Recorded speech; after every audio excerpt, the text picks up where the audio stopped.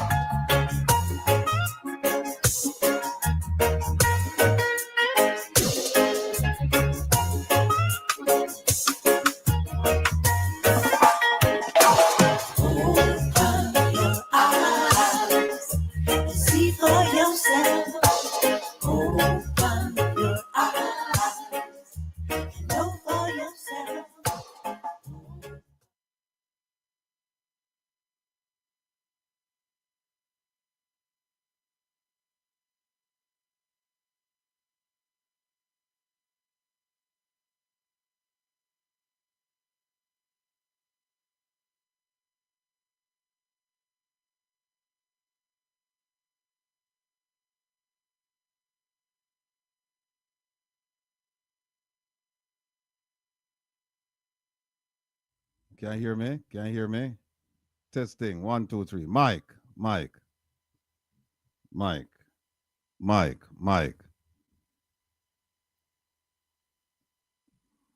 Uh,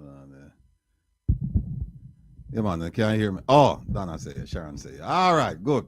Blessings, everyone. Good afternoon, and welcome to Reason with Rattigan, with yours truly, Will, the Rebel Rattigan. Big thanks to all of you for tuning in. I wish I could go down the chat and greet each and every one of you, but we have our guest is already in waiting. Our 3:30 guest is here waiting. Our guest who's supposed to come on at about 10 after. She's not here yet, but I suspect she'll join us shortly. We have Jamaica waiting at the room, so we have a lot of things to get to today. So let me just say, let's start with our purpose for being here. It's holding government accountable. And you can't do that if you're not educated about the issues. You have to be educated about the issues in order to hold government accountable. So we believe, and we continue to believe in Malcolm X's statement that education is a passport to the future, for tomorrow belongs to those who prepare for it today. So that this is all about preparation. It's all about education.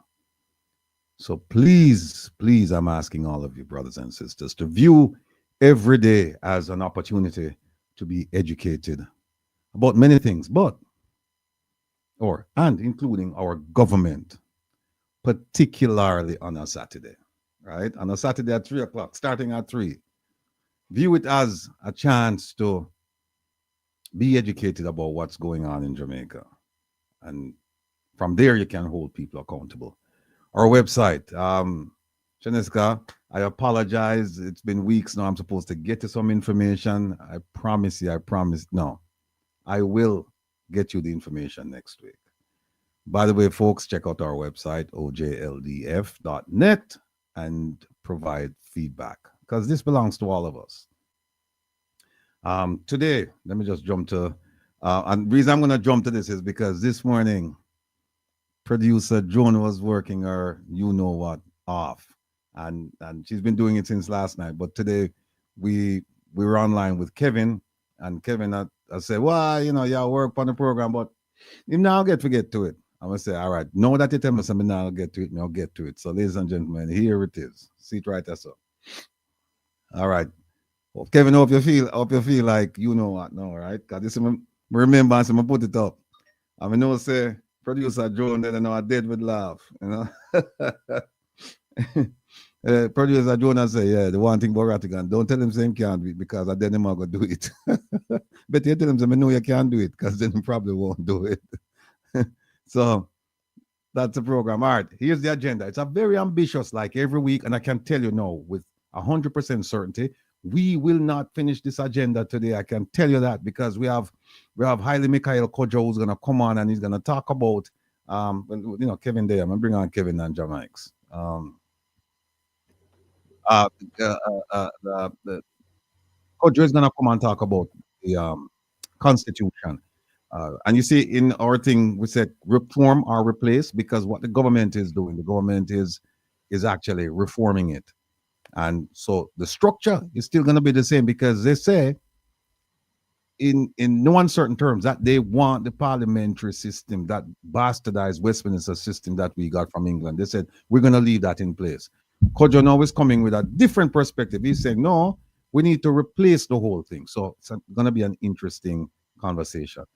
But the first thing is that, the first agenda, U.S. immigration issues, deportation, removal. Everybody is talking about it. It's very topical right now. We hope to get on Shernet Noise, our dear friend and sister. She's going to come on. I have a video from her as well, too. And we're going to talk a little bit about what you should and what you shouldn't do in when approached by ICE or law enforcement concerning your immigration status. And we have the 3 trillion. I hope to do this program today because we had a town hall meeting this past Thursday with hosted by our ambassador, Audrey Marks. And I'm gonna play it and you're gonna hear how she style me night, but I style her back, but I just place Rattigan just hold your horses, cool your jets, because you have a platform, you can style her this. But I don't plan to style her, I just plan to point out certain aspects of diplomacy which she's unaware of, even though she's been in that area for quite some time now. But a man tell me one time, if you're born for push hand card, you're not gonna be no top footballer, because that you're born for do. So it's just like she never born for be a diplomat, and she will, no matter how much training, because she doesn't have it in her. She doesn't have it in her. So, but when I style, we just point it out and we will show you the question I asked and how the question was not answered by Minister Favour Williams. So, because at the end of the day, we want to know what is the difference between unaccounted, missing, misappropriated, stolen, chopped, or disappeared funds. And those are all the terms we have heard bandied about. And at the end of the day, no matter how you classify it, with this one expenditure I'm going to point out, them now benefit. Money gone, never to return. And I'll show you how you can do it, how you can thief money from the government. But most of you on this platform, you'll never be in that position to do it, because you know why? All our poor people pick me. You have to be in a certain clique to do that. But we'll get to that. Next one, DPP and the SSL debacle. Is justice being cooked up? And Mystic Sensation, the dynamic duo, they'll be here later on to talk about this. I don't know if anybody who knows more about SSL in depth than Byron from Mystic Sensation. I don't know. If there's somebody out there, then please inform me. But I don't think there's anybody out there, at least to the best of my knowledge. He knows this thing inside out. And so you're going to get a perspective from him concerning the whether or not justice is being cooked up, how this thing will be resolved. Will people go to prison? Will people be arrested and go to prison? We know one person has been arrested, and we don't hear anything more. So we're going to touch that. Tainted juries. I hope to get to that today, because we're going to show you how. Well, let me rephrase. Jamaica has some really, really brilliant lawyers. Brilliant lawyers. And as I sit here, I'm going to submit to you that DPP is not one of them. Far from it. She's not from one. And I'm going to show you her affidavit. And when you listen to her reason and you see it for yourself, you're going to say, how could have this woman as DPP with this a fool argument?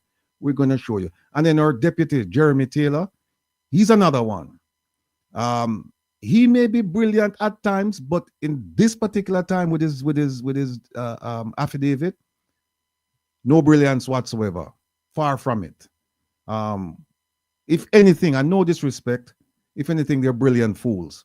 And because of the argument that they make, you don't expect that from attorneys of their caliber. DPP and senior deputy? No. Of course, we talk about the Constitution, reform or replace. The next topic, a possible deterrent to corruption. Prison time, hard labor for convicted Jamaican MPs. I don't know what I talk about now. The Honorable Leslie Campbell. I want to compare film case to Senator Menendez, who just this week, a court lick on our 8 or 11 years upon him. One of the most powerful politicians in America just get 11 years. And so we're going to talk about that. HANSARD proceedings, 2000 and 2017. The dates refer to the Corruption Prevention Act in 2000 and the Integrity Commission Act in 2017. We have the documentation. We've shown it, some of it we've shown already, about the discussions that took place in Parliament. And we're going to show you why the Prime Minister and Minister Chuck, they're hypocrites of the highest order. We're going to show you. Next topic, diaspora and the government of Jamaica. Empty promises and lies exposed. We're going to show you that. Oh, in the political season, they came and they promised, but we are no longer fools. We accepted the promises, and the promises, they have run their courses, and now we realize that we're not getting anything. So we're going to deal with that. And the FBI and Transparency International, I can tell you, we won't get to that story. The other one, MPs attendance records, significant salary. We make a mistake, that should be 4 are missing, but significant salary for no work. We won't get to that. And by the way, it's on both sides. And next week, I can tell you right now, we're going to be doing a piece on politicians of both parties in Jamaica. Things that have been done that did not inure to the benefit of the Jamaican people. I don't focus too much on the opposition because they don't have the power of the pen. They can't. They don't have the numbers to make a difference in Jamaica right now. And under our system is one government at a time, and so the government are do whatever them feel like though. So that's why we're focused on them. But we're going to focus on some other things going on that the opposition is involved in. Some things that they should not be involved in as well, affecting the diaspora. But we'll talk about that. And then there's an opposition outside Parliament. We hear about the opposition. And as you know, I've made it abundantly clear that the leader of the opposition is appointed by the Governor General, right? And it's in his discretion whom he thinks can command the support, overwhelming support of opposition to the government. So, but there's one outside of Parliament, and we're going to talk about that. But we won't get to those today. I can tell you. We just put them up. Whet your appetite, make you know you have to come back next week, whatever you don't get today. Or you can come Wednesday night. Wednesday night, we'll take some of them things and talk to them, talk about them. The panelists, Rattigan, Buchanan, busy. Prezi, busy. Jamaics, not too busy. Kevin, committed. Busy. No, Kevin committed. So, and I don't mean committed to an institution, just committed to the cause. All right. I said, Jonah Murray is here. Now. All right. Let me see. I know. Engagement norms. As usual, be an active listener. Use your time efficiently. Be present. Speak to contribute from our right to contribute from a constructive standpoint. Celebrate others' contributions. Enjoy the experience. Essentially, what we're saying is don't put no foolishness in the chat. We have our monitors there.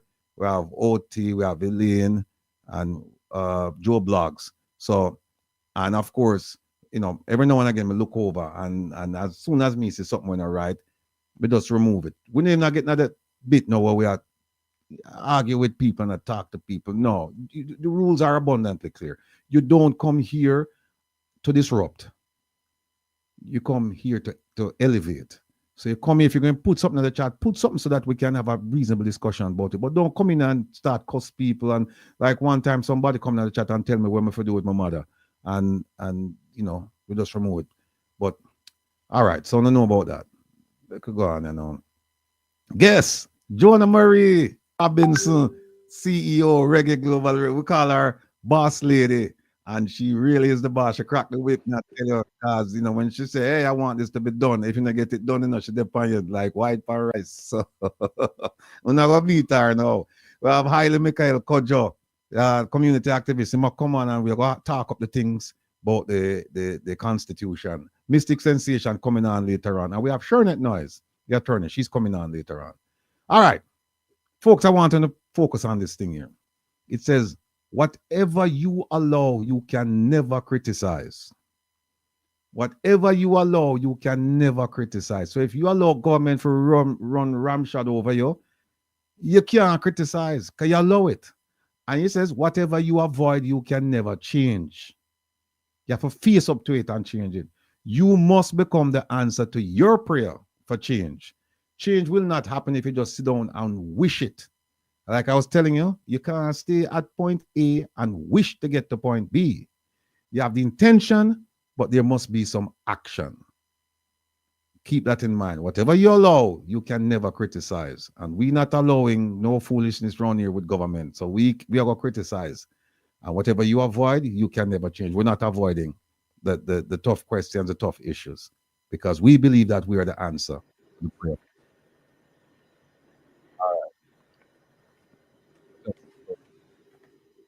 All right.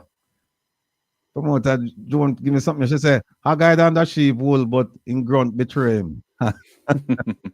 The first me hear that. At the first me hear to Haggai down the sheep wool, in grunt betray him. So we know say, him are no sheep.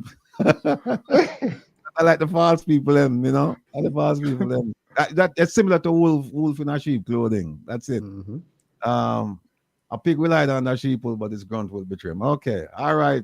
Producer Joan, you go on with the things. All right, we're going to take a break from that now. And then, so we finish with that.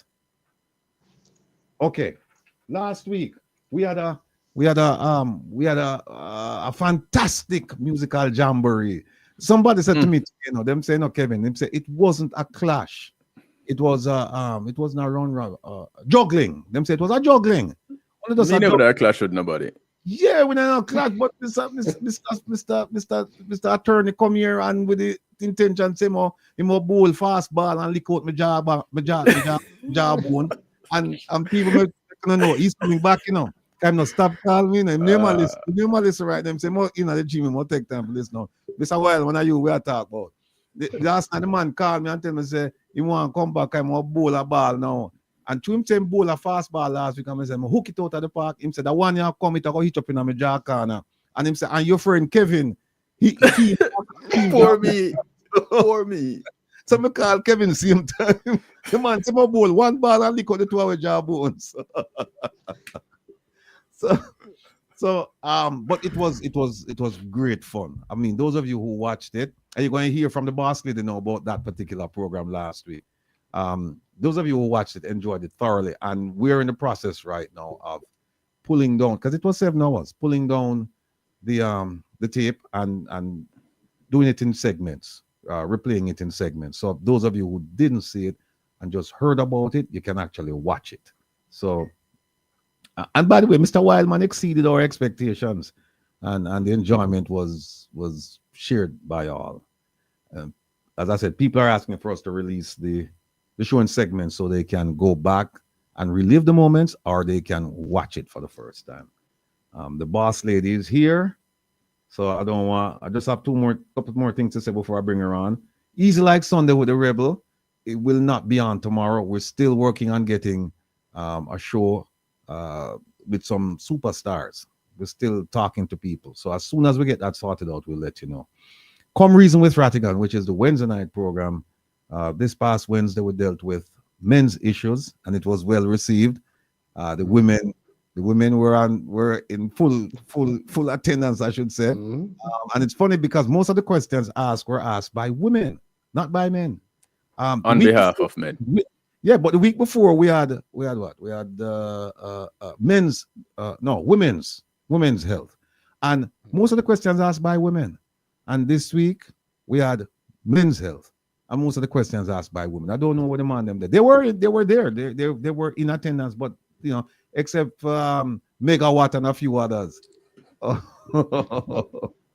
Yeah, Mega did they get trouble, and Jeffrey Tavares, but most of the men never asked a question. So I can't explain why, but tune in again this Wednesday. We're gonna talk about some health issues again, and some political / social issues.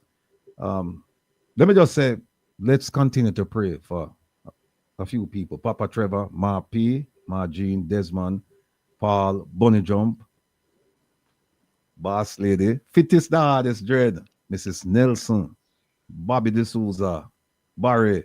By the way, Barry, me send off the things them so you get them Monday. Glenn have them. So, Mr. Baxter, big up yourself, sir. Sassy Diva, Raleigh, Danny Gops, and Roland, the valiant one out of the UK. Big up on yourself. What else we have here? Oh yeah, big up the ambassadors. And of course, producers. I'm gonna say sirs, because at 2 we have Joan. Magnificent lady. She responsible for this program up on a Saturday. And then we have OT with the one Wednesday. 2 magnificent women, righteous souls. A pleasure. Actually, I consider it an honor to be around them, because them not afraid to say what them want to say. No, them tell you, and either you like it or you not like it. Them not care. Them just tell you, and so be it. And them right. If they're wrong once, I'm wrong like 10 times. That's how many times they have to correct me. I said, no, you need to do this. And so now we get to the point where anybody argue, them say it need to, something needs to get done, gets done. Just like Boss Lady here. When Boss Lady tell me say it need to get done, and Kevin, no, Tina, because sometimes Kevin sick. Anyway, ladies and gentlemen, I am going to bring on stage now the lady who's responsible for this program, the lady who's behind the driving force behind Reggae Global Radio. In her own right, she's an artist. She's a producer, arranger, writer, promoter.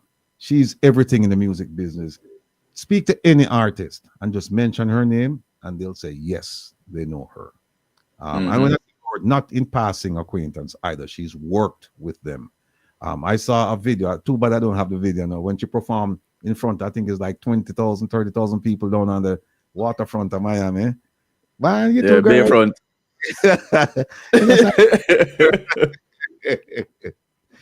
Ladies and gentlemen, here she is, Joanna Marie Robinson. Boss lady. Let me correct you. Hold on. Let me put on my glasses so I can correct you. Yes. It's 60,000 people. Let me just remind you. I am sorry. Good to have you on. It's the first time you're gracing our program. I know you like to sit in the Wow. background and tell me what to do. And tell Kevin what to tell me to do. So, You don't want me to start, Let me just stick to no, my no start. agenda. No start. No start. You mean about the studio time? That? Hey, Kevin. You see you? You see you? Hey, we can't go Jamaica. We can't go Jamaica. You have to go to the studio. So, Welcome Marie, everybody. please tell these Yes. tell our brothers and sisters, our friends, our family members in the viewing audience, in the chat, wherever. Just tell them who Joanna Maria is. Oh, geez. I'm Joanna Marie Robinson, Ed Robinson's wife. Pray for me. Um, I'm only kidding. Been in this music industry let me start from 4 years old with Ring Ding with Miss Lou, and toured with Ainsley Morris when I was 13, 14. Started singing professionally on record from about 18 years old. Learned the business of music. I mean, just about everything, anything, and all things above, radio, production. I'm a writer, singer, producer, musician, keyboard player, professionally trained. A businesswoman. Hold on. Don't forget, you have to mention your new single. Tell the people about the new single you have in Chicago. Lord. Oh, you mean the one that entered the Chicago BMS radio charts at number 9? Yeah. That one? Oh, So okay. Yes, I that's have a one, yeah. singer. I have a sing. Well, are you gonna play it Rattigan for them? No. No. You know, right now. No, Kevin said no. No. They Kevin can said listen. no. They can listen to Saturday Stew and Oh, hear no, it play it on later. Saturday Hear it. Stew. Okay. And I'll play it on my program tonight. Okay. You promise? Promise. Okay. Don't let me start telling these people, oh, you have not No! been in the studio yet to No! start recording. Kevin, you All see right. this So, yeah, man, I just want to thank everybody. I mean, I'm very serious. When Rattigan and I spoke about him starting a radio show, couple years now, right? Mm-hmm. He was very nervous, people. He didn't want to do it. And it's like twisting arms, I said to him, I said, listen, this is your destiny. Because I don't know if you guys know, but Rattigan can sing, right? So he can sing. He sounds Dennis Brown, trust me, him sound like a Dennis Brown, right? It's true. When Rattigan started, when we talked about him doing a show, he was very nervous about it and said, no, I'm not going to do it. And I pushed him and I encouraged him that this is where his this is destiny here, and he's very good at what he does. And I will say that Rattigan has taken reggae global on another level. And I will say that he has. And kudos to him, and he continues to rise. I mean, we were at, and let me just jump around real quick. We were at, prior to Rattigan coming on, we were probably at about, I would say about maybe 80 to 90,000 listeners on our station. We started Reggae Global Radio in the midst of COVID in 2020, right, Kevin? Yep. October, was it September 4th, 2020? And we were around between 80 and 90,000. And I'm so happy to tell you all now today that after 5 years, almost 5 years, which will be in September of 2025, we're over 400,000 listeners across the world. And Rattigan has contributed to these numbers. And I'm very, very grateful for all the DJs. I don't want to get stoned over here because everybody play their part. But Rattigan right now is the leading broadcaster on our station. The leading. Rattigan, take a bow. There you go. So just to jump around real quick, because there's so many numbers, but for last week's show, when he had that, I don't want to call it a clash, right? What was it? What It's a was it really? jamboree. It's a musical Jamboree. just like it The was. jamboree. Just like it was. So- It was titled. Right. So the jamboree, when Rattigan is on his show, we have active listeners growing about, I would say about 60, between 50 and 60,000 roughly. Well, he peaked on that night, 82,342 active listeners for that night. And Well, that is the highest number to date for any show on any one event, meaning event of show, right? Any single And broadcast. the single broadcast, exactly. And there's so many cities and countries around the world, and I cannot go through all of them. What I did was I pulled up the report, and I'll give it to you for the top 10 US market in this order from 1 to 10. For the most listeners is New York, Washington, D.C., Miami, Fort Lauderdale, West Palm Beach, Fort Pierce, Orlando, Daytona, Melbourne, Chicago, Hartford and New Haven, Philadelphia, Atlanta, and St. Louis. Those are the top 10 US markets that have listened to his show. The top 10 international cities, please do not be shocked. Helsinki, Finland. Mm-hmm.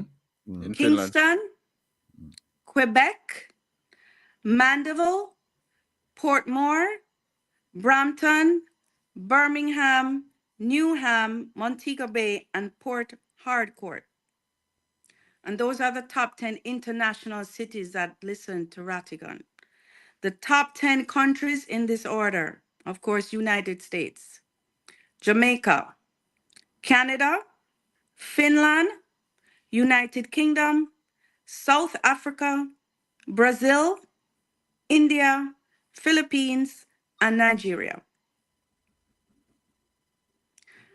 When I look at these numbers, you guys, and these cities and countries, and I get teary-eyed, because this is my baby. Kevin can tell you, he will admit to you that I built this station from the very beginning on my own, and then, right, Kevin?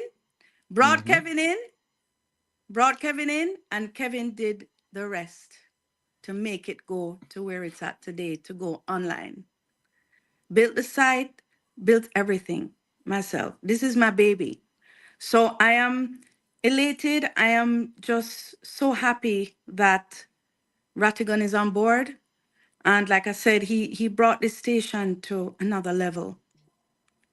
And we do have a presentation for Rattigan when he comes down here, when he actually finds himself here, because he has to come and record in the studio as we have a duet doing together. When he comes, he will be presented with his award. That's right. Look, Well, thank you very much. Rebel, boss. you can't get it till you're forward. You have a forward, Rebel. I'm not presenting you this over the phone. All right, Not no happening. problem. Let me just say, I just want to thank you, Joanna Marie, Ed, Millie, Ryan Dangerous, Marlon, G. Cole. G. Cole, right. And last, certainly not least, Kevin Stew, because had it not been for these people, I would not be here. And there have been times, many times, when in our beginnings, when and those of you who have been with me from way back when, a couple of years ago, you remember that we used to shut down. We couldn't. So the system was always, it wasn't functioning, and sometimes we have to wait a half hour, 45 minutes, whatever. But you guys stuck with me, and I remember I called Jonah Maria and I said, "Why, we can't bother with this, She said, "What do you mean you can't bother with this?" Yeah, said, "No, there's many times. There's many times that, he wanted to quit. Many yeah, times. because of this. Many Because of times. the system just wasn't working. Kevin, I trying best. I feel so bad because Kevin, I said, well, let me try this. And then the worst part was when Kevin said, the problem is from your end and I can't do nothing about that. I'm so ratted. I just said, you know what? We shouldn't even bother with this. And, thanks for the encouragement. I'm still here. And like I said, people are owe a lot of this, of course, to Joanna Marie and the rest of the team, but particularly to Kevin. I forget Kevin in props because, I mean, you see us here on a Saturday, and you really don't have. I don't think you have an appreciation of what goes on before we get to the broadcast piece and during the week, because I call Kevin not only for this show, I call Kevin for the Wednesday night show. Any other show I'm going on, I call Kevin, and Kevin's always there. And Kevin is just him have a mellow spirit, just easy going, nothing to really get him upset. I want to know this, because when they tell me this, like, why Kevin just easy like Sunday morning? Maybe Kevin should have the program easy like Sunday, because Kevin just easy. Not nobody. And I would say I don't want to interrupt you. Rattigan, I don't want to interrupt you. Oh, go ahead, please. Kevin, you guys, I don't even know what words to describe Kevin, but Kevin has the patience. True. He has helped me so much, because I am Latino, little bit, have Latin blood, so my blood just go off. Always hot. I'm hot. I'm the hot tamale around here. When something happen, I go off. And Kevin is the one that bring me from here to here in a split second. So Rattigan is right. Kevin is just a soul. I said Kevin is an old soul, because I don't know where I'm get these old soul ways. She gone. I like that tell, that's why she get cut out. Like tell. But folks, that's the lovely Joanna Marie, the boss lady, the owner of the Reggae Global Radio, producer, songwriter, performer, promoter, arranger, the whole thing. That's Joanna Marie. So I'm just happy to be associated with her. And of course, Kevin, couldn't do this without Kevin. So I don't think I give Kevin enough props, but I just want him to know that I'm there and we'll talk about it. That from the bottom of my heart, I thank him tremendously for the for the dedication, for the effort, for the patience, and for his technical abilities too. Because sometimes when things are going, you hear him say, I mean him Kevin Stew, I mean him Kevin Stew. When we say, boy, I can't do it now, and him do it, and him say, no, I mean him Kevin Stew, I'm going to show you. So, yeah, Kevin, where you there? I remember them there. Kevin, there. Every time the thing broke down, Kevin, where you there? Kevin. So, all right. So what we need to do now, Joanna Marie, I guess she's gone. All right, let me just move her then. Now we have Haile Mikhail Kojan. We're running a few minutes late, but we have time. So we're going to bring him on now. Now, this is a gentleman. I met him when we had the protest in DC last summer, and he took the mic and gave a brief presentation about his efforts and the groups that he's working with, their efforts to produce a constitution.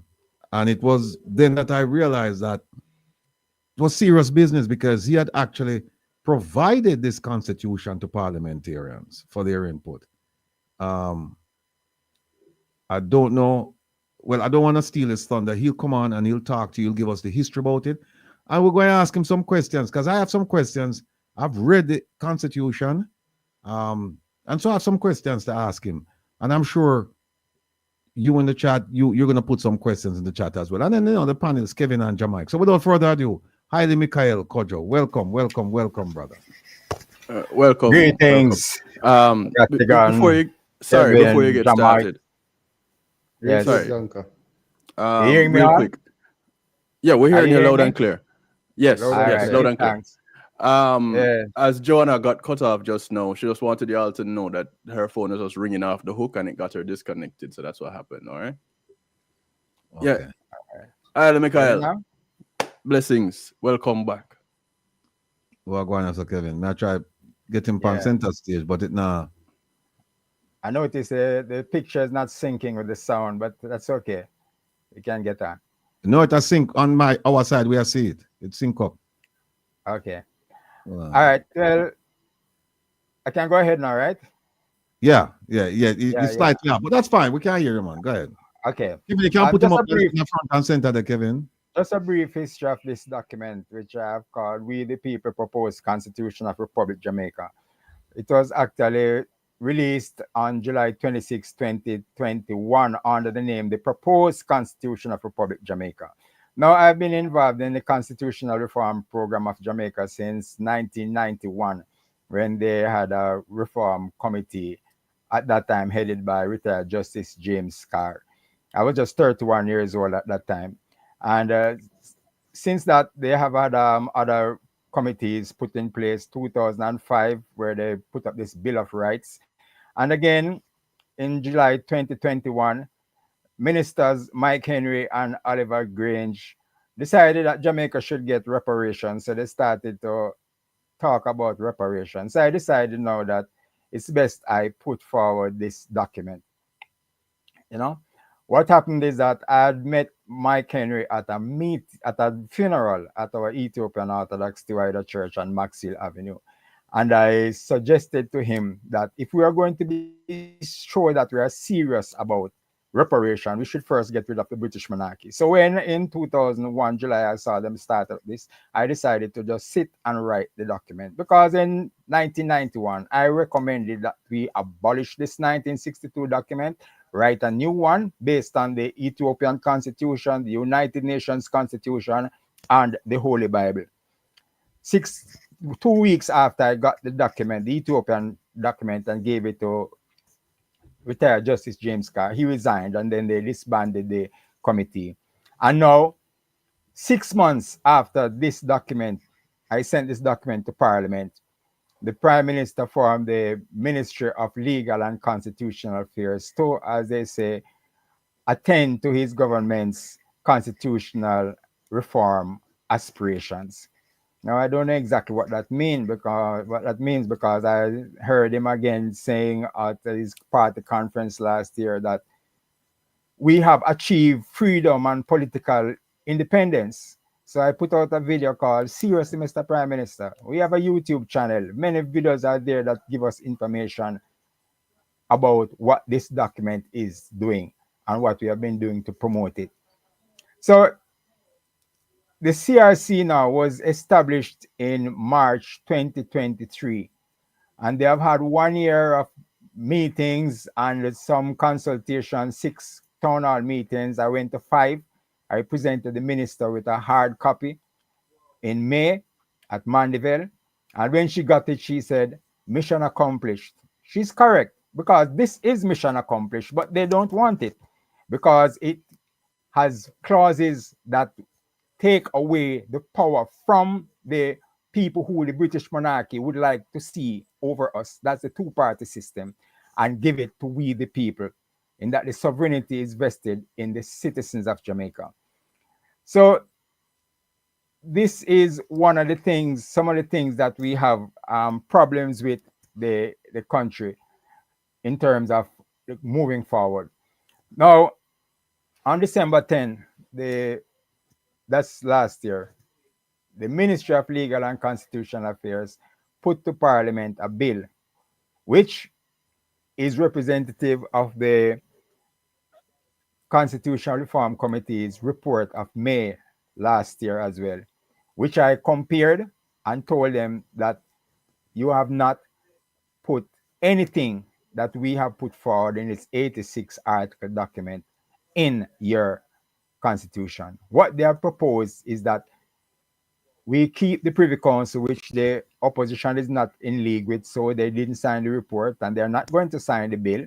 So we're wasting $2.18 billion, or 2.81 billion Jamaican dollars have been spent already, or budgeted already from 2023 to 2025 for the Ministry of Legal and Constitutional Affairs. That's almost 19 million US dollars, and we are nowhere.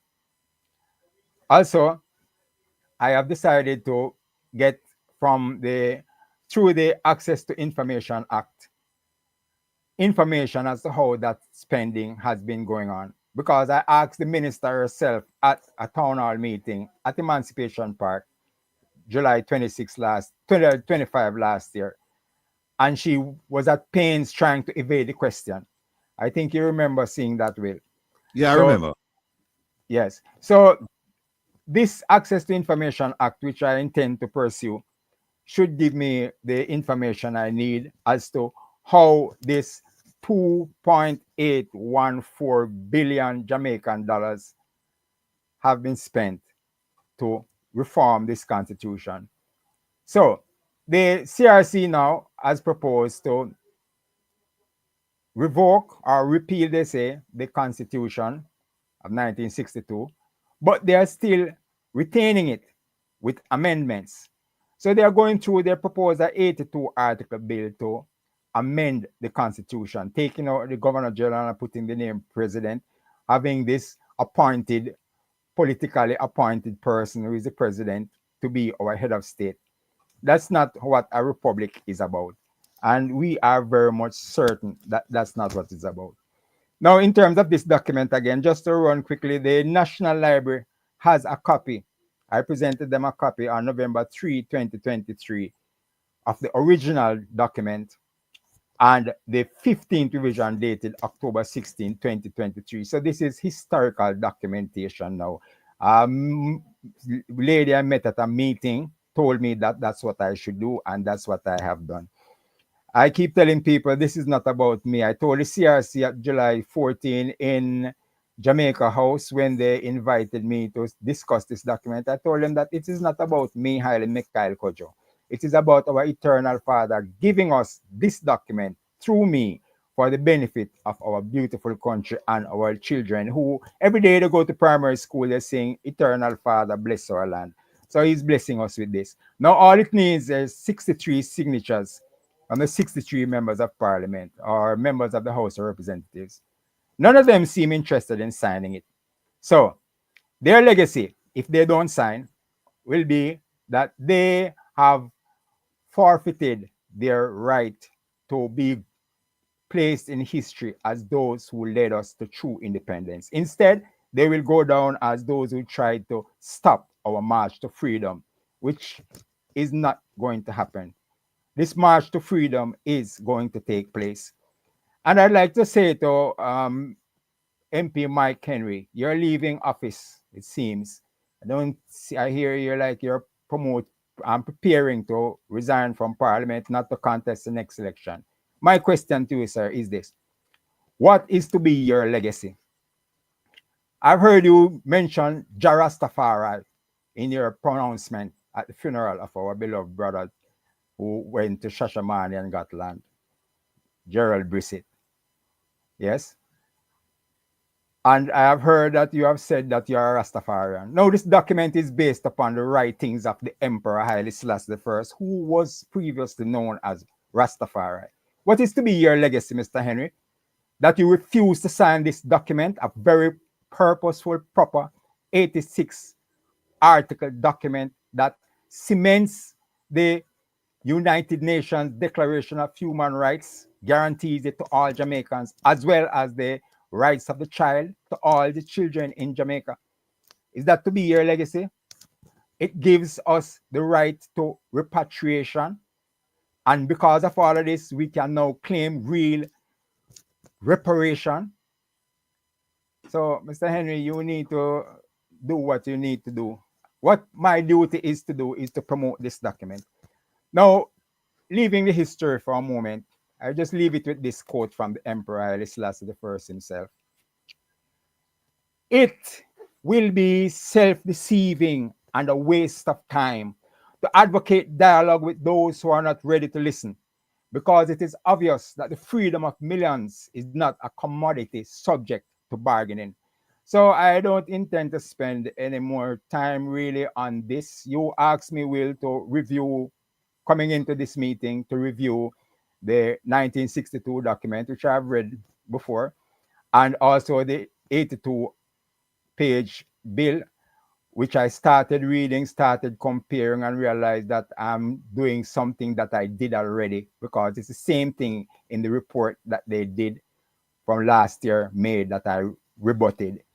So we stop talking now. They're not listening, so we're not talking to them. We're talking to the 62% of the population who did not vote in the last election because they have nobody to represent them. And they're not going with either the PNP or the JLP. I'm telling you, go with an independent candidate. I am preparing for my name to be on the ballot again in Westmoreland Eastern for the third consecutive time since 2016 as an independent candidate for the seat in the parliament. I've been 3 times already for the local government, starting from 2012. And 62% did not vote. The last Bill Anderson poll came out and said that it was 63% that it has risen to. One lady told me about last week, I think it was, and I said to her, are you interested in politics? That's how I engage people about this document. She said, not anymore. I said, you're fed up, you're tired. She said, yes. I said, you have children? She said, yes. I said, you can't fed up and tired because of them. You need to keep going. They didn't ask you to bring them here. So you bring them into this world that you are having problems with. You can't give up on them. So she actually took the number and decided that she would get in touch to get a copy. 1-876-225-1163. That's the WhatsApp number. Or you can email we the people republicja@gmail.com, or you may download it from our We the People Republic JA Facebook group page. You may also view videos on our We the People Republic JA Facebook group page. Now, the CRC report of May 2024 started with the bill. Okay, I mentioned that already. Okay, now chapter 7. This document has 7 chapters, 86 articles in 7 chapters. Chapter 7 deals with amendments. It's just 1 article. And it tells how the document itself may be amended. Let me just read it quickly. It says that the document may be amended by an identical, just a moment. Yes, by an identical resolution passed in 2 sessions of Parliament by a majority of both the members of the House of Representatives and the Senate sitting separately. This Constitution of Republic Jamaica may be amended by an identical joint resolution adopted by 3/4 of the members of each House in 2 separate sessions of Parliament and proclaimed with approval and authority of the Prime Minister. The Prime Minister as head of state. Now, a session of Parliament runs from March 2 to October 1.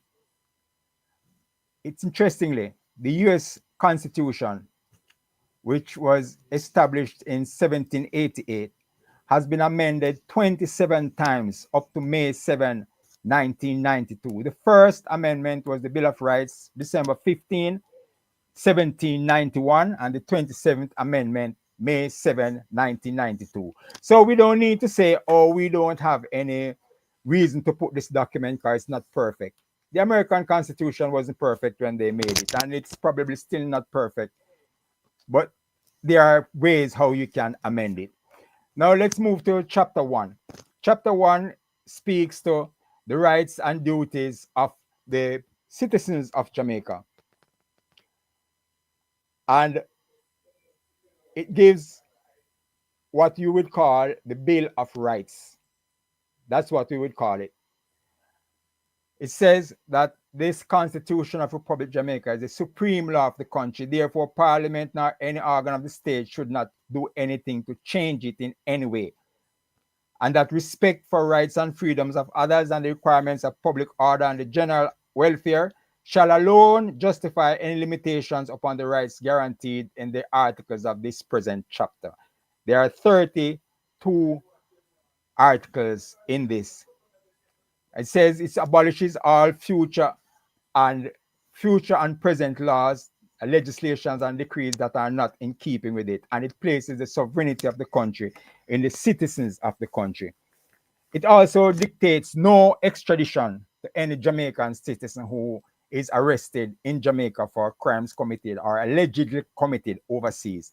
We invite the people overseas, whichever country, to bring their evidence. We try them here. If they are found guilty, we punish them. I'm not sending my son to your yard for you to beat him. I'll beat him myself. Simple, if he requires beating.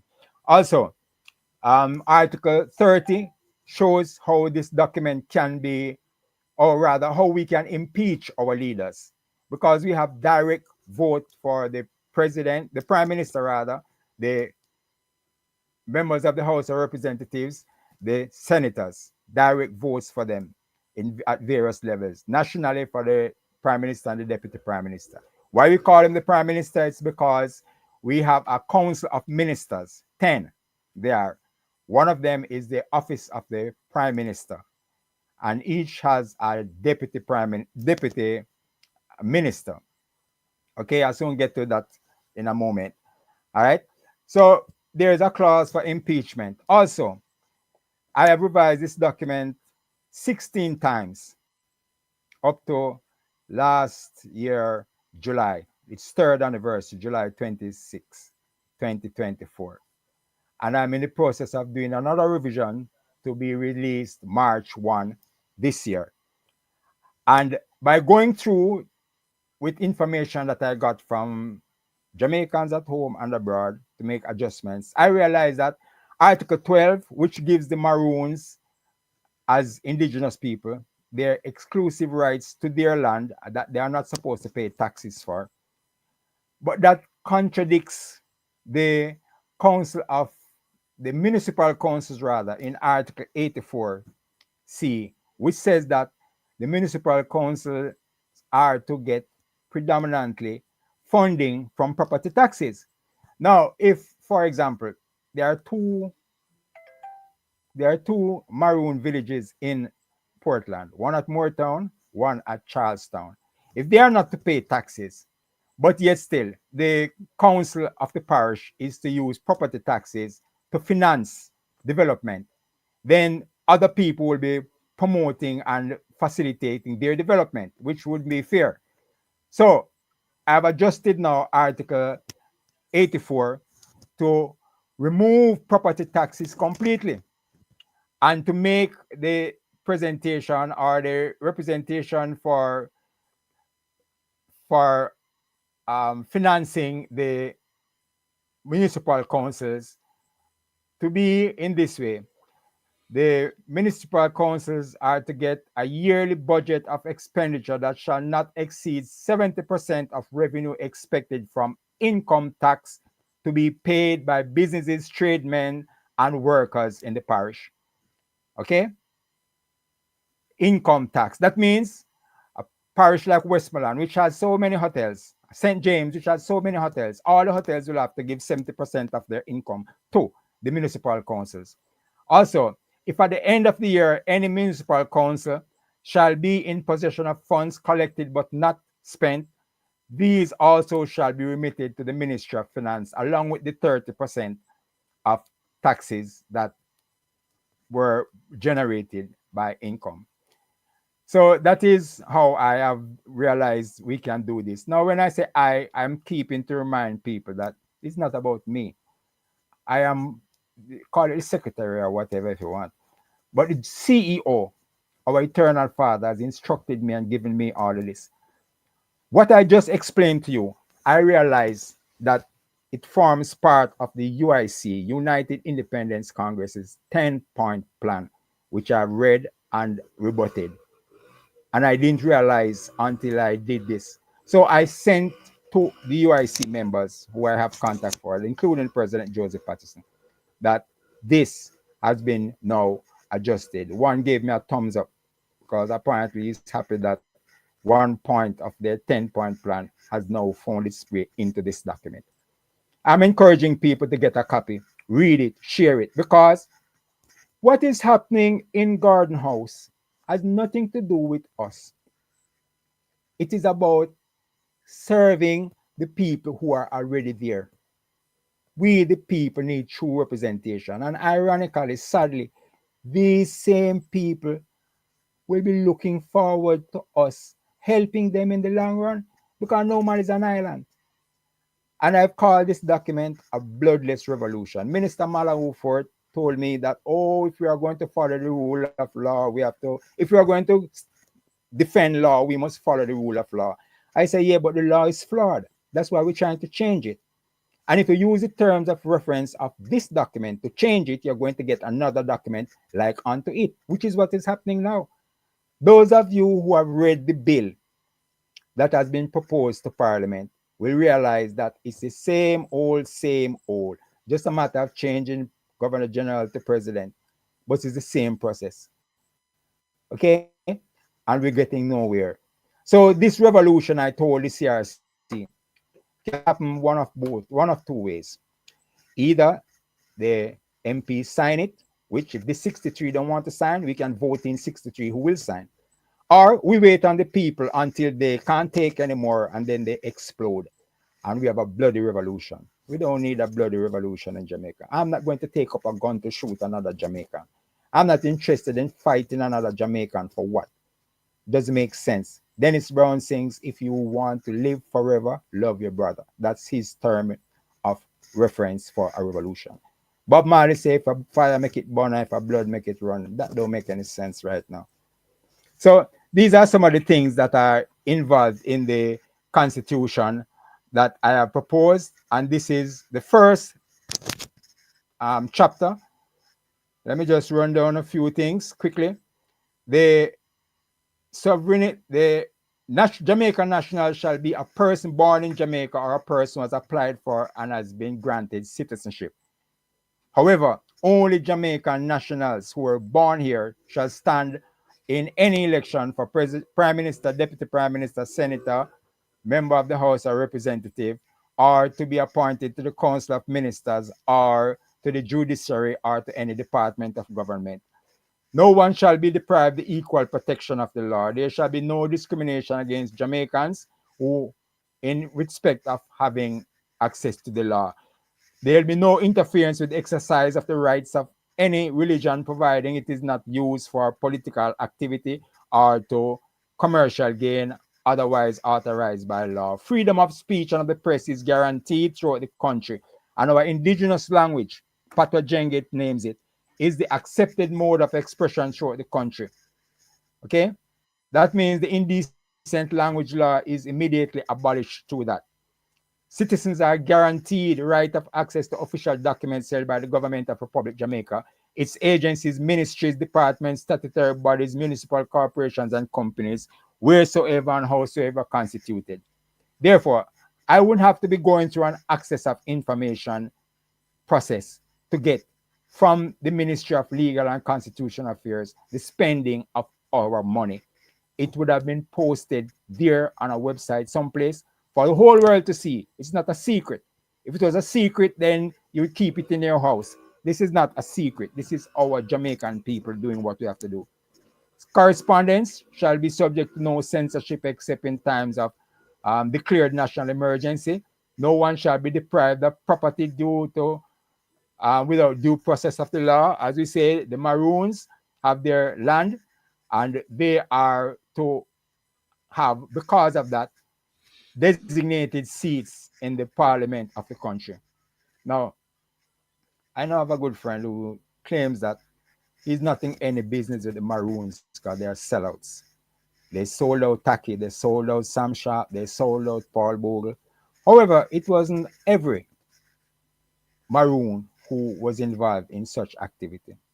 Marcus Garvey's father was a Maroon, a descendant of the Maroons, and I saw a proper document released by the National Library of Jamaica saying that Marcus Garvey brooded his entire life about the treatment of the Paul Bogle people by the Maroons.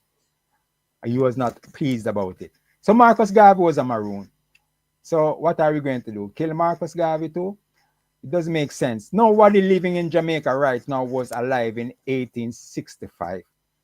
And furthermore, Paramount Chieftainess and Queen Gamang Gloria Sims, Mama G, the leader of the Maroon Indigenous Women's Group, made an apology that was printed in the Jamaica Observer of April 16, 2022, in which she apologized for the hurt and the suffering caused by such actions. I accept it, and I am urging everyone to likewise accept it. We cannot keep going, as Nelson Mandela say, building a country on revenge. We must build it on forgiveness. And we must remember again the Emperor Haile Selassie I. For 5 years, his country was besieged by Italy, and he had to flee the country, not in fear, but because his ministers advised him, go to Geneva to speak at the League of Nations, of which our country is a member.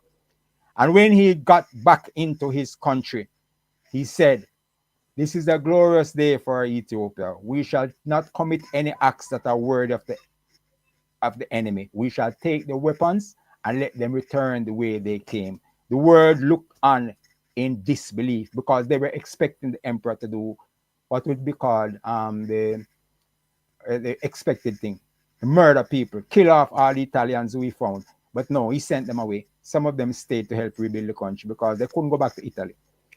All right? So we have to keep forgiveness and remember forgiveness. So again, we have the Article 12 speaks exclusively to the Maroons. I have been twice to the Maroon. Well, I shouldn't say that. I've been so many times to the Maroons and speaking with their leaders. There are videos on the YouTube channel that prove this.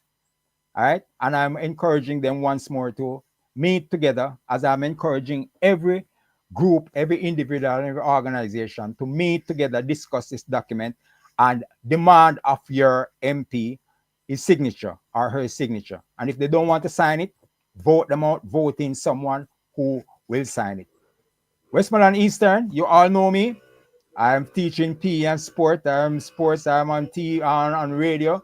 I'm writing in newspapers. I am, as you know, an upstanding citizen here from St. Anne. 2001, I came to Westmoreland. You see what has happened since 2001 in terms of representation. You have nothing to lose if you vote for me. We're already losing. And this document is an excellent document. You need to get a copy of it and read it. Call it the Manifesto of We the People in Jamaica. What the others have, you can compare it with them, and you will see they have nothing. Nothing of substance that is helping our people to move forward. All right? Freedom to travel within the country. In respect of repatriation, the Jamaican citizens who desire to be repatriated to a continent of Al-Kebalan, also known as Africa, may do so due to their legal claim of being of a descendant of citizens and to obtain residence there, providing there is no obstacle, no disqualifying element to their claim to the right to return to Al-Kebalan. This is from the Abuja Declaration. All right? So the Jamaican family has proper protection. Every citizen 18 years and older is an adult, under 18 is a child and gets the rights of the United Nations Declaration of Rights. And every citizen 63 years and older is designated a senior citizen. All right. No Jamaican shall be banished from the country. And Jamaican citizens in the diaspora, this is for you especially. In Article 17, it speaks exclusively to the Jamaican diaspora. It gives you a right to vote. We hear them talking about giving a diaspora a seat in the Senate. I don't know what that means or how that is going to work and how that will benefit anybody when these are people you appoint. This says that the Jamaican national who resides overseas in the Jamaican diaspora and possess dual citizenship may vote in elections in Jamaica. And I've amended it because somebody said to me, 180 days to be in the country in 4 days, over 4 years period, 4 years period is much. So I've cut it down to 90 days. So if you are returned to Jamaica for a total of 90 days within the 4 years previous to the election, you may vote. You may also stand as a candidate as well. You may even run for the prime ministership if you are here for 1 year, accumulated over a 4-year period. So these are things that are in the Constitution that will benefit the Jamaican diaspora. Remember now, think it was last year or 2020, no, 2023. $3 billion US dollars. I think that's the figure. I hope I am correct. $3 billion US dollars worth of remittances came from the Jamaican diaspora. Second to that was the supposedly earnings from the tourism industry, which is questionable because the formula for calculating it, as far as I understand, is itself questionable. So the Jamaican diaspora is contributing more to this economy than any other sector in the country. So they need to have their say. And this is how they can have their say. Article 17. All right. Now let me go next to chapter 3, rather. Yes. Chapter 3 speaks to the ministers of government. All right.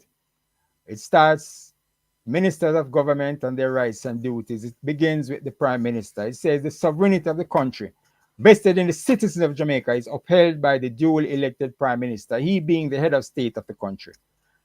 And as head of state, he is elected in general elections held on the third Thursday in February every 4 years beginning 2026. Now this document is set for implementation on Heroes Day, October 20, 2025. So let us look at it this way. 63 members of the House of Representatives sign it according to the Declaration of Republic Jamaica. And they move immediately in October to set the machine in place for elections, proper elections in February 2026. We vote nationally for the Prime Minister and the Deputy Prime Minister. In Senate, in counties, for the 43 senators that this document caters for, and for 125 representatives of the people. We abolish local government, but we still use the representatives in each parish for the municipal council. The documents that we have now shows that the amount of people that are represented in the elections are 302 thereabout, which this document calls for 126. So we're talking about saving 140 odd jobs and still getting better results. Because we all know that this local government is a big joke. You go to the councillor, that's why I got involved. You go to the councillor and say, this needs to be done. Oh, I have to wait on the MP because he's my boss. That's because both of them are from the same party. If they are from different parties and he's the MP is in government, he said, oh, we can't get anything because they're blocking us. If it is his government, who the MP is in, then he will try to make some excuse again. So that's how they operate. And the Constitution allows it. This Constitution says that the people can impeach the Prime Minister. All right? Article 30B. Let me just read that. Any 10% of eligible voters, one in the country in respect of the Prime Minister and Deputy Prime Minister, or two in their respective county or constituency, as the case may be, in respect of senators and representatives of the people, may collectively sign a petition to impeach and remove from office without having to wait for the next general election, either the Prime Minister, Deputy Prime Minister, senators, or representatives of the people.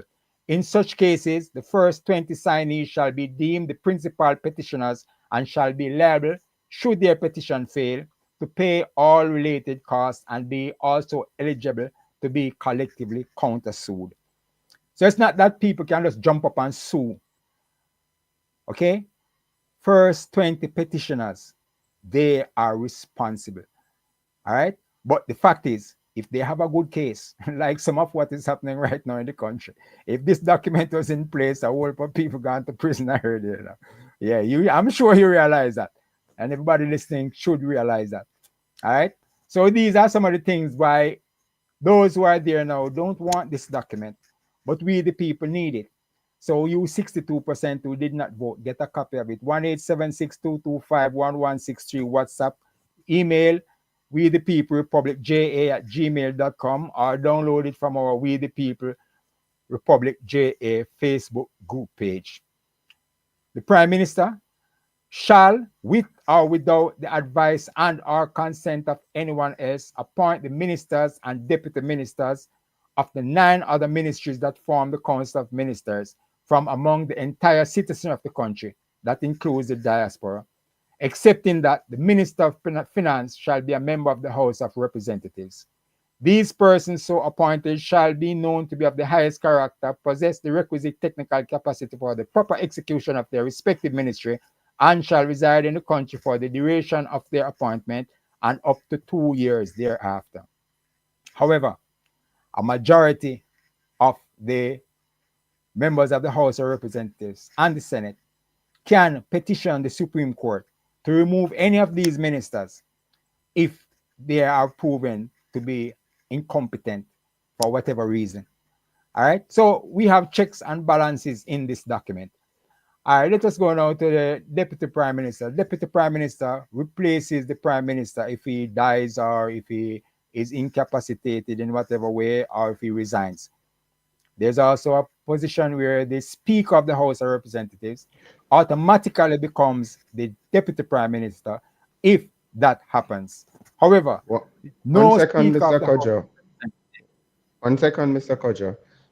Excuse me, sorry to break you, but somebody in the comment section was saying that you're going a bit fast when you're talking about the documents. So is it a case that you can slow down a little bit just so that other people can understand you?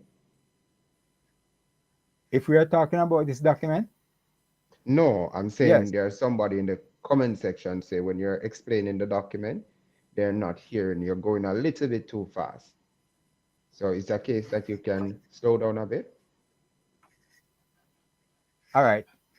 As we've been giving out the information about it, the government itself already have the copy. All the ministers have a copy. All the senators and the members of the House of Representatives. Over 1,000 people, I'm sure now, have this document. All right, or should I say thousands. Civil society groups in Jamaica, they all have it. They're hiding from it. The media houses, they all have it. All right. So it is there, and it is for us to advocate for it. We can't just sit down and say, oh, we're waiting on the government. The government is planning something to put us back where we already are. Only by, how can you plan, say you want to remove the British monarch as head of state, but you're retaining the Privy Council, which advises the British monarch as to what to do? Understand. Why did our Prime Minister go now to become a Privy Councillor? Well, I would like to think that he plans to advise the British monarch, King Charles III, to apologize for the atrocities that the English committed in terms of slavery and the slave trade, and to pay us reparation. I would like to think that that is why he became a Privy Councillor, to advise the king along that line. All right. So, yes, caller, our person who wrote in, this document is not acknowledged properly by the government, but is acknowledged by the people.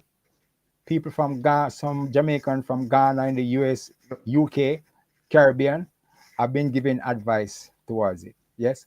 I think that you're misunderstanding me. Though. They're saying that you were going a bit too fast so they couldn't hear. But what the case is, I know that you're going to tell them where they can get the document. So you're just browsing through, and you have ways how you can get the documents to people, right? From your website and such. Okay. I'm not certain if I'm understanding it properly. But you understand what this document is about, right? Most definitely I do.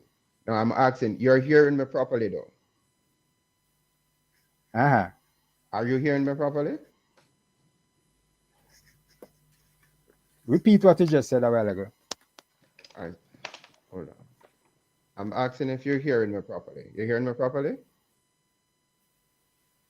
If I have written this document, oh boy. You're hearing me properly? Yeah, I'm Is it hearing you any now. better? Is it any better that you're hearing me properly? I don't think he's hearing me. You're hearing me Kojo, properly? Kojo, you can't hear me? Kelvin? Kojo, you can't hear me? Yeah, I Yeah, hear you. no. What Jamaica was saying was that there were comments in the chat saying that if you could just slow down the speed a little bit because they're trying to keep up with you, and then when you the contact numbers and stuff like that. So they're just asking if you could just slow it down a little bit so that they can absorb everything because we're going over a lot and for them to absorb. So if you could just slow it down just a bit. I hope it doesn't interfere with your presentation, but if you can slow it down a bit. Oh, to repeat the numbers you mean? Yeah, all right. First of all, how can they get a copy of your document? Yes. Yes, that's what I said. 1-876-225-1163 WhatsApp or email we the people republic ja@gmail.com, or you can download it from our We the People Republic JA Facebook group page. Those are places where you can get it. All right. All right. All right. No problem. Continue, sir. You understand that? That's okay for you, Jamaica? Yes, right. I heard you. I heard you. All right. The Council of Ministers now. Just let me go through this fast. We have the Ministry of National Security and Defense. Then you have the Ministry of Education, Culture, Youth, and Sport. Also, the next one is the Ministry of Health and the Environment. Then the Ministry of Finance, Ministry of Foreign Affairs, Ministry of Trade and Industry, Ministry of Job Creation and Social Security, Ministry of Transport and Works, and the Ministry of Land, Wood, Water, Housing, and Infrastructure. And then you have the Ministry of the Office of Prime Minister, which oversees them all. Now, a university student at the Mona Law School asked, what about, say, a minister of gender? We say we have a minister of youth. So youth covers male and female, so it covers gender. We don't need to have a minister of gender. There was a time when the people in the business outsourcing, process outsourcing industry in Jamaica wanted to have a minister for that department by itself. Now, the Ministry of Trade and Industry covers all industries. Tourism is an industry. Agriculture is an industry. We don't need a minister for each sector. Also, it shall develop and maintain the Ministry of Renewable Energy. I got that information from Dr. John Lennon. Okay, he has done extensive work on renewables and the benefits, and he has been ignored by the government. Also, this document, I've got much support from Gordon Robinson, attorney at law. It was an article that he wrote that had these 10 ministries. That was from about 10 years ago. And I clicked the article. And when I decided to write this document, I decided to put it in, and I asked him if I could use it, and he said yes.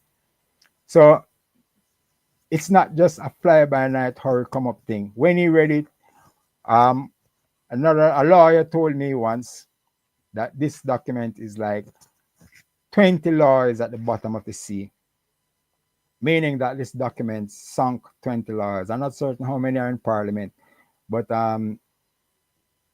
this document, as I say, is not about me trying to be somebody big enough myself. It's about our eternal Father blessing this country through me. All right? And Mr. Marley said, one man are walking and a million man are sparking. The Holy Scripture says, one shall chase 1,000. So we, the people of Jamaica, we need to get up, stand up, like Marcus Garvey say, and do something good for ourselves and our children. The Declaration of Republic Jamaica says to create a new and glorious history for ourselves and our future generations that shall increase our self-esteem, dignity, and integrity. The Ministry of Land, Wood, Water, Housing, and Infrastructure is mandated to present and maintain a land policy that will eliminate squatting by offering land and housing solutions impartially at an affordable cost to citizens. Land is the biggest thing. How can you call people in your country squatters and at the same time you're running up and down trying to get them to vote for you. Huh? These people in Jamaica are very resilient. We come to the country and you see how they try to develop themselves and no amenities. Since 2001, my community here, we have sent 3 petitions for water and still have not got it. 3 petitions in 23 years and still have not got water. And people are running up and down trying to get votes to get back into parliament. Another thing about this document in the next chapter, the legislative chamber, it says that for you to be stand as a candidate for representatives of the people, you must live in the constituency for 3 years prior to be eligible to be contesting the election. But now we see people just coming to the constituency last week and they're running up and down campaigning. That doesn't work. For be a senator, you must be in the county for at least 5 years. And of course, be a prime minister, you must live in the country you must be born in the country, first of all, and live here for at least 1 year if you are overseas, or a longer time than that being here in the country with us. So these are things, as we say in this document.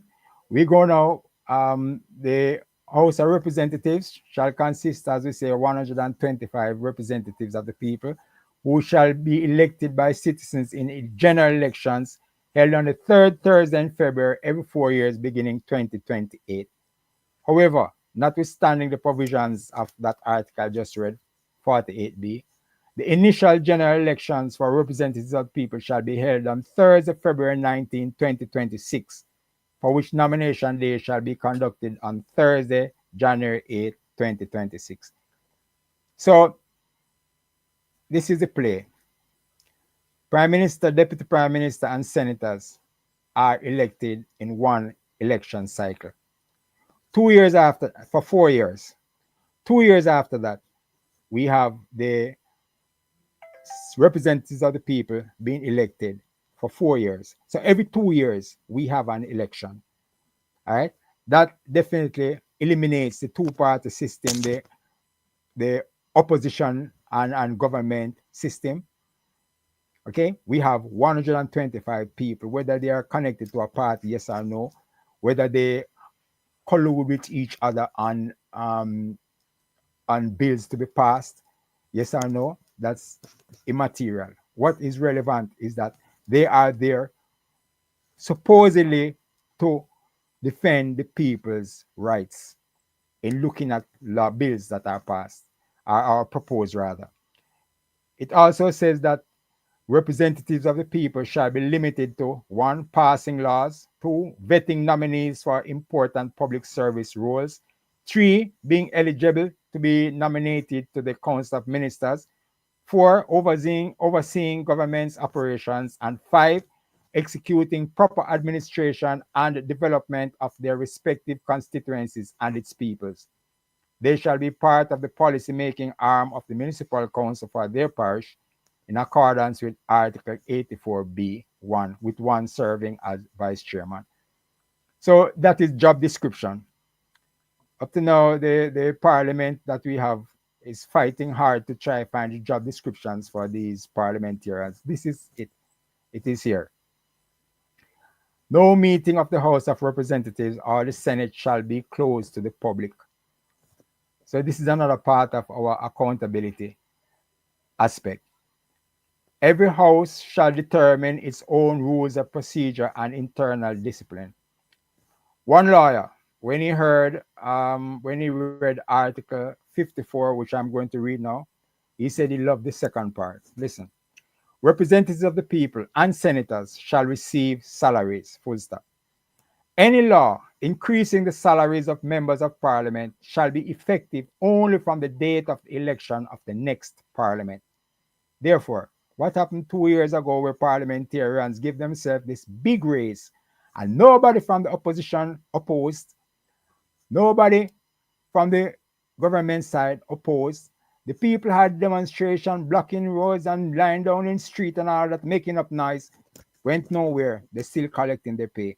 This article eliminates such a situation. Any law increasing the salaries of members of parliament shall be effective only from the date of election of the next parliament. You cannot give yourself a raise. That's it. All right, we go now. The proposal of law presented by members of, furthermore, the Prime Minister, on the advice of the Council of Ministers, proposes laws to Parliament. However, members of the House of Representatives and the Senate can propose laws. But if the proposal of law presented by members of either House of Parliament has the support of 2/3 or more members thereof, at its first presentation, the Prime Minister cannot veto it. He could veto it otherwise, but not if it has 2/3 support. All right. So we have checks and balances, many, very many in this document. The judicial power now shall be vested in the courts established by law. That's chapter 4, articles 64 to 72, and shall be exercised by the courts in accordance with the law and in the name of the citizens of Jamaica. The judges of every court in the country shall be independent in conducting trials and may be called upon to apply. The Chief Justice shall be the President of the Supreme Court. He shall be in charge of all the justices and courts in the country. He shall operate without interference from the Prime Minister or the Parliament. The Caribbean Court of Justice, Article 67, situated in Port of Spain, Republic of Trinidad and Tobago, shall be the court of last resort in civil and criminal matters and in cases involving fundamental rights, unless and until the citizens of Jamaica decide on a replacement by a simple majority in a referendum on that question. Again, we urge the citizens of this country to get a copy. 1-876-225-1163 WhatsApp, or email we the people republicja@gmail.com, or download it from our We the People Republic JA Facebook group page. The hierarchy of the court now is that it starts with a notary's court and goes up to the parish courts, then the Court of Appeal, then the Supreme Court, and then the CCJ as the final appellate court. It gets rid of the British Privy Council. A simple act. 63 people we need to sign this document, my brothers and sisters out there listening, those who will see it on YouTube. In finance, no tax, duty, import, or excise shall be imposed, increased, reduced, or abolished except by law. None of the public revenues shall be expended except as authorized by law. These are in the articles being read from chapter 5, finance, articles 73 to 81. All right, it tells how the draft of law presented shall be in force for the current year if from last year, if this current year one is not approved up to the time. All right. Within 2 months after the end of each fiscal year, the Council of Ministers shall present to the Prime Minister and the Parliament a detailed report on the receipts and expenditures of the said year. The report shall be immediately referred to the Auditor General, who shall within 4 months present his comments thereon to the Prime Minister and the Parliament. We have a situation now where some ministries for 10 years have not made any such declaration. How could that be possible under this document with the people as sovereign, ready to impeach and make sure that their tax dollars are taken care of? All right. So that's Article 80. An Auditor General has all access to all the books of the Republic. On Chapter 6, General Provisions, it speaks to the flag of Republic Jamaica, which remains the same. It changes the coat of arms of the country. Let me just read the description. The coat of arms of Republic Jamaica consists of the depiction of a Taino couple, the male holding a bow in his left hand and the female holding a basket of fruits, mainly pineapples, in her right hand, standing on a ribbon upon which is written, "One People." That is the motto of the country. With the male resting his right hand and the female resting her left hand on the central section that features the Dr. Bird above and in front of the crocodile on a golden sunshine disc, enclosed with a black circular rim on a green cross with 3 stars, one each at the compass points of east, west, and south, and a golden abeng that is situated at the north compass point, upon which is mounted a map of the country in silhouette. I'm not able to show you a picture of that now, but you get the document, you will see it. The abeng, a musical instrument of the Akan people of West Africa, several million of whom speak the Twi language in what is now southern and central Ghana, and from where millions of our ancestors were captured and sold as slaves in the Western Hemisphere, is represented in the coat of arms in honor of the African ancestry of the vast majority of our people. Additionally, the Maroons of Jamaica, of whom Queen Nana is Jamaica's only national heroine, and probably I should add Marcus Garvey too, yes, because now we know his ancestry, have preserved the use of the abeng to send messages over long distances. All right, so there we have it. There's a depiction of the abeng in the National Heroes Park for the Nana Memorial. So the abeng is already established in Jamaica. Only some people don't realize it. The natural resources of the country, including those beneath its waters, are state domain. The natural resources are a sacred trust for the benefit of present and succeeding generations of the Jamaican people. These being those in the waters, forests, land, air, lakes, rivers, and ports of the country. The conservation of the said resources is essential for the preservation of the country, and the government of Republic Jamaica shall do everything to make sure that it is protected. So we have access to our beaches, to our bauxite, to all our minerals. Our government cannot sell us out. Okay? There is a law that all these people who have property on the beach side, their property ends at the high water mark. So they can't stop me from walking in the sea coming up to the high water mark. All right? So I don't know how they're going to manage, except that we have to work amicably. Because especially with the hotels, tourists come to Jamaica mainly to meet the locals, the people who make all of these foods, who make this music, who make this new religion, worshipping a man highly Selassie the First. That's what tourists come to Jamaica for. They don't come to be cooped up in a hotel and you bring in a select few to come and show them. They want to see the man who is making the carvings. That's the person they want to see. All right? So they're not afraid of us and we are not antagonistic towards them. We would just like to meet with them and share.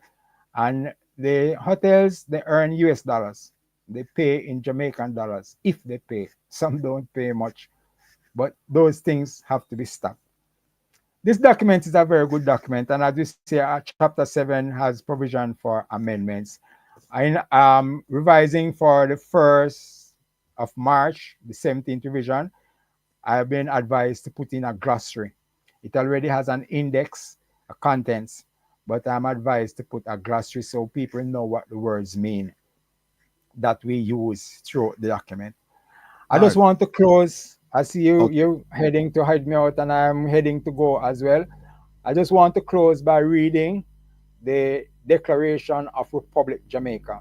It says, and I quote, "We, the undersigned 63 duly elected representatives of the people, acting in the best interest of the citizens of Jamaica, whose desire it is to create a new and glorious history for ourselves and our future generations that shall increase our self-esteem, dignity, and integrity, while simultaneously removing for all time every remnant of the brutality committed against our citizens of the past and present by the British monarchy, our former colonizers from 1655 to 1962, and our former overseers from 1962 to now, evidenced by their inflicting upon us the evil institutions of slavery, the slave trade, and neo-colonialist administrations of government, enforced by their 1738 Articles of Pacification and other treaties made with the Maroons, and their Constitution of August 6, 1962, made with the rest of Jamaica,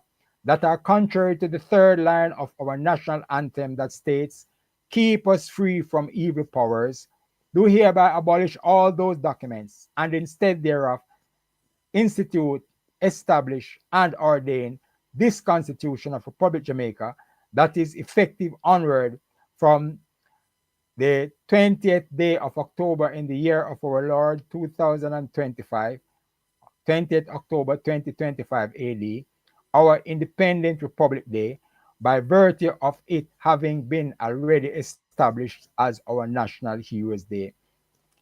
And it has space for all 63 current MPs to sign. They don't want to sign. People, vote them out. Vote them out and vote in 63 who have your interests at heart so we can move, because even them will benefit from this movement. All right. Thank you. Kojo. No, we're not get rid of you yet, man. We have questions for asking, man. You can't come and just give it the document and dig off, so man. We have to, All right. Yeah. I understand. So look, I'm going to turn it over to the youngest member sitting here amongst us, Jamaics. And then we'll go from there. And then we have people in the chat asking questions as well. But Jamaics, all right. Please go ahead with any questions you have, or any observations, any criticism, anything. Thank you. A wealth of knowledge, man. I must say, greetings to you, Mr. Haile Michael. You are Haile Michael Kojo. I must say that you're hearing me properly. I want to ensure that you're hearing me properly. I want to say greetings to everybody in the comment section, everybody who is here to learn alongside us. And trust me, you have a wealth of knowledge, and we appreciate that. As Marcus Garvey said, a people without knowledge of their past history, origin, and culture is like a tree without root. So you have provided a lot of information, and most of it has been deep. It has been entrenched in history, and we love that. What I'd like to ask, after hearing your presentation, I must say I would love to get a chance to read the document myself. I've also, my first question, I have a lot of observation, but my first question, have you gotten a chance to meet with Mark Golden, the People's National Party leader? And have you had any dialogue so far?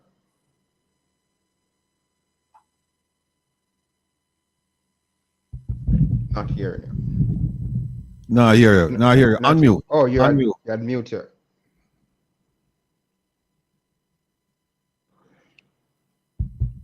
Kojo, we can't hear you. Unmute. Unmute. Please. Unmute. Your mic is muted.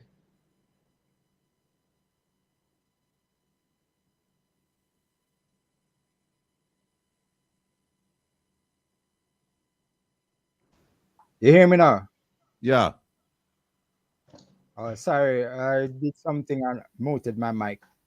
All right. The PNP knows what this document is about.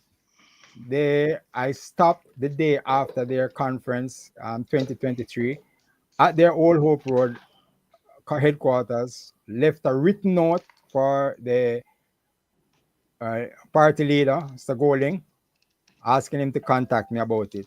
He has not contacted me. Someone gave me his WhatsApp number. I sent him information, requests. He has not contacted me. However, his speech in 2023, I am certain, because I listened to it, I read it, and I've compared it with what I have written, is a blueprint or a copy, photocopy, most of it, of what has been written in this document. How is it that Mr. Golding now just realized that we must acknowledge our indigenous Jamaican language? That's one of the things that stood out in his speech. All right. So he's aware of it. All the MPs they know, all right, but they have not engaged me. They have not contacted me because the idea is, oh, him is just a little man down Westmoreland. Him don't go to no school. Him don't know nothing, so we shouldn't bother with him. I know that is what is being said, but you see, our eternal Father uses who He wants to do what He wants. All right, and I don't have any choice in this. I don't have any choice. So Mark Golding Okay. knows what is happening here. All right, he All knows right. what is happening here. You spoke about grief and anguish, which is something that we need to move away from, which is very, very important. We have to learn how to forgive because that's something that we need to um, pull ourselves from because we are stuck when we use grief and anguish. I understand that you said that Mr. Mark Golden hasn't reached out to you about it. Um, Given Jamaica's status in terms of a lot of corruption happening right now in the country, and to see that there is an organized body of people in the People's National Party, right? I remember Norman Malley saying this thing years ago that Jamaica don't have a political problem. We have a social problem, meaning that we are unable to communicate effectively with each other to come to the desired resolution. By saying that, you have ever thought about how can you be working with the People's National Party, or you see the UIC as a party that more will accept you? In terms of working with other political parties, you're saying? Yes. Okay, I have been to organize meetings where the UIC, Mhm. the whatever now, the Marcus Garvey party people, they know the NDM, they know they there's another coalition that's going on one all up Jamaica. They all are aware of this document. I have given it to them. I've told them I've reviewed it with their presentations. As I said, that's how I knew that the UIC spoke about not taking property tax from people. They all know. I tell them what you need to do is to adopt this document. This, as you just heard, is a comprehensive thing. And I was scheming, browsing. I wasn't reading article by article. All right? Good. Now, if every entity in Jamaica, including the PNP and the JLP, take a serious acceptance of this document, forget a who about who wrote it, and decide to propel it to be the supreme law of our beautiful country, we would have solved many problems. But you see, again, people allow, I would say, ego to get in the way. Mhm. I am not daunted. All right. I asked Colonel Richard Curry to allow me to speak at a compound, Maroon Village, on August 6th. I went there twice before that, left a copy of the speech. He was not able to accommodate me. He apologized. I said, no need to apologize, my brother. Our eternal Father didn't want me to go on the stage. But what happened at that event was that I was able to get footage that allowed me to make a video, which is called Maroon Unity. You can look for it on YouTube, on our YouTube channel, which shows the 5 Maroon colonels standing in unity to consolidate their business. And I'm saying to them, no, this is good ground for you to go and sit and look at this document. Because 3 years ago, there was division in the Maroon camp. I don't know if you know. Yes, yes, I'm 3 years aware. ago, there was division among the Maroons, 2, 3 years ago. And it has been broken down that now all 5 are on the stage together. I was so happy. I didn't have to go up there. And like I Yes. said, I went twice, left a speech, went again on the appointed day, was not able to get on the stage, and was given an apology by the colonel himself that he was not able to accommodate me. All right. And I told him, no worry, This is not about me. All right. So the people in Jamaica need to look at this document. And I say it again. If these 63 want to go down in history as those who try to stop our progress, our march to freedom, then let them do that. If they want to go down in history as the ones who facilitated our true independence, let them sign the document. Otherwise, find 63 who will sign. I am ready. It's up to the people of Western. I don't even know if it's up to the people, because when Almighty God gets ready, everybody have to move and do His will. So let us see what the people really need. Can I make just one observation, just one statement?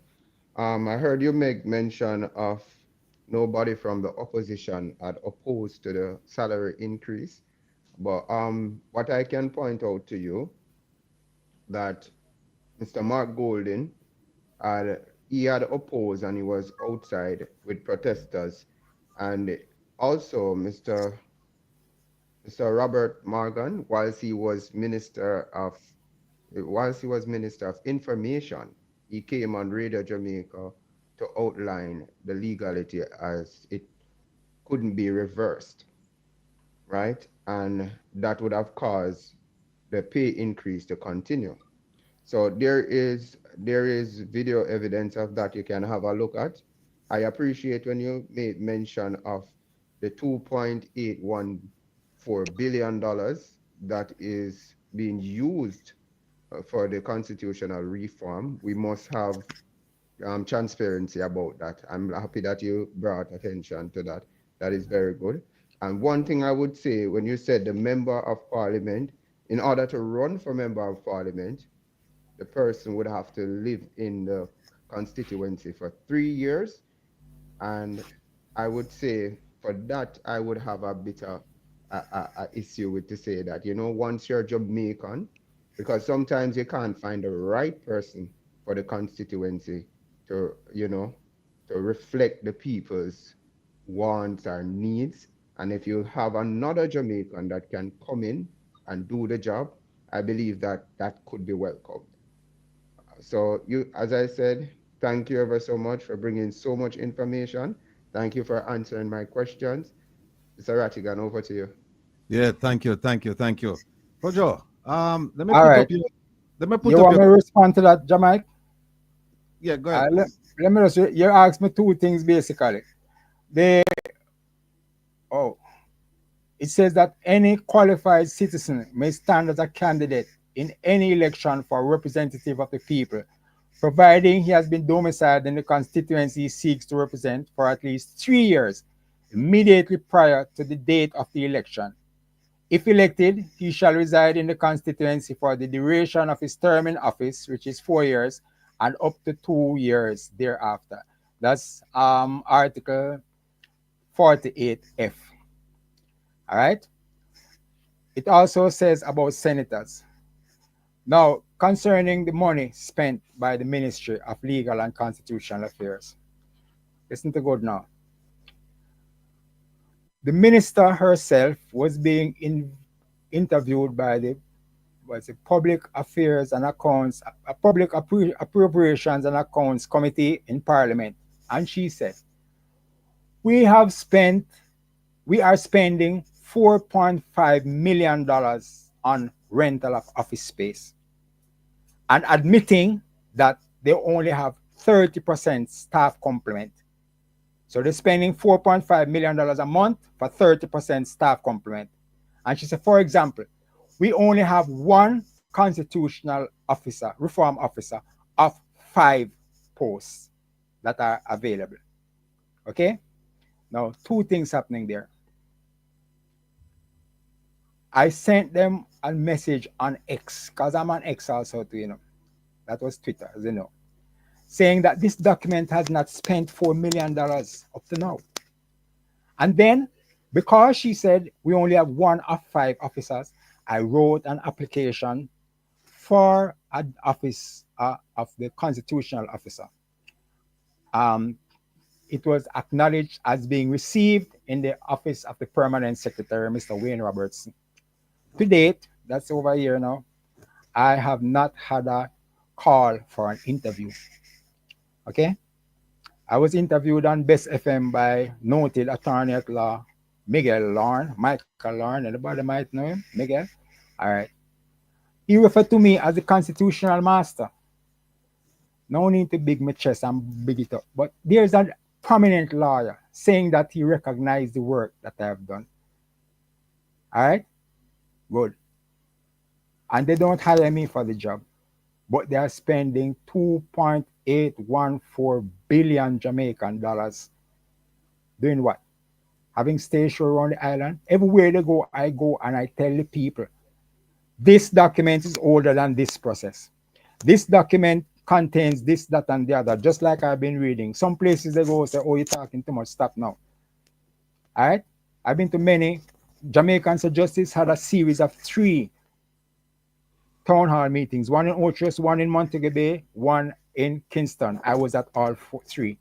Or should I say St. Andrews, Jamaica College up at Hope Road. Okay? Old Hope Road. And I keep telling the people, the custos of Westmoreland had a town hall meeting. I went and I told them what we need to do is, Trevor Monroe was there at that one. Dr. Trevor Monroe. I told them we need to throw away that document and write a new one, like unto this one that has been written. Jamaicans, have you read the document in its entirety? No, not as yet. No? Okay. Looking forward I to advise read you to do so. It takes me Yes. 2 hours. Thank Just you. read it like it's a storybook. Don't read it like it's no law document. It is written in simple language, first of all, because it is to be taught in schools from primary level. All right? So that students will know how the country functions and what their rights and responsibilities are. It has development of recycling process through the industry of renewable energy. State-owned farms and factories are to be factored into this, are mandated to be factored into this. All right? Transportation for students going to school. Free transportation, free education up to secondary level. I don't like the word free, you know, because there's nothing free. What it means is that parents won't have to take money out of their pocket to pay anybody to make sure the children go to school and are educated and teachers are paid. Because the industry of renewable energy and the farms that we make and the people who are paying their due taxes, you have many people in Jamaica are working, big money, good money, not paying taxes because they're evading the tax man. They're doing everything to not pay tax. Just like the electricity. Let's hook up on the lines, take the electricity as they please. But JPS doesn't lose because JPS has a mechanism that adjusts the prices. So if it costs them $20,000 to produce electricity for the month, and they can only collect $15,000 legally from those who are paying, they pad the bill to get back the other $5,000. They have a thing they call a price adjustment mechanism, and the OUR, Office of Utilities Regulation, they know these things. They don't do anything. We the people suffer again. You know, how can we grow when we say, Eternal Father, bless our land? Before God and all mankind, I pledge the love and loyalty of my heart. Just the truth be ours forever. We're talking these things and doing what? Contrary? No, man. Jamaican people, stand up, step up, do the right thing, pay your dues. All right. Yeah. All right. We'll step up now. We'll step up now. You first of all, I would like to extend my congratulations to you for taking a step in the right direction, because we have spoken on numerous occasions as a people that the constitution we have was not created for us. It was created for the monarchy. And people have been talking throughout the years about creating a new constitution. And we thought that when the government said they're going to have constitutional reform or whatever, we thought reform meant replacement. But we have found out now that reform means just tinker around the edges and the system will remain in place. In fact, they come right out and say, we want the parliamentary system to remain in place. We want all of that to remain in place. We're just going to substitute a president for a governor general. So I just want to thank you for taking a step in the right direction and putting this forward and making it thought-provoking so that people can actually start having a discourse about the direction of Jamaica and not about, not about just the replacement of a monarch, but having a document that truly reflects our desires, our hopes, our goals, and our aspirations. Start right there. Now, you ask Jamaica a question. You ask him, Jamaica, have you read the document? And being a truthful young man, he said to you, no, I haven't read the document. I have read the document. And I have some questions. And I have questions because I don't understand. So I'm just asking you. I'm going to try and phrase them in a way where that, because sometimes when people come on the program and you ask them about something that they've produced, there's a tendency for them to feel offended. So I'm hoping I don't fall into that again, right? So I'm only asking because I don't understand, and I've read the Constitutional Reform Committee's report, I've read the bill, I've read the Constitution, and I've read your Constitution. Is there anything before we start? Is there anything you would like to say, well, I need to change this or I need to explain this before you start? Is there anything in the document, your document? That I would like to change? Yeah, I'll explain before I start. All right. As I say, I'm in the process of making a 17th revision. Mm-hmm. All right.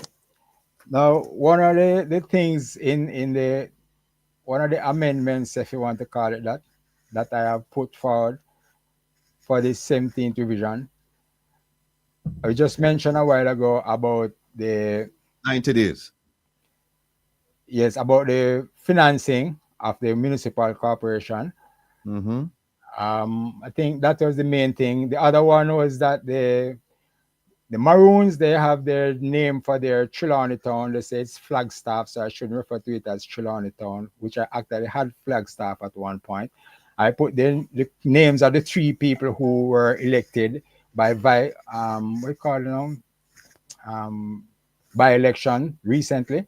I have put their name in it. I've added the name of one person who assisted the formulating of this document. And basically, that's all on the glossary to be put in. Okay, now, and also... No, I know, but let me finish.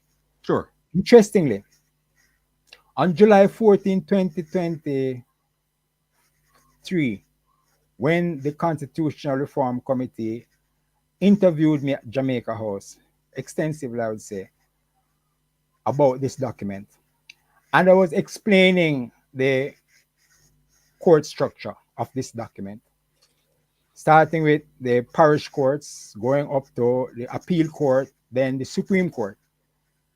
Noted attorney Hugh Small said, oh, at present, we have the appeal court above the Supreme Court. How do you resolve that? I said, it's just a matter of changing the name. So the justices who sit now as appeal court, we would call them Supreme Court because they are the higher ones. Remember now, parish court, Supreme Court, then appeal court, then Privy Council.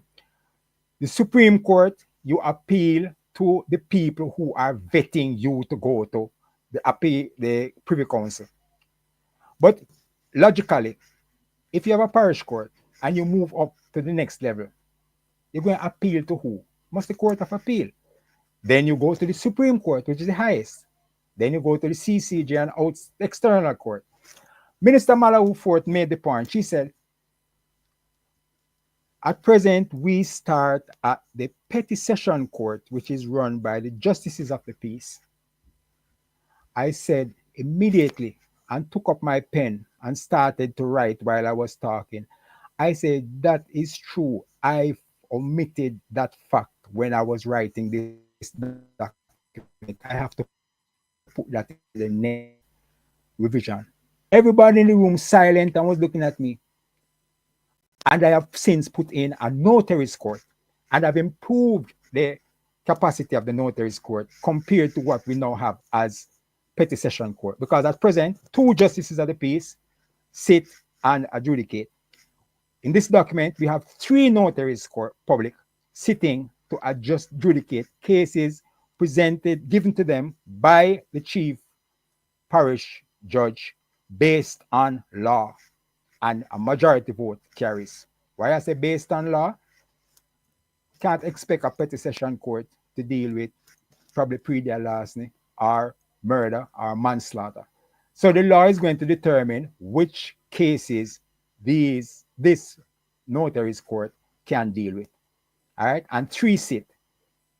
So we must have some, unless one is going to abstain and the other 2 vote against each other. I don't know, but we're looking at 3, so we should have a result at each time.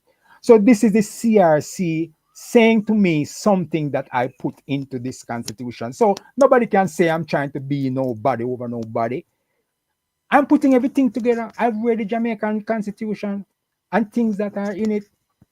As I said, the Bill of Rights, all of it are now comprised in the United Nations Declaration of Human Rights, Article 6 of this document, and the rights of the child, Article 16C. So this is not about me trying to win any election and trying to be king and God over anybody.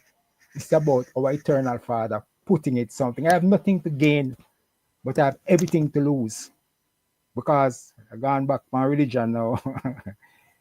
Well done, good and faithful servant. That is what the Ethiopian Orthodox Church, Tuwaida Church, teaches me. That must be my reward and my goal in life.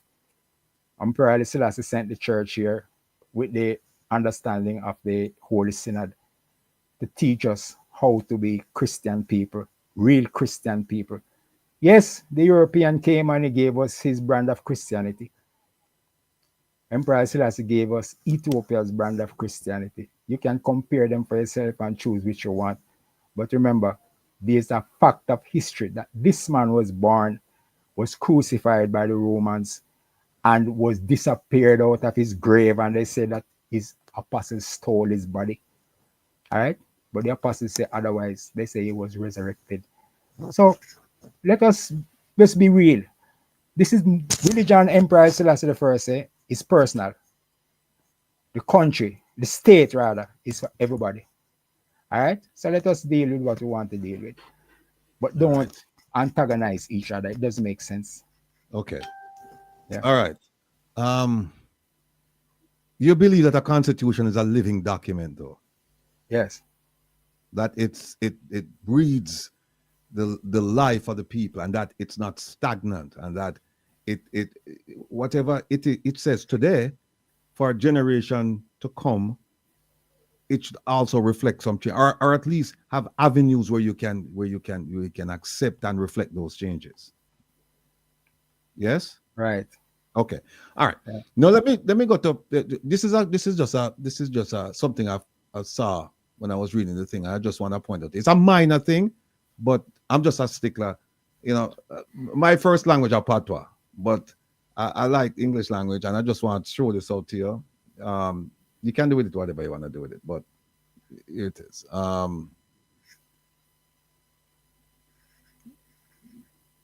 That word, just add an E to it.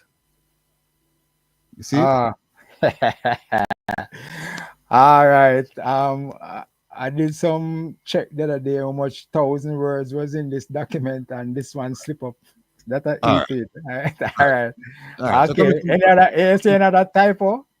Yeah, I could just move on. Yeah, I mean, not a typo, so I can move on. All right. I could go to this one here now. Come on. HEROINE.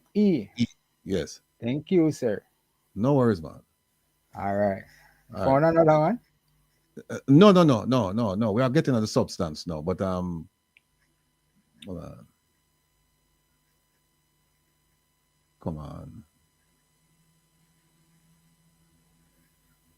What? See some yellow marks. All right. It's the yellow marks then. All right. No. You say you believe that the Constitution is a breathing document, a living document, and that it has to have pathways to reflect changes in the society, changes how people. And in fact, you mentioned the American Constitution says it's been amended several times, and the Jamaican Constitution has been amended. Now, this one here, let me just okay, Article 1, right? It says that the Constitution that's being proposed, that Parliament, nobody can pass any laws to infringe, limit, abrogate, change it, adjust it, or refine the fundamental rights outlined herein, except for or as provided in Article 33H. So it says you can't change it, the fundamentals of it, you can't change it, except for Article 33H. Article 33H, off the top of your head, do you know what it says? All right, let me read Article 33H. Okay. Don't move this page. It says, the Prime Minister reserves the right, with the advice and consent of Parliament, to declare war, to declare a state of siege, martial law, or a national emergency, and to take such measures as are necessary to meet a threat to the defense or integrity of the country and to ensure its defense and integrity. That's Article 33H. Okay. So that means with the advice and consent of Parliament, he can declare war. He can't do it by himself. Right. And if the Parliament agree to do this, then we can say it is no martial law. So nobody comes out of them house after a certain time or whatever. State of emergency sort of thing. Right. So what it's saying then is that except for in the case of war, siege, national security, you can't change this constitution. Correct? No. Remember, we have an amendment clause down the bottom. So this is not what it is saying. All right, let us look at, just go down to Article 1D. Okay. Respect for the rights and freedoms of others and requirements of public order, and to justify any limitations upon the rights guaranteed in the articles of this present chapter. Mm-hmm. All right. So this chapter, I understand what you're saying. It could be construed to mean that the Constitution cannot be changed, but that's not what it is saying. Okay. That's not because what it is saying. All right. Because here's a point. All right. No, you put me in a position now to have to look back at that statement. All right, no, but let me just throw something at you while you're looking back at it. No, let me just throw something at, and again, it's just a reasoning where I have. Remember one of the things you said, you said you don't have to be a lawyer and thing like that to read this constitution, read this and understand this constitution, because it's written in layman's terms so that you can understand, right? And so all I'm saying to you is that you may want to look at Article 1A again, because if I read it that way, then somebody else could read it that way. And what we want everybody to read it, have a certain understanding of it. We don't want any ambiguity. So you don't have to change it. I'm just saying to you that I was looking at it and I was saying, well, it sounds to me like it's saying that you can't change the constitution. You can't change the constitution except for in the event of a war, siege, and national security. And like you said, that is not what is meant there. So you may or you may not want to change it, but make continue. We're talking about fundamental rights now. Right. Fundamental rights. So if it is rights we're talking about, then how can you change the rights of the people? All right. Well, if you want to talk about fundamental rights, let me ask you this then. What are the do you have deeply entrenched provisions in this constitution? Do we have what? Deeply entrenched provisions. I'm not getting you. Come again. All right. Do we have what? Deeply entrenched provisions. Yeah. Yes. They're entrenched. What are they? Yeah. What are they? Like the Universal Declaration of Human Rights. That is entrenched there. Yes. Right? That no one shall be deprived equal protection of the law. That no one shall be sentenced to death, but rather life imprisonment. That no one shall be extradited. One lawyer told me we have a problem there because right now we have signed a document saying we can extradite people, but the very first article there says that It abolishes all laws that are not in keeping with it. So if this our revolution says we are not extraditing anybody, then whomsoever we have a law with, our contract with prior to this document, we have to tell them, sorry, we're not extraditing anybody else. Bring your case to us and we can adjudicate it here. Point well taken. Right? So these are entrenched things. All right. Yeah. For the deeply entrenched provisions, how do you change them in your document? How do we change them? Yes. Because the reason I ask you is because in the present constitution and in the proposed constitution, there are ways that you can go about changing any provision within the constitution. Because things change, times change, people change, right? And so what might be acceptable now and palatable might not be 50 years from now. So that they put that provision in the constitution saying, listen, you can change it, but we'll make it difficult for you to change it because it's so fundamental to who we are as a people. So the question I have for you, do you have such a provision that if something changed 20 years from now, how do you, the society change? How do you change? How do you reflect that change in the constitution? All right. Like we say, the final article, Article 86, deals with how it can be amended. So remember now, what works today doesn't necessarily work next week. True. So we have to find a way to change it. Right. 15, 20 years ago, there was no cyber crime. But now we have cyber crime. So we have to make some amendment to that. All right. So as we say again, who to tell? This document comes into play. 50 years down the road, that generation fling it away completely and write a brand new thing for themselves. Who can stop them? They agree to it. Because still, I have conceded this point that the minister has made, that we need to have a referendum, but not the referendum like she's thinking. Okay. To me, the referendum should be whether or not we want this document. Okay. That's it. All right. Okay. Not whether or not we want to do what the British monarchy said we must do with their document if we want to change it. It's foregone conclusion that we don't want that document. So let's forget about it. Ask the people now in a national vote if they want this. That's what I'm saying. Okay. All right. And if the people say, yes, we want this. Remember now, I've been reading up on the history of the US Constitution. Since it's our closest neighbor, we have access to things. I don't know much about Cuba's administration. For the first about 10 years, there was back and forth dialogue. New York State not ratifying this because of that. Another Virginia not ratifying this part of it unless that part come into it. And they go on until 9 states out of the 13 agreed. And they say, okay, we have a quorum, so we're going forward. And then they start to put in different things. The Bill of Rights, first of all, and then the Second Amendment, you can carry a gun and all of these things. And as they move along, they change things. I read a novel recently. That's where I get some of my legal education, from novels and movies and things, where the man was saying he was charged for a crime which was treasonable. And he said the Constitution of the US only named 3 crimes that are treasonable. Now the FBI and the CIA has a whole book, 200 and odd things that are treasonable. All right? So as we go along, we see things that needs to be changed, and we can change them. Even the CCJ, this clause here about the CCJ. One lawyer, attorney at God Robinson, he's the one who coined that statement, saying that until and unless the people of Jamaica decide otherwise on a referendum on this matter. All right. So the CCJ is not entrenched, yes, but there is within that entrenchment a way how it can be removed.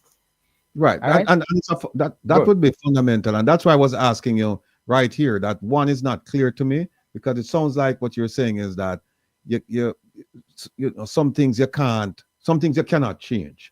And if the Constitution is a living document, then there should be a provision that says you can change things in there. However, we'll make it difficult for you to change certain things, because we have to make sure that you're not just going and just willy-nilly change things from week to week. But when we move on, the Article 3, where it says a person, a Jamaican national shall be a person born in Jamaica, or a person was applied for and is granted citizenship. Why is it that you didn't put in citizenship by descent? I'm just curious as to why you never leave that in. I mean, you can't say it is there by virtue of B, but it's spelled out in the Constitution we now have, saying that you can become a citizen if you were born overseas but your parents are Jamaicans or your grandparents, right? So I'm just wondering why did you remove those provisions from the All right. from This is saying basically it doesn't carry any of what you just mentioned, hereditary or any such thing. Right? Right. That's what they are, being a Commonwealth citizen or any such thing. What it says is this: you were born here, you're a Jamaican. You want to be a Jamaican, you apply for citizenship. Just like somebody wants to be an American, they apply for citizenship, and they are questioned, investigated, and they are given it. All right, on whatever condition. Okay. All right. So All that right. is what it No is. problem. It means. All right, thanks for explaining that to me. Now, B, you said that the indigenous Jamaican language, Patois Jenge, is the accepted mode of expression throughout the country. I tell you, I'm happy you throw that inside here. I never thought I'd see that in any constitution, but at least if you want to Jamaicanize the constitution, then this is something that should be there. So I commend you on that. The second one, citizens of Jamaica are guaranteed right of access to official documents. Now, make we talk about that. If Let me talk about the indigenous language before you move to that. sure. I have a piece of information I can give you. I did an interview the second to last Friday in December, and one of the interviewers told me that he works with JCDC and has been doing development work with schools. And the JCDC's curriculum now says not Jamaican dialect, but Jamaican. So they have moved away from saying you can present poems or songs in Jamaican dialect to say present it in Jamaican. Now that is telling me that Honorable Minister Babsy Grange has read this document and has decided to go along that line. Because all these years they didn't look at Miss Lou as language, they look at Miss Lou as dialect. Now they're saying it is language. And the reason for me putting in that was having read Anthony Gifford's autobiography.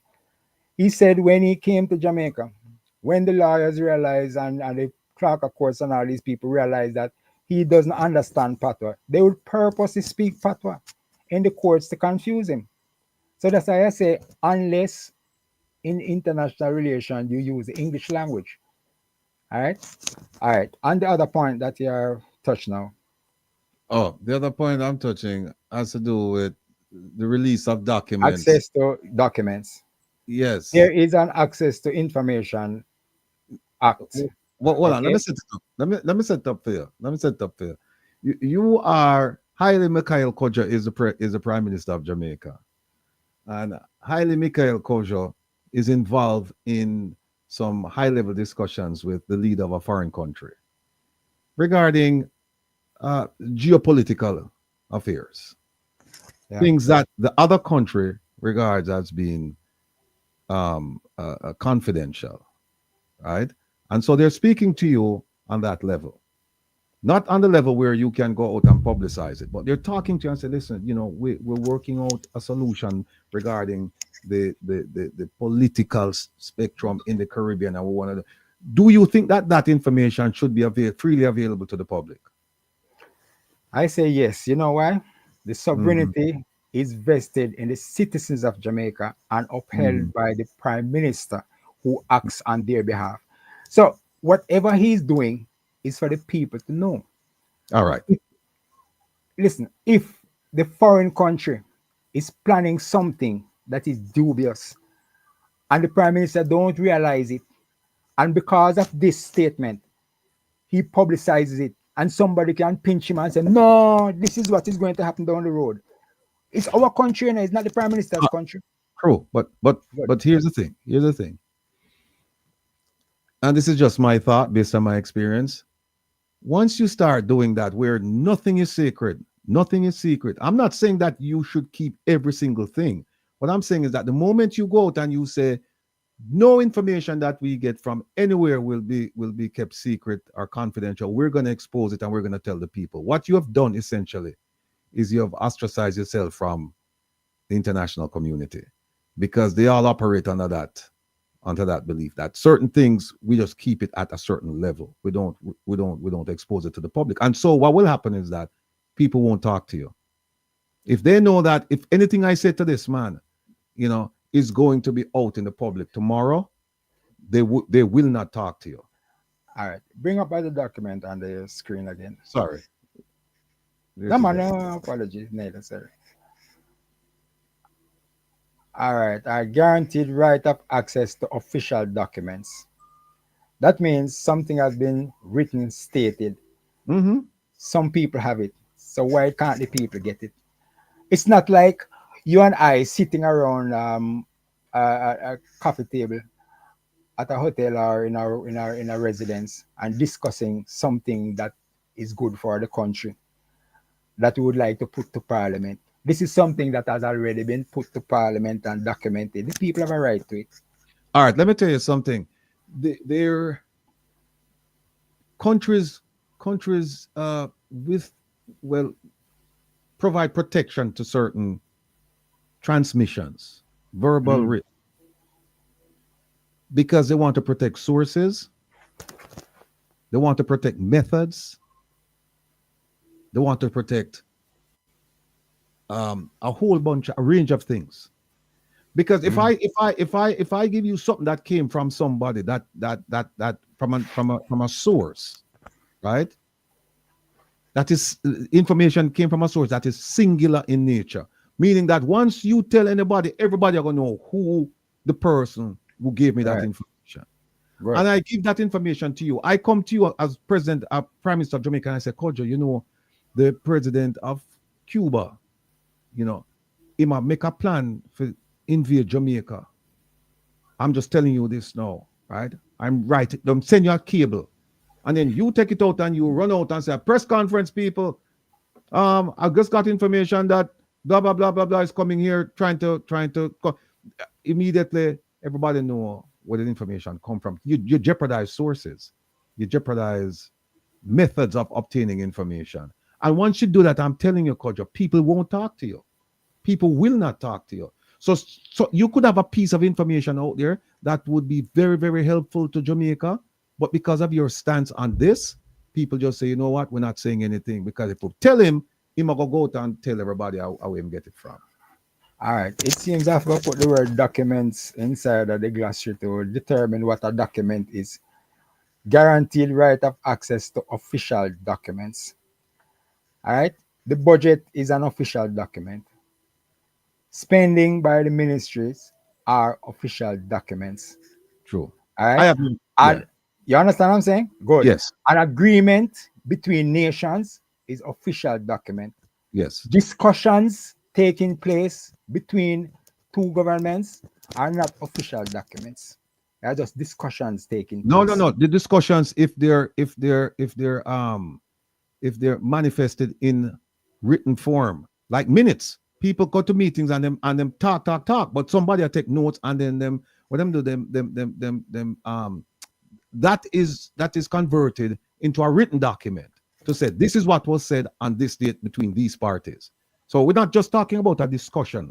If you want to say official documents, meaning a piece of paper, if that is what you mean, then people, nations talk and them talk through paper. A lot of the stuff for State Department doing in Jamaica, it's through paper. Them send the paper over and because, you know, there's a popular saying, at least when I was in the FBI, we used to say that if it's not on paper, it doesn't exist. If it's not on paper, it doesn't exist, right? Because it can be documented on you take video, on audio, or whatever. No, don't move, man. Don't move. I want to hear your suggestion to solve what you have been putting forward now as a problem that you see. Okay, good. What your suggestion is? Remember, this is our people thing. It's a we the people thing. Right. No, like you said, there are certain documents that I believe that people should have. Citizens should have free access to. Budget, right? You should have free access to that. How things are distributed in the country. you should have free access to that. But there are certain things that I would say, no, you can't give free access to that. There are certain things that are sensitive in nature that you cannot give access to that. Let me give you an example, Kojo. Again, you are the Prime Minister of Jamaica, and you're using, and I'm not accusing the Prime Minister of using, the current Prime Minister of doing this, but I'm saying Kojo now is the Prime Minister of Jamaica. Kojo is using Pegasus to collect information on his supporters and his detractors.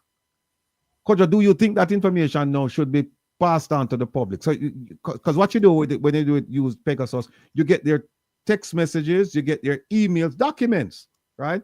Now, I come to you and I say, Kojo, you know what? I'm from your constituency and I believe you're using this thing here. And what I would love to do, I want to see them. Do you think I should get those documents? All right. Can we add an Article 8C1, which says the law is to determine the definition of official documents? Could that help? The law is to determine the description of official documents. And you want to put that where? 8.1, you say? You hear me saying? The law, yes. To add to Article 8C, we add, the law is to determine the description of official documents.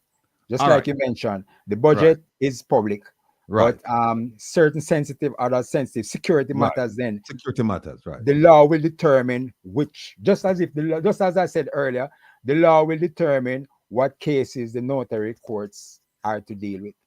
So the law will determine what are official documents. Right. That sounds better? Yeah, what we can do. Will you go with that?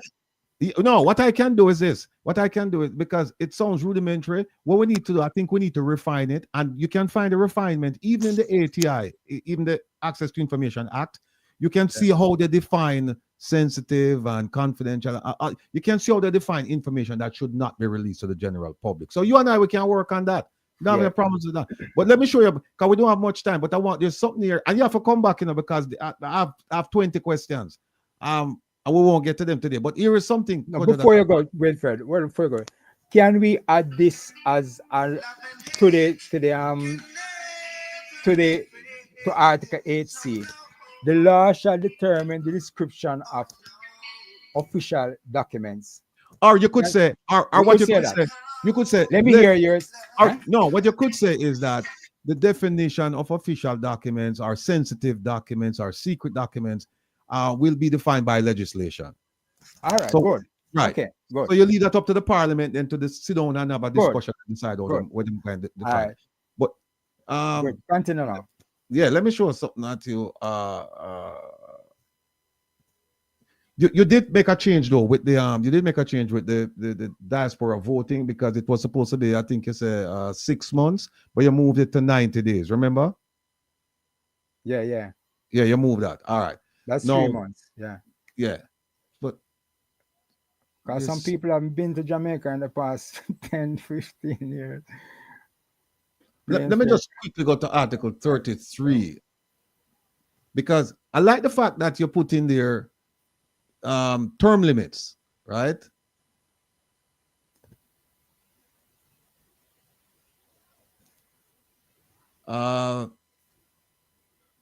Before I get to that, before I get to term limits, I see we're in 32C, where you say only people, when you say only people who are born in Jamaica can run for prime minister, deputy prime minister, senator, or to be appointed to the council of ministers, or to any department of government, or to the judiciary.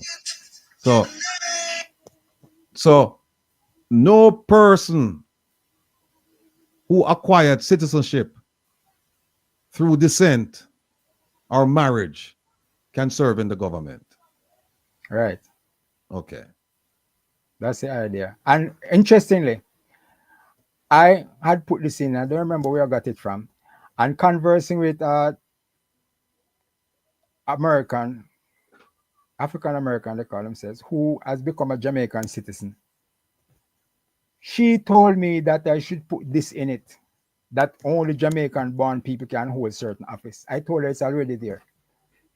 You know, so this is part of But the let me ask discussion. But let me ask you, isn't that discriminatory though? Because if somebody acquired citizenship because their parents are Jamaicans and they just happen to born in Cuba, for example, right? Mhm. Yeah. A Jamaican couple, they have a child in Cuba, and the child was born in Cuba. The child spent a month in Cuba, and then them just come Jamaica, and the child spent the entire life, spent his or her entire life in Jamaica. And then you said to them, no, you are Jamaican, but you're not Jamaican enough to be a part of our government. Meanwhile, you have somebody who born the reverse now. You have somebody who born in Jamaica, spend 1 year in Jamaica, and then go live in a foreign country and spend all them time in Jamaica, in a foreign country, come back to Jamaica, spend the 3 months required or whatever you said them required, and now they can run for president. And they have this other person from Cuba have more connections to Jamaica than the person who was born in Jamaica and lived overseas and just come back 20 years, 30 years later. All right. There is something about being born on the land that makes you unique to the country. Mm-hmm. All right. There's something about being born here as against coming here from some other place. So that is what we are looking at. That's what this article speaks to. You were born in the country. It don't matter if after you're born here, you went some other place. All right. And then you come back after how many years or whatever, and then you decide to get actively in. Remember now, you know, anybody can run for office. I'm living in Westmoreland since 2001, and the people still not voting for me. Why? And the amount of work I've been doing, and Well, you still voting for people coming from all about. That's why You we get what I'm highlight. saying? That's why we highlight. Yeah. So you get what I'm saying? Yeah. Let me run on to this one here. You said no term limit. Sorry, you said term limits, right? Term limit shall be 4 years. Yeah, but then look at the second part of that. Look at the second part of that sentence. Come again? Look at it. It says term limit shall be for 4 years, meaning you can only serve for 4 years. Am I correct? Yeah, for 4 years. Yeah, and it said, and there shall be no limit, consecutive or otherwise, for which a citizen may be elected prime minister. So a prime minister can serve for more than 4 years. For more than 3 years? No. You said you can only serve for 4 years. Right. But then you go on to say there shall be no limit for a prime minister. Right. So that means every 4 years there's an election for prime minister, and somebody elects Rattigan for prime minister, and 4 years after they replace him, they re-elect him, and keep for the next 4 years. For 40 years he is prime minister because the people want him to be there. Why are we going to bar him? Then there's no term limit then. There's no term limit then. No, it doesn't make sense. You remove, it's the people's will, you know. So the people want. That's why you can't put term limit there, because term limit suggests that you serve your term and you exit. But you're saying, no, if you're there and them love you, let them keep you there. You can stay there as long as you want. So that's not term limit. So hold on now. If the will of the people is we want Rattigan for our prime minister, as long as Rattigan is alive and him live for the next 100 years, why you want to move him? The Then people want him because he's doing something good. Well, take out term limit then. Take out term limit and say it's the will of the people, whoever them want. If they want him for 50 years, then that's fine. But you see, on one hand, you say there is term limit. And then on the other hand, you said, however, if the people them want him, there's no term limit. No. Yeah, I think probably this may be ambiguous to you. There shall be term limit shall be 4 years. Yeah. All right. Good. That's one cycle. Mm-hmm. But there is no limit to the amount of cycles, consecutive or otherwise, for which a citizen may be elected prime minister. That's what it is saying. So maybe I need to put something there in terms of a cycle. You can't. That's what you're saying, all right? You see what I'm saying though, that you can't put term limit. 33F. 33F. E. Cycle for election. Yeah, it's 33E. Okay. All right. So that is where we are. No, there's one here that this is the last one because we have to go dig up. But here's the one that I want to really talk to you about, and it has to do with the diaspora, right? Now, this one here, 17. 17. Oh, and by the way, if you pass this constitution here, yeah, I can tell you article 18A, you're going to have to go take out you're going to have to go take Jamaica out of the in agreement with them with Interpol and a whole bunch of other organizations where they sign up for extradition. But you know that already. So all right. No, all right, now we go to voting for the Jamaican diaspora. Yeah. Right? Now, let me ask you this question. I won't tell you I think you know what the opposition leader said and what the prime minister has said. But do you support a diaspora, at least one diaspora member serving in the Parliament of Jamaica? Under which constitution? That's what it comes down to, you know. No, under any constitution. Good. Anyone. All right. Under this constitution here, okay? Under this constitution, we can have 10 Jamaicans in the diaspora or from the diaspora serving in the parliament, even being the prime minister. That's what this document is saying. All right? That's why I told you earlier, I don't know how they intend to determine who is going to be senator when it is an appointed office that they're talking about, senator, to be representative of the diaspora. I don't understand that part. All right? What I say is this.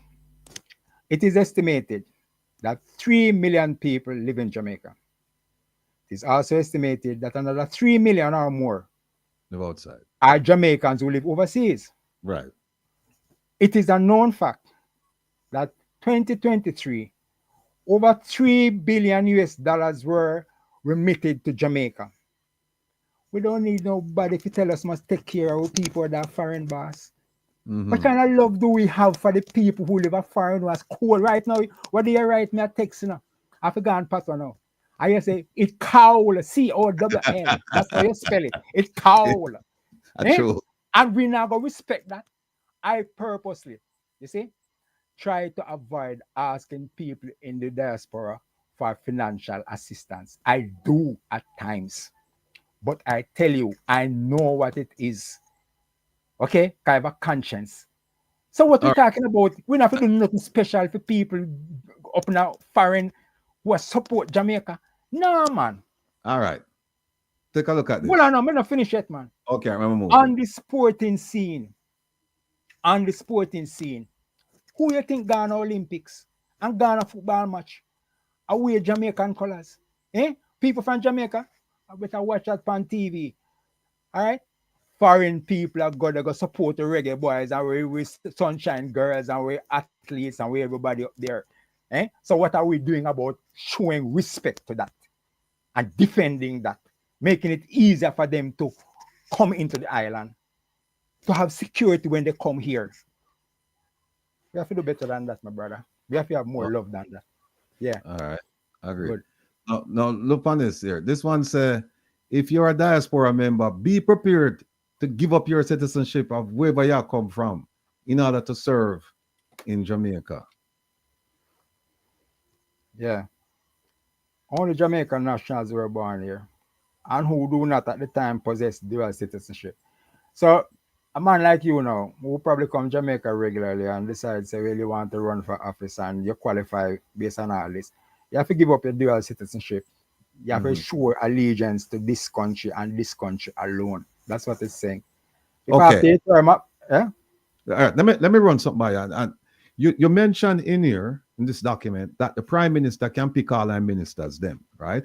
And him not necessarily have to pick people who in a party. He might pick the best qualified people, right? Because you want the best qualified people to run the country. So why is it then that you wouldn't take somebody who's qualified, but them live outside the country and them willing to come back home, but them say, no, me not get my citizenship because my citizenship elsewhere is not what will drive me to help Jamaica.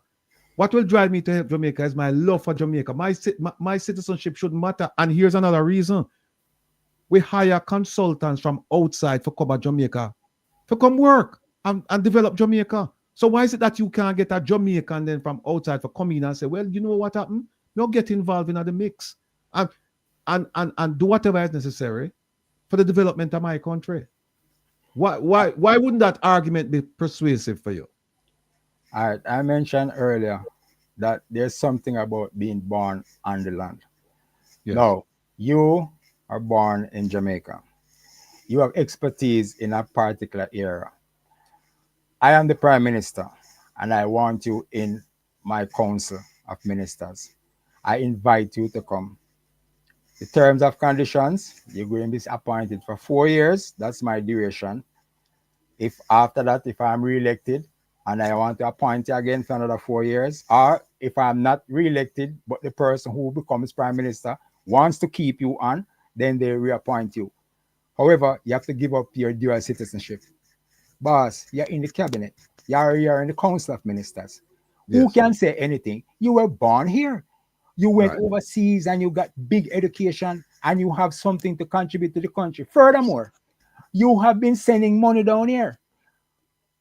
So That's what so I'm talking about. yeah, so tell me, no, you just said that being born in Jamaica has special references, right?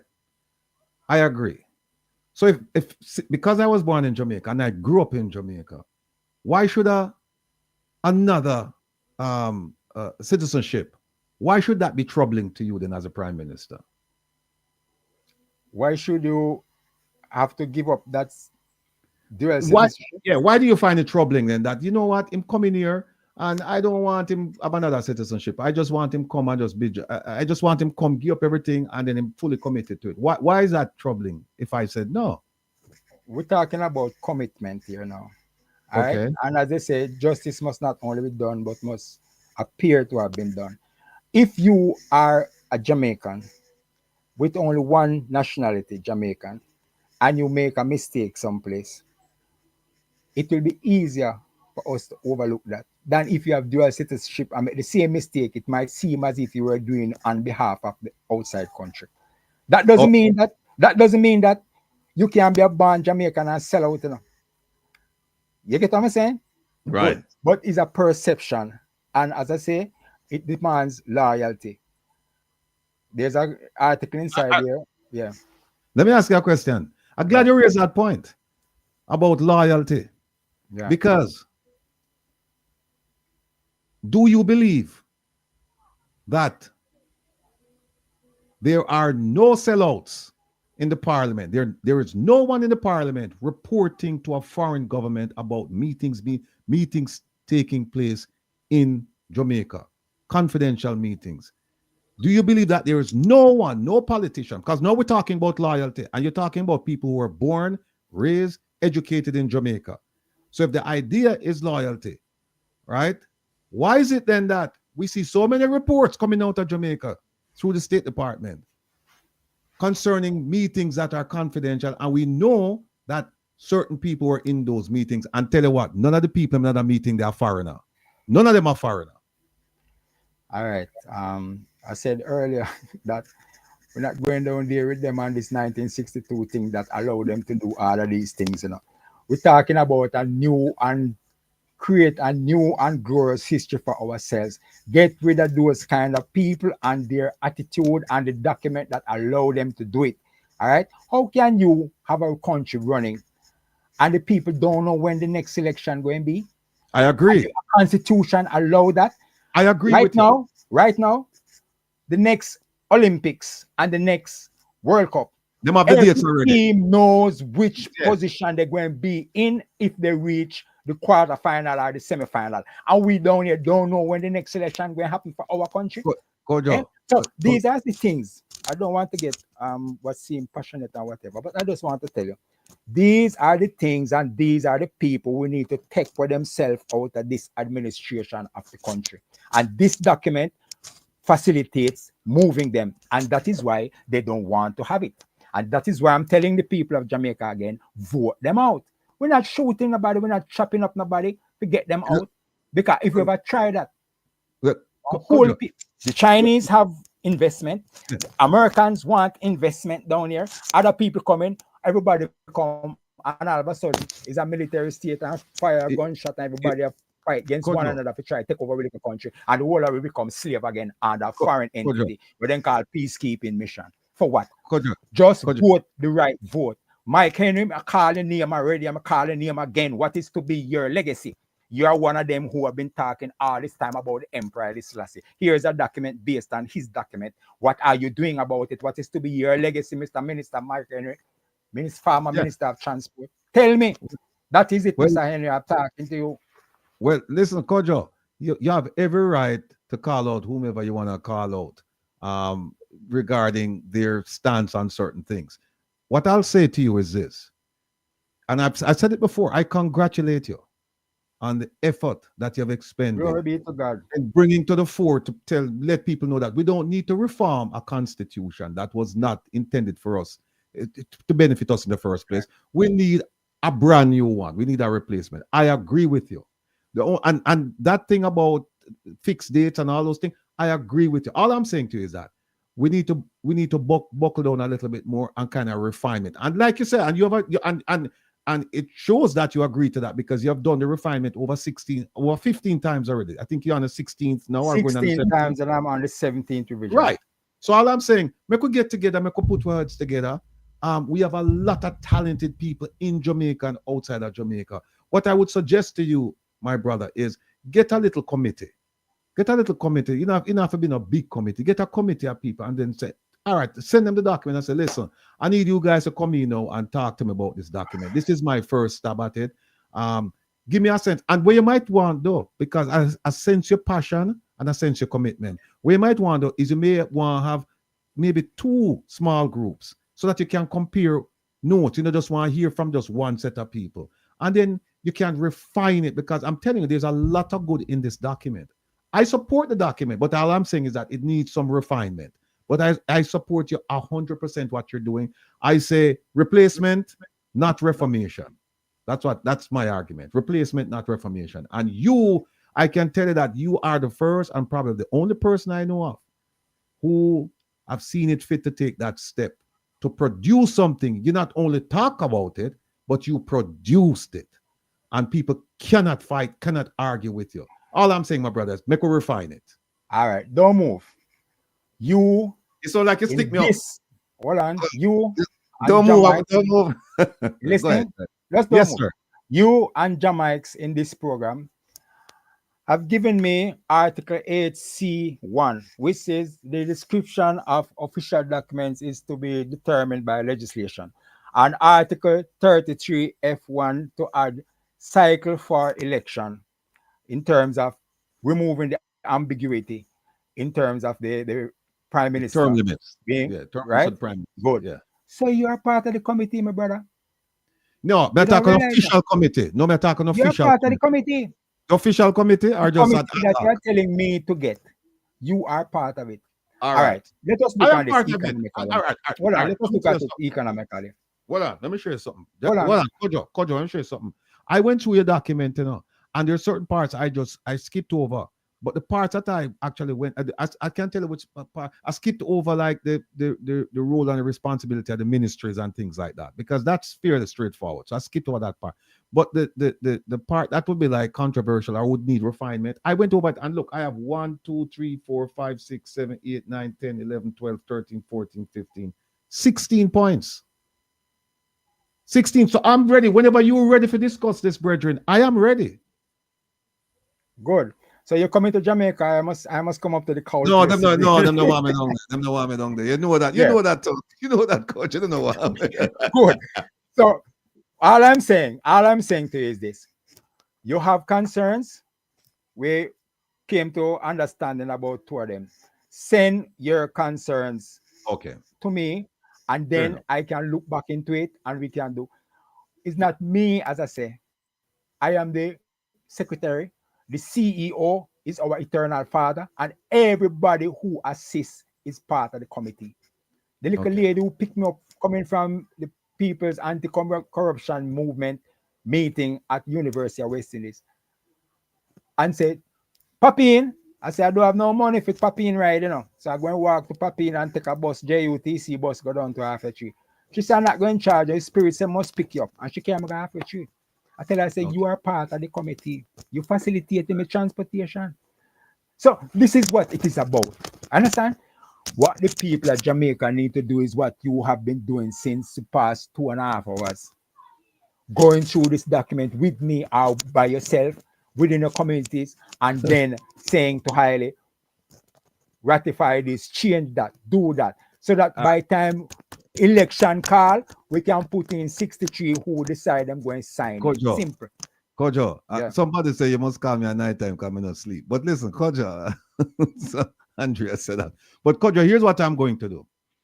Next week, I am going to send you my contribution for your consideration. This is not something that, and I, you know, again, it's a reasoning, right? Because you may disagree with the things that I say, and you may say, Ratty, I know so it going on. This is the way it go, and then me get a understanding, you know? Because like I said to you, the questions I'm asking is because I don't understand. So I want to send you some things and show you some things where I think that this might be better, but up to you, whatever. And we can have this discussion going. And I agree with you. I'm part of the committee, ad hoc or formal, because once you start putting, you know, contributing, once you start making an input, then sure, you believe that something should be done and you're taking a step in the right direction. So look, anything else, but we only have 3 minutes, brethren. I yield it to you and Jamaics. Give me a closing. Give me a closing. Jamaics. All right. Oh, Yes, this is it. Yeah. WhatsApp 1-876-225-1163. Email we the people republic ja@gmail.com, or download from our We the People Republic JA Facebook group page. View our We the People Republic JA YouTube channel, and you will get answers to very many of these questions that are being asked. Okay? In terms of going forward, these 63, if they don't want to sign it and they want to wait until an election and they are voted out, well, that's it. If the people decide they're not going to vote and allow these 63 to get their own people to vote them in, and we find that 70% did not vote and 30% split between the two and them gone back into the parliament, then we wait again till one other time. Okay? But I'm going to kill nobody to get this thing going. That's not my mandate. Okay? It's a proper document and people need to look at it. Simple. Because the parliament knows. Listen, Thanks for having us. Thanks for having us. Yeah, you have to come back, you know, because we just scratch the surface. And anytime, yeah. but I'm available and you're available. All right. And I plan to edit this and put it out because nobody's going to watch too much of a 3-hour program. But I'm going to edit it in segments, deal with different things, and put it out on YouTube. So you can look for another probably 10 videos coming out of this one. Okay. All right. And we just want to make a comment. One of our brethren says some of the most treasonous crime committed against Jamaica was done by elected officials and the private sector, not the general population. You know, the people whom we look to as leaders, people whom we look to serve us, them take advantage of us. So we'll keep that in mind as we close off. But it was nice having you. Yes, sir. Before you move, I think at the end of that document that you have, there's an information page, you know. Contact information page. You want to go down to the bottom, you see it. So you can put it up. Yeah, it's right here. The last page. Nice. That's the page you're talking above about? That. Just above that. Right there. See them, man? Yeah. See the people? Scroll up a little bit more. Scroll up a little bit more. Let me... And minimize the screen a little bit. Yeah, see there? Go up a little more, you see the WhatsApp number and the email address. All right, let me minimize it. Put it up a long time. Okay, here we go. The email address is above it and the WhatsApp number. Let's minimize this, the document that you see come up. Wow. There? All right. There you go. There you go. All right. So we have it there now. And finally, thing I could say from now, yes, I am ready, willing, and able as much as the Holy Spirit allows me and our eternal Father to be here to do what needs to be done for the benefit of our beautiful country, Jamaica, land we love. And thanks again for having us. Thanks, Jamaics, for sitting in and asking questions. All right. I hope next time You're we most have some better welcome. sound quality from my side so we can be more engaging. All right, and you Your can sound was keep up good for all the me. questions you can find. Send them to me, and we'll Okay. see what we can do. All right, All right, brother. All right. Take care of love and yourself. peace. All right. Thank you, Mr. Kojo. All right. All right, folks. There is a contact information for Mr. Kojo. And I urge all of you to go ahead and take a look at the constitution that that he's drafted, he and his group. And like I said, it's a remarkable document. But like you said, it needs refinement. And by no means am I, the person who's going to refine the whole thing. There are people out there far more qualified than myself to look at a document like this and make some meaningful changes, because believe me, it's well worth it. And I was hoping, Jamaics, that what they would have done, the government would have done, they would have Yes. said to him, all right, because he's given them this document, that they would have said, Yes. all right, you know what, come in and sit down with us and let's see how we can refine this document. Let's have a discussion. But they've completely ignored him. That's They've what I was completely saying ignored too. him. He has a wealth of knowledge, and to engage with stakeholders of the country with so much detail that he has. And he's very humble Yeah. about his information, and he's there taking criticism, and he's willing to adjust on the spot. That shows a lot of humility, and that is to be respected. And it's such a shame that the officials don't look at this man to say that you have a wealth of knowledge. Let us work together for the Uh, betterment of the country. I'm telling you, it's just It's an a amazing. crazy country. Yeah, it's a crazy country, right? Let me just put up something here. Kevin Digoff left me, you know, see that? And I said, Kevin, where you there? No, Kevin, I don't know about you, brother. All right, folks, Jamaics, you did something on there, man. See, man. Yeah. Kevin, where you there? Kevin must say I eat, man. Kevin must say I eat. Where are they now? Where are they now, Kevin? Me put them up already. Me play them now. Me play them now. Them up. Them up. All right. First is this thing here. I've always said to people, do not trust the words of politicians. Do not trust the words of politicians. People, do not trust the words of politicians. Do not trust the words of politicians. We have to start with that. All right. Now, I knew it here we would be your go. Let me friend. see if we can play the thing. Jamaics, we do for you. Let me see if we can play it. Here we go. Rattigan, you No, asked no. about No, not that. JETC. Part two. Minister, I'm going to ask you to just take the other two questions. Okay. The other, I see, Mr. Rattigan, I hope you're going to be your best self tonight. So let me acknowledge you and say. Hold on there. Let me stop. Stop right there, so. Be your best self, please. Let me play that again, people, and listen to this. And this took place on 2 nights ago, Thursday night. This took place. All right. Be Mr. Sharp questions. Okay. The other, I see, Mr. Rattigan, I hope you're going to be your best self tonight. So let me acknowledge you, and so it would be Mr. Sharp, Dr. Okay. Our distinguished ambassador saw it fit to make those remarks on a public platform. Let me say, folks, that I have never disrespected anyone on her platform, the Let's Connect platform. I have never, ever disrespected anyone. Also, I've been on that platform where I didn't ask any questions, and she called on me. There was one time I can recall where she called on me. I didn't raise my hand, and I said to her, Madam Ambassador, I'm just observing. I have no questions. And even some of my supporters, friends, family members say, "Hey, why never ask a question?" I said, "No, you don't have to ask a question every time you show up. You can just sit back and listen and make other people talk."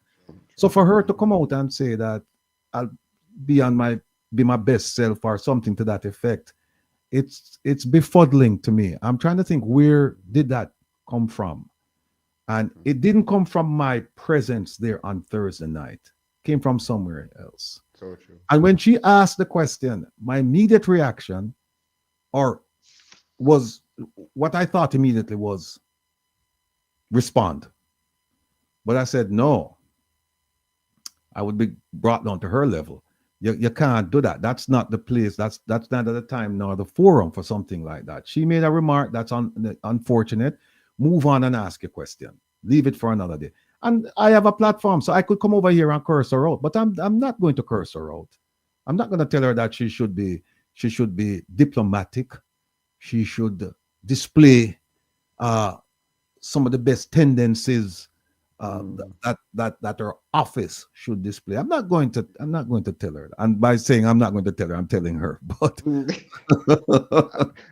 I was going through the document, I said this is rather unfortunate, very unprofessional, and it is a bit childish to say at the lowest level, condescending. It is something that you don't expect high officials to be doing, especially on an official meeting like that. Personal growls or feelings not supposed to be coming out when it comes on to high-level meetings like this. It's very disrespectful, and it shows again leadership. This. No, Jamaica, if I wanted to, when she asked that, immediately what question I would, if I really wanted to embarrass her, I would have said, Madam Ambassador, you have been out there on the forefront talking about Jamaica is a safe place to go, and that you're going to get the travel advisory, the level down, and all of that stuff. Please tell us how successful you've been. I could ask her that answer twice. And by the way, while you're at it, please tell us about the State Department, because I have friends over at the State Department. I said, please tell us about the State Department group that came to your office and what happened there. Why did they walk out? I could ask her all of these questions and embarrass her, but I said, no, that's not what you come about. Here, we hear my mother talk to me and she said, ignore ignorance. Ignore ignorance. But make her go on, folks, and play the video. Mr. Rattigan, go ahead. Mr. Ambassador, good night. Good night. Minister, good night. All protocols observed. Minister, I listened to your overview very carefully, and I noticed that you did not mention the impact of corruption on all the aspects you described. But be that as it may, two questions. But let me just set the stage for the questions. On September 12th of 2020, you were appointed the Minister of Education. A year later, the Auditor General came out with a report saying that a company by the name of Joint Committee for Tertiary Education received approximately 124 million Jamaican dollars that they should not have received. And she recommended a surcharge action as well as possible fraud action. After that, the Ministry of Finance and the Ministry of Education, they started pointing fingers as to who should bring this surcharge action. While they were doing that, the statute of limitation expired. And they brought the action against the acting permanent secretary, Ms. Grace McLean. The action was dismissed because of the statute of limitations. Since then, to the best of my knowledge, no action has been brought to recover this $124 million. Now, here's where we are. A few weeks ago at the post-cap meeting, you said that there is no missing funds. And this 124 million is part of the alleged 3 trillion that's unaccounted for. The statute of limitation for fraud action will expire this year. So if there is no action this year, that $124 million is gone and no one's going to prison. The question I have for you is this. Since you have said there are no missing funds, you haven't told us what the funds are. You just said there are no missing funds. Could you please describe to all of us the $124 million that's at risk for not going to help the children of Jamaica? And we talk about growth and development. You can't do that with an under or uneducated population. How do you describe that $124 million, and will we get it back? What's your plan to recover that $124 million? Thank you. All right. And the issue with that entity was providing training to the education sector. Mr. Rattigan, you asked about JETC and the issue with that entity. That entity was providing training to the education sector. Some questions were raised about the 124 million. All the information that we had in the ministry at the time was turned over to the respective agencies. It has taken them quite some time now, but I can tell you, it might be long, but I'm sure that they will complete their investigation. In terms of the $3 trillion, I just want to explain that within government, the management of our funds has many guardrails. And what that entity, the organization that talked about that 3 million is that, and I had to explain this, there is a central ministry, a central budget for the country. It's called the Consolidated Fund, into which the majority of the funds flow. Before any ministry is assigned any money on an annual basis, they present their budget. For the year, they have to outline what it is they're spending on. We have a very rigorous procurement process. I mean, we are belly aching about it, given the strictures of that process. So there is knowledge about what money is spent on. Additionally, ministries are given funds on a monthly basis, and they have to submit their cash flow statements to the Ministry of Finance and the Public Service. And again, we have strict procurement guidelines, not just for infrastructure, but for services. You go through a whole process. So eyes are looking, there are persons looking over the process. What the Auditor General reported is that at various ministries, they are supposed to have audited statements. And there are ministries that are late for different reasons. Coming from the Education Ministry, there's a situation in which when I got there, accounts were not at that point where the information could go to the Auditor General. Since then, I can assure you that that ministry has done a lot of work, and many years of its statements are before the Auditor General. And I have a commitment to work with all the other ministries that are out of compliance with the Auditor General as to the submission of their information to be audited. So it's not that there has been no accounting of the monies. There's been proper accounting of it, and a lot of different guardrails are there, but they need to make that final step to produce the statements that can be audited. Just like if you have a business, you can produce financial statements and they're good and proper, your accountant would have done it and so on. But in a business, you have to get that final, sign off from the auditors. And that is where we are, with some of the ministries. But like I said, we have had some success since 2020 with the largest ministry being able to submit several years worth of information to the Auditor General. Thank you so much, Minister. And I see where your very extensive financial background will be in use in helping all our ministries to get their accounts up to date in front of the Auditor General and get this misconception that being late means that monies have disappeared. So I'm very, very appreciative of your response, and I look forward to continuing to hear about the ministries getting up to date. Uh, Okay, hear that, people? First of all, we got a non-answer. And then we have an ambassador who's saying, thank you for that extensive explanation. And you're correcting the misperception that filing late means that funds have disappeared. This is what happens when you have square pegs in round holes. You don't get an answer. And you know, the thing about it is that, look, I pride myself on asking the right questions. I'm not always successful. But when me corner you, you know. And any answer she had given, remember, is ask her two questions.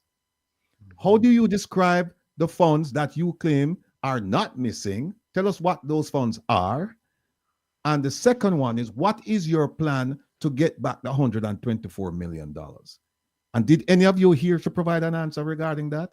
She go all around the Primrose Bush and she take me over, and she come back and she go so. And at the end, we say, but Minister, you know what I did? In the chat, I wrote to her and I said, Minister, you still haven't answered the questions. And of course, you know, them now will give me a chance for doing a follow-up, right? But I wish we had more time, because we don't have much time tonight because we have Mystica come on. But I wish we had more time that I could just go into this and explain to you people. Why is it that Kojo right when Kojo, you hear Kojo talk about elect them people, you know, are them people I talk about, you know? These are the people Kojo talk about. Kojo right. And we are like lambs being led to the slaughter. We don't read, we don't think, we don't understand. Not all of us, but a lot of us, and that's why we have this program, so that we can deconfuse people and we can have people now start to think in a critical manner, that you just don't follow a color, you just don't follow a party, because God knows the PNP have for them own problems. So we'll deal with some of that next week. We'll talk about some things will happen next week, because no party is perfect, right? But we don't spend time talking about the PNP, because the PNP is not as we know it, government. Technically, they're part of government, but they're not government in the sense that they don't have the numbers in there. They're not a part of the cabinet. They're not making big decisions for Jamaica and Jamaicans. So we don't spend time with them. We spend time with people who are spending money and mash up the country. That's what we are spending time on. But if you listen to this lady, listen to these two ladies, you realize that the two of them don't make one. True. No disrespect to both ladies, but the two of you don't make one. The two of you don't make one, because Uno thinks surely it would be an embarrassment. It would be an embarrassment for me for Uno thinks me thinks Uno answer the question. Uno must know better than that. Uno must know better than that. Any answer she give, if she say, oh, the money is not missing, well, the money is unaccounted for, problems. If she said, oh, the money is misappropriated, problem. The money is problems. The money is she cannot answer that question. And when you ask her and you know why the question was so pertinent? Because she was the Minister of Education when the report came out. And she had to deal, in fact, I'm going to show you something where she had to deal with the Ministry of Education, Ministry of Finance in terms of the surcharge action. And Nigel Clark said, no. Because them said, oh, Minister Clark filed the surcharge action already. And Minister Clark said, no, not tell nobody that. We don't file no action. And he said this in public. So she has connections to both agencies. So now the question is, okay, since you're in charge of the company's financial affairs now, and you know that $124 million gone from the time you over there, so now that you over here, what are you going to do about it? You know what, Kevin? Hold on there. I wish Palmer there, Kevin. Talk to me there, because made a spin. Well, This is why you're No. asked to be on your best behavior. This right. Okay. Well, You're you keeping- know, when going through the document, listening to what you were saying right throughout, and I'm saying one word scream at me: cockistocracy, being led by the least People- among us, and Mhm. it looks very bad. Your question was an excellent question, very strategic, and you know what I realized? They're very disrespectful because they could never believe that they're talking to a former FBI agent as 30 years experience and talking so much foolishness. It is real disrespect. Jamaics. Yes. FBI supervisor. Thank you, you see, I'm a part of it now. But when you look, and them tell us it's taking some time. 9 years. 9 years taking some time. I don't understand that. I look at it and say, instead of you give an answer, you're going to explain the parliamentary procedure and acting like people don't know what is a consolidatory fund. We don't ask that. That is disrespectful, I believe. Go and tell somebody that on the street that don't understand it. But you Right. cannot come to an official person to say things like that. It's You know, just bad. But we want to get to the thing before Mystic come on. So just I'll show just a little piece. We have to follow up with this. But look at this, people. Look at this. Look at the headline. Finance Ministry shoots down statements about Grace McLean. What's the statement? That the Finance Ministry was filing the surcharge action. And here it is. That's her right there. Right? And it's look at this. Look at this. The Ministry of Finance has shut down statements from Education Minister Favour Williams and her deputy Robert Morgan that the Finance Ministry has taken surcharge action against acting permanent secretary in the Education Ministry, Dr. Grace McLean. So she never know where I'm going. She was there, she don't know where I'm going. She had to, because people, hold on, Kevin, which part, with the financial administrative thing, the Kevin, which one I put it up there? We put it up this morning. By the way, people, at this we are talking about, you know. You see that highlighted one there, where they make a payment of 124 million, right, to an entity without legal status. And see what it said, the purpose and use of the funds are unknown. So that's why I'm asking her, how, is this missing funds? The lady said people were trained. A lie. Well, I can't show you. We can't show you something. We can't show you something with the ministry. We can't show you what the Auditor General say. We can't show the Auditor General finding. Hold on there. Hold on there. Sit, you know, hold on there. Hold on there. I'll show you something. We don't play around here, you know. See now it says Finance Ministry takes surcharge action. Surcharge action is when a government official pays out money negligently or intentionally or whatever to an entity or a person that they shouldn't have paid. And the surcharge action is saying, no, you have to pay back the money, right? Mm-hmm. And see them say the Finance Ministry takes surcharge, right? Look at where it said. The Ministry of Finance has taken surcharge action against Dr. Grace McLean in relation to 124 million that cannot be found. Right? What date was this article? January 5th, 2022. But wasn't the first one January 1st? Yeah, but look at this. Look at this. Look at this. Look at this, people. Look at the top of your screen. Top of your screen. You see what it says? It says surcharge action was taken by the Ministry of Finance and the Public Service, and letters would have been written to our permanent secretary in that regard. And I know she has taken the necessary steps to deliver the letters that would have come to her, said Education, Youth and Information Minister Favour Williams. She was the one who said that the surcharge action was filed. She's the one who said that.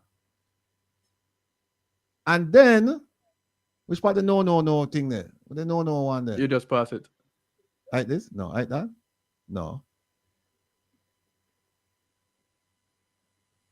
A bit in my See that? Yeah, no, see that? So people keep in mind, see that? Minister Favour Williams come out and tell the public that, hey, Ministry of Finance them take the surcharge action and we'll get back our money.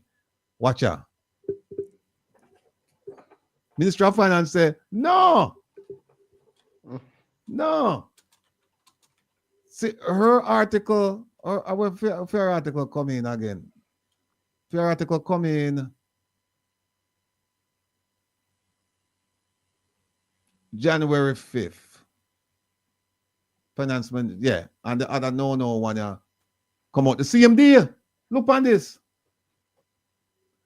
The CMD. Okay. Mm. Okay. No, want to play the video with this lady here? Sorry again. Thank you, Here, Minister. You're a nonsense. And again, there are no missing funds. Thank you. We do not have missing funds in the public sector. And I've seen the report. All right, make us stop. No missing funds, and we're taking surcharge action. Minister Nigel. For no missing funds. Well. Yeah, take surcharge action for no missing funds. You can open bank accounts with no money. Yes. Makes sense. What madness. All right. So we can look for no money and file surcharges for no money. Yes. We're going to show you something now. And this, I think, Kevin, we took this from the report. The Auditor General's report concerning this $124 million, right? And here it is.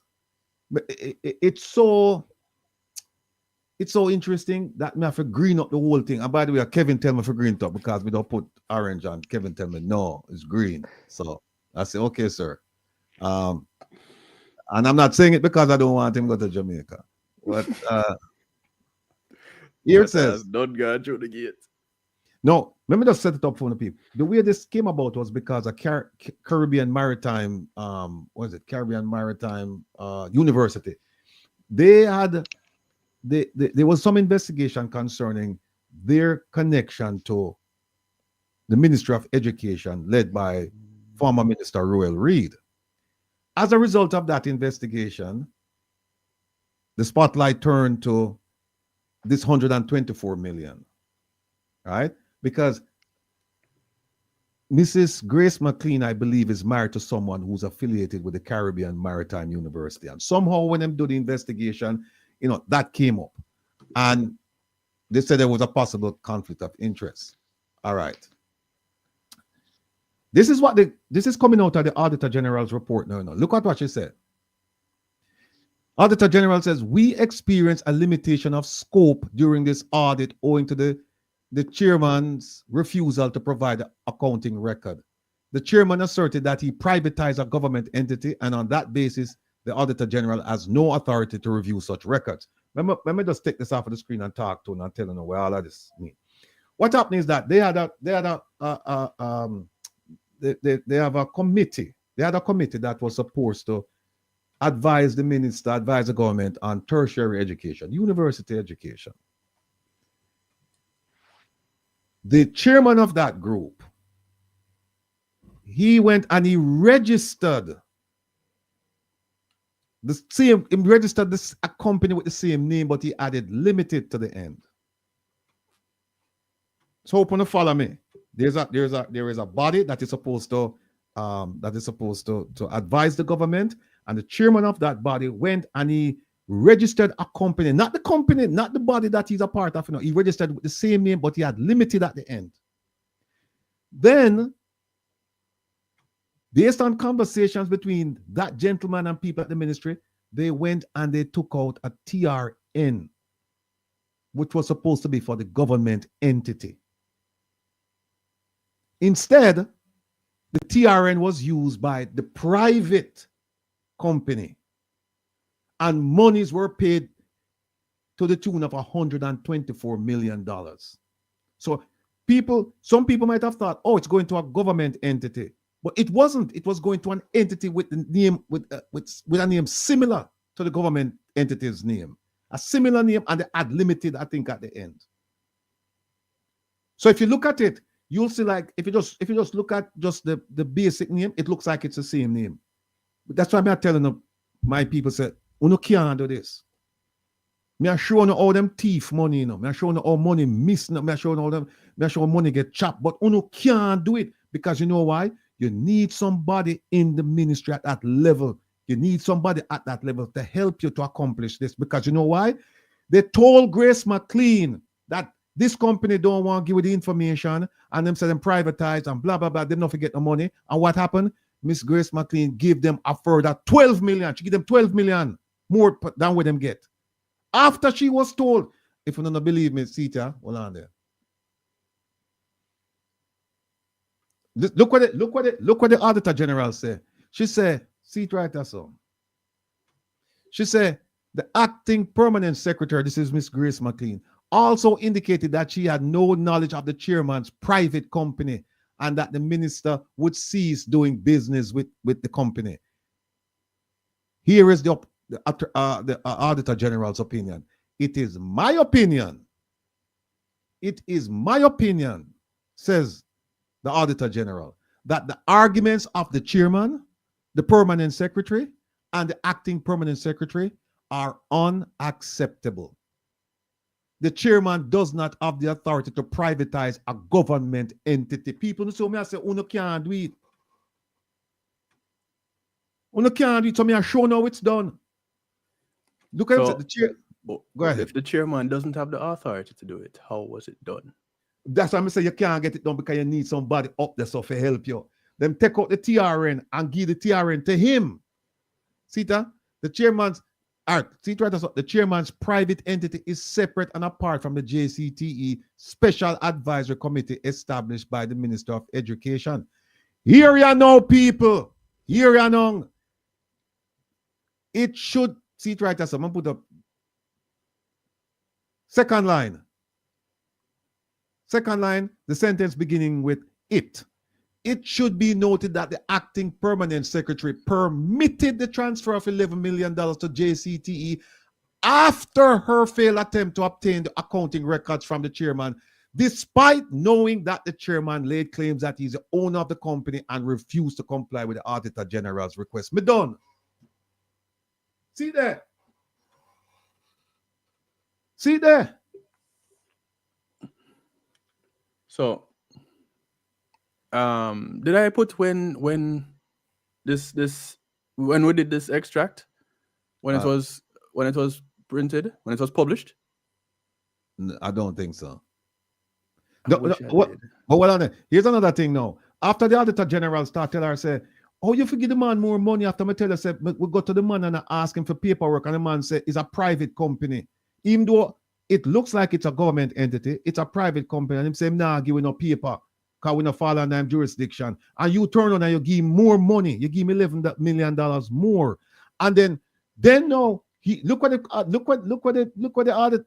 acting permanent secretary could do. Look right there, so.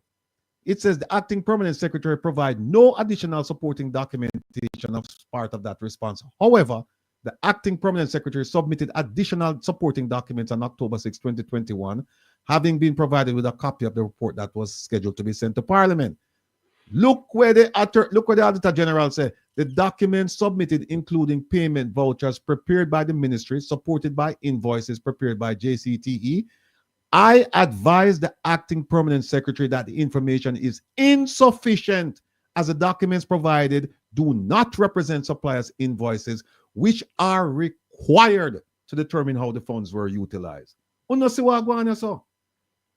me want, when me want, me want the minister, Dana Morris Dixon, I want Minister Faval Williams, I want the ambassador now to come and tell me how them classify this. How them classify this, because this money, remember now, people, the surcharge action, the statute of limitations expire. So you can't bring that action to get the money back. The fraud in Jamaica, the statute of limitation for fraud is 6 years. This are the 6th year. If them don't bring it this year, if they don't bring it that year, yeah, it gone. No.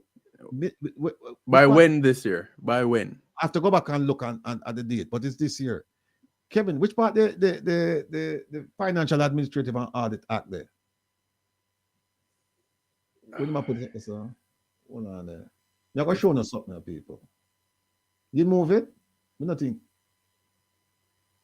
Hold on there. Not up there. No? No. All right, let me bring it. Yeah.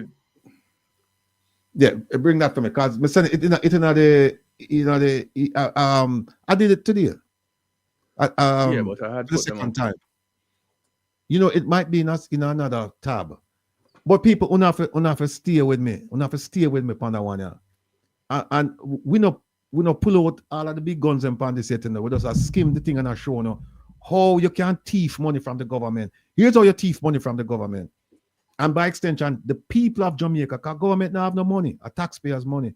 What you do is you farm a little thing and say you're advisory, you jump up on an advisory committee, and then what you do with the advisory committee, you go register it, but just put limited at the end or LLC because the government want to register. So you just register the register as limited or LLC. So actually, it's a new company with the same name, basically.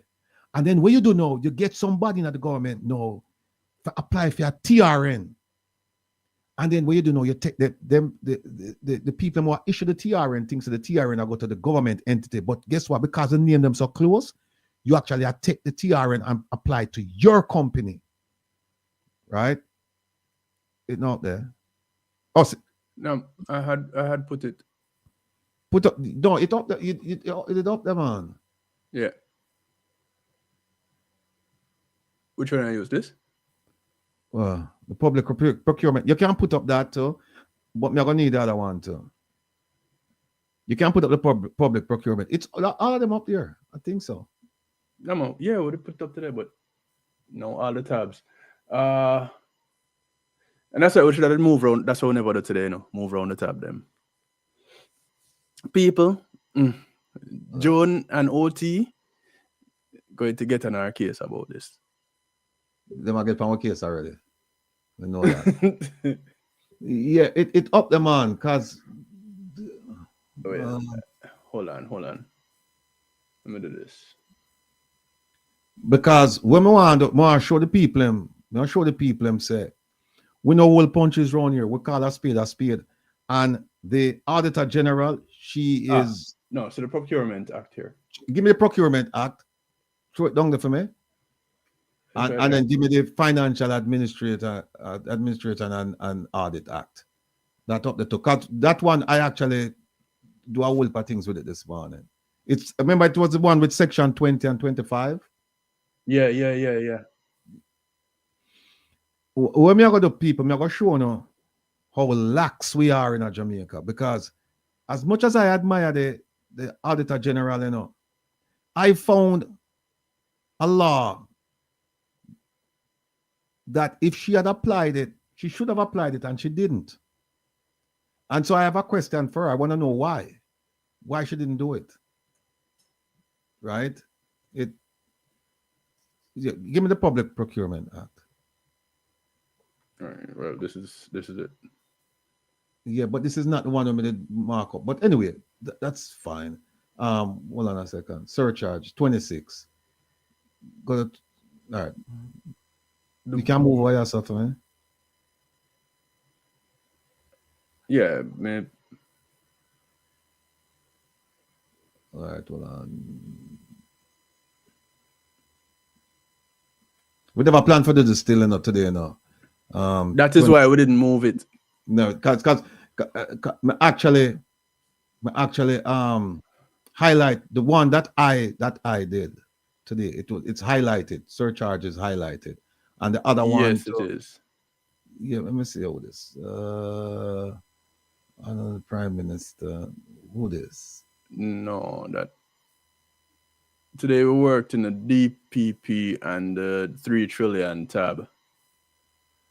Yeah, that are the groups. The DPP one is fine, but the 3 trillion, it's not there. Because we had added it. Yeah, not that. All right, I'm going to have to come back under this next week because it's not making any sense for that. All right. Yeah, and thing was supposed to be here. Push them back over the other side. Yeah, I got you. All right. So, we people in there still? Yeah, we people in there. I'm not leave you, know, cause let's see, hold on there. Hold on there. What is it now we're hearing about this from all of them? Candy Max, you would be surprised. I can give you another audit. Did you know, Candy Max, that the audit for the DPP office, which is supposed to be annual, go up on the website. You know what them start? No, them start lock. No, you can't go up on the website. They will lock you out of the website. They will lock you out of the website because if you go to the, as of a few days ago, we did it. The 2015, 2016 audit for the DPP's office. You know when that was done, Candy Max? It wasn't done 2017. Wasn't done 2018. Wasn't done 2019. I don't think it was done in 2020. I think it was done in 2022, 2020 or 2022. And you know who signed it? Minister Delroy Chuck signed off on it. I saw that report with my two eyes. So they're doing an annual report, you know, for 2016, 2015, 2016, in 2020 or 2022. So you see, and when you go to the, well, we can't go now because them shut we up. But when we went to the website for the annual report after 2016, they exist. Them they exist. What's the actual URL for the website again? Administrator General JM. For which one? The one that we locked out of. No, the we lock out of the Auditor General. Auditor General. Auditor General. .gov.jm. .gov. Yeah. Yeah. Them people. Y'all can go check it out. And if anybody gets in, as soon as you put in the URL, if you get in, just put it in the chat. I am in. If you see anything other than a WordPress information page coming up, first of all, asking which language it is that you're looking for. Right. Let us know, please. Oh, wait, it says detail now. Yeah, that's why I left it there. Oh, yeah, financial audit and all right. What the other one I know? I'm sure that one I know, but the one I can show so the Auditor General never do her job. I can't show that one. I mean, me a bigger up still, but she I don't know if them put fear in her and she just decides, say, you know what, I'm gonna just leave it alone. You know what, Kevin? But we leave it because we have this one for put up to the one where we can't, where them not let win, and fortunately we have it. Hey, all I know we have Blackway from the website. We have the slide. We have the slide presentation. We have it. So we just want to know. We'll find out ways to get around and get it. So we have it. The Auditor General, stay tuned because next week I'm going to touch you. I'm going to touch you and show you where you make a mistake. And I'm going to show you how you can correct the mistake. Right? So all is not lost. But folks, that is what that is how them run the thing. And like I said, next week, because to be fair to Kevin and to me, we never really, because I said to Kevin, we have 12 things to talk about. And I said, yeah, well, we just pick like 2. And we want to talk about the DPP. So this one was just like him say, if you get to 2, maybe you can get to 3. So I said, I don't know, I think I'll get to it, you know.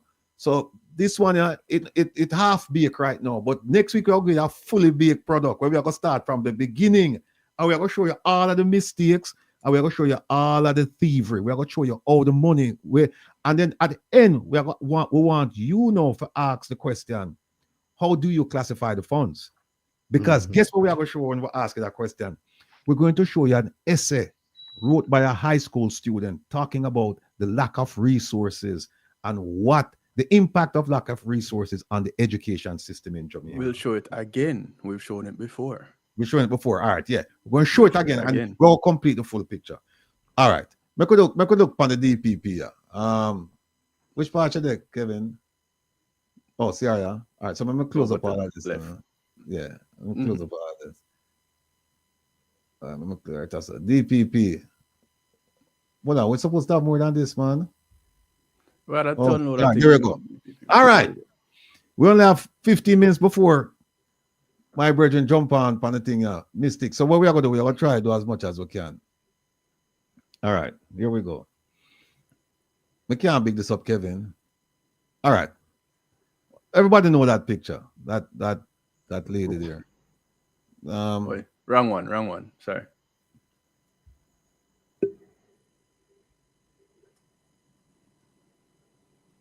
All right.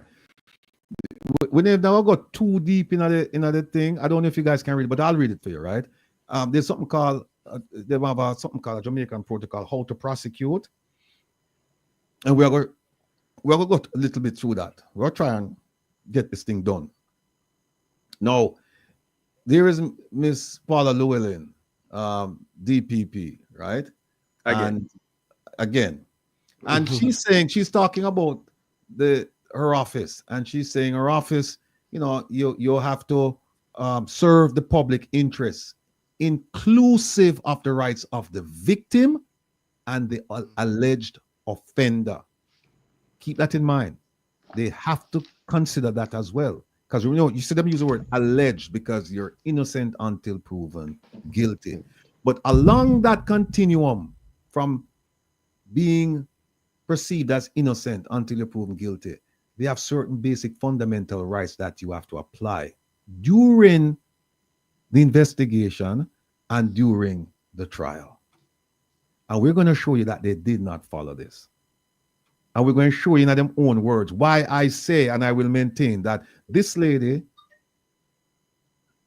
is not one of the brightest attorneys in Jamaica. If I were in her position, I'd resign. And when you see the thing, you'll see.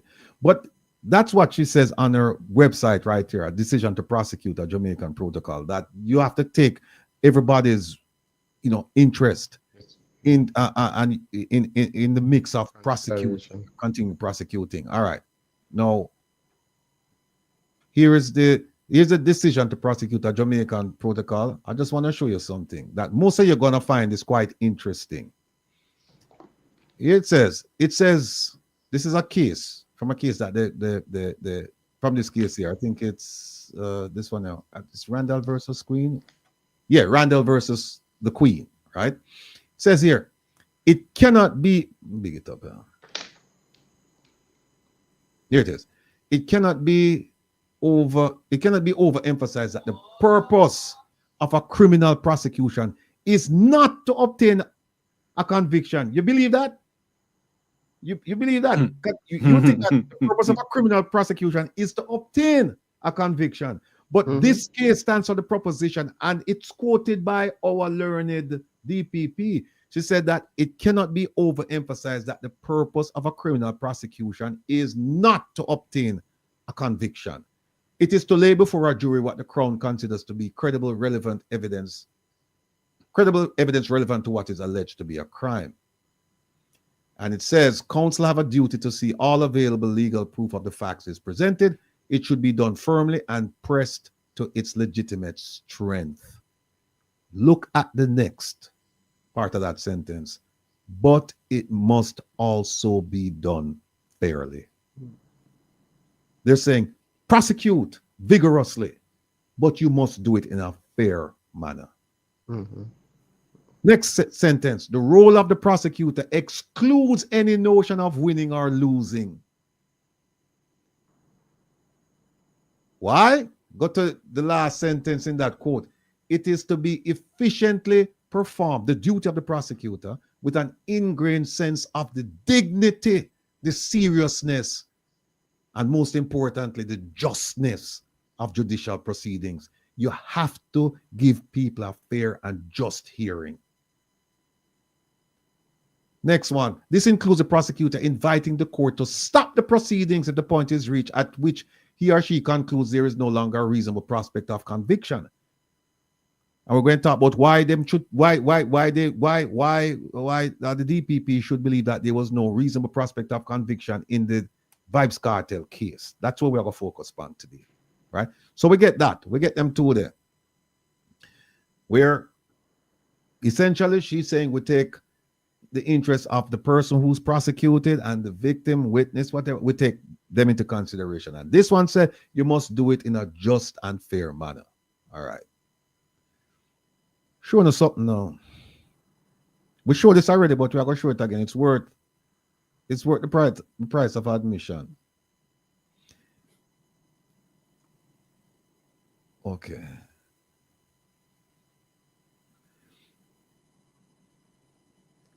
Now, at the conclusion of the Vibes Cartel trial, just before summation, everybody know the story, that the judge had a hearing in his chambers because it was alleged that one of the jurors was trying to bribe the other jury members. And so the judge said, all right, attorneys want to come in my office, we could figure out how we're going to do this, right?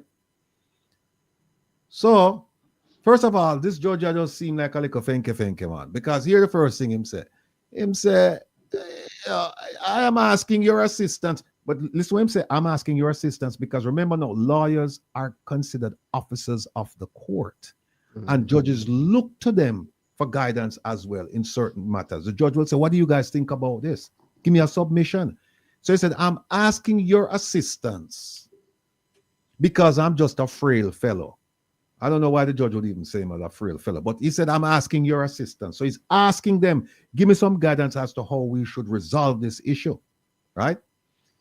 So here's what Ms. Paula LLEWELLYN said to him. Judge, it is dependent on what your lordship decides. Then she go on down and said, but that is not for you, Judge. She said, if there is still credibility in the matter, but that is not for you, Judge. We don't know what she has to write this up. But it get more interesting.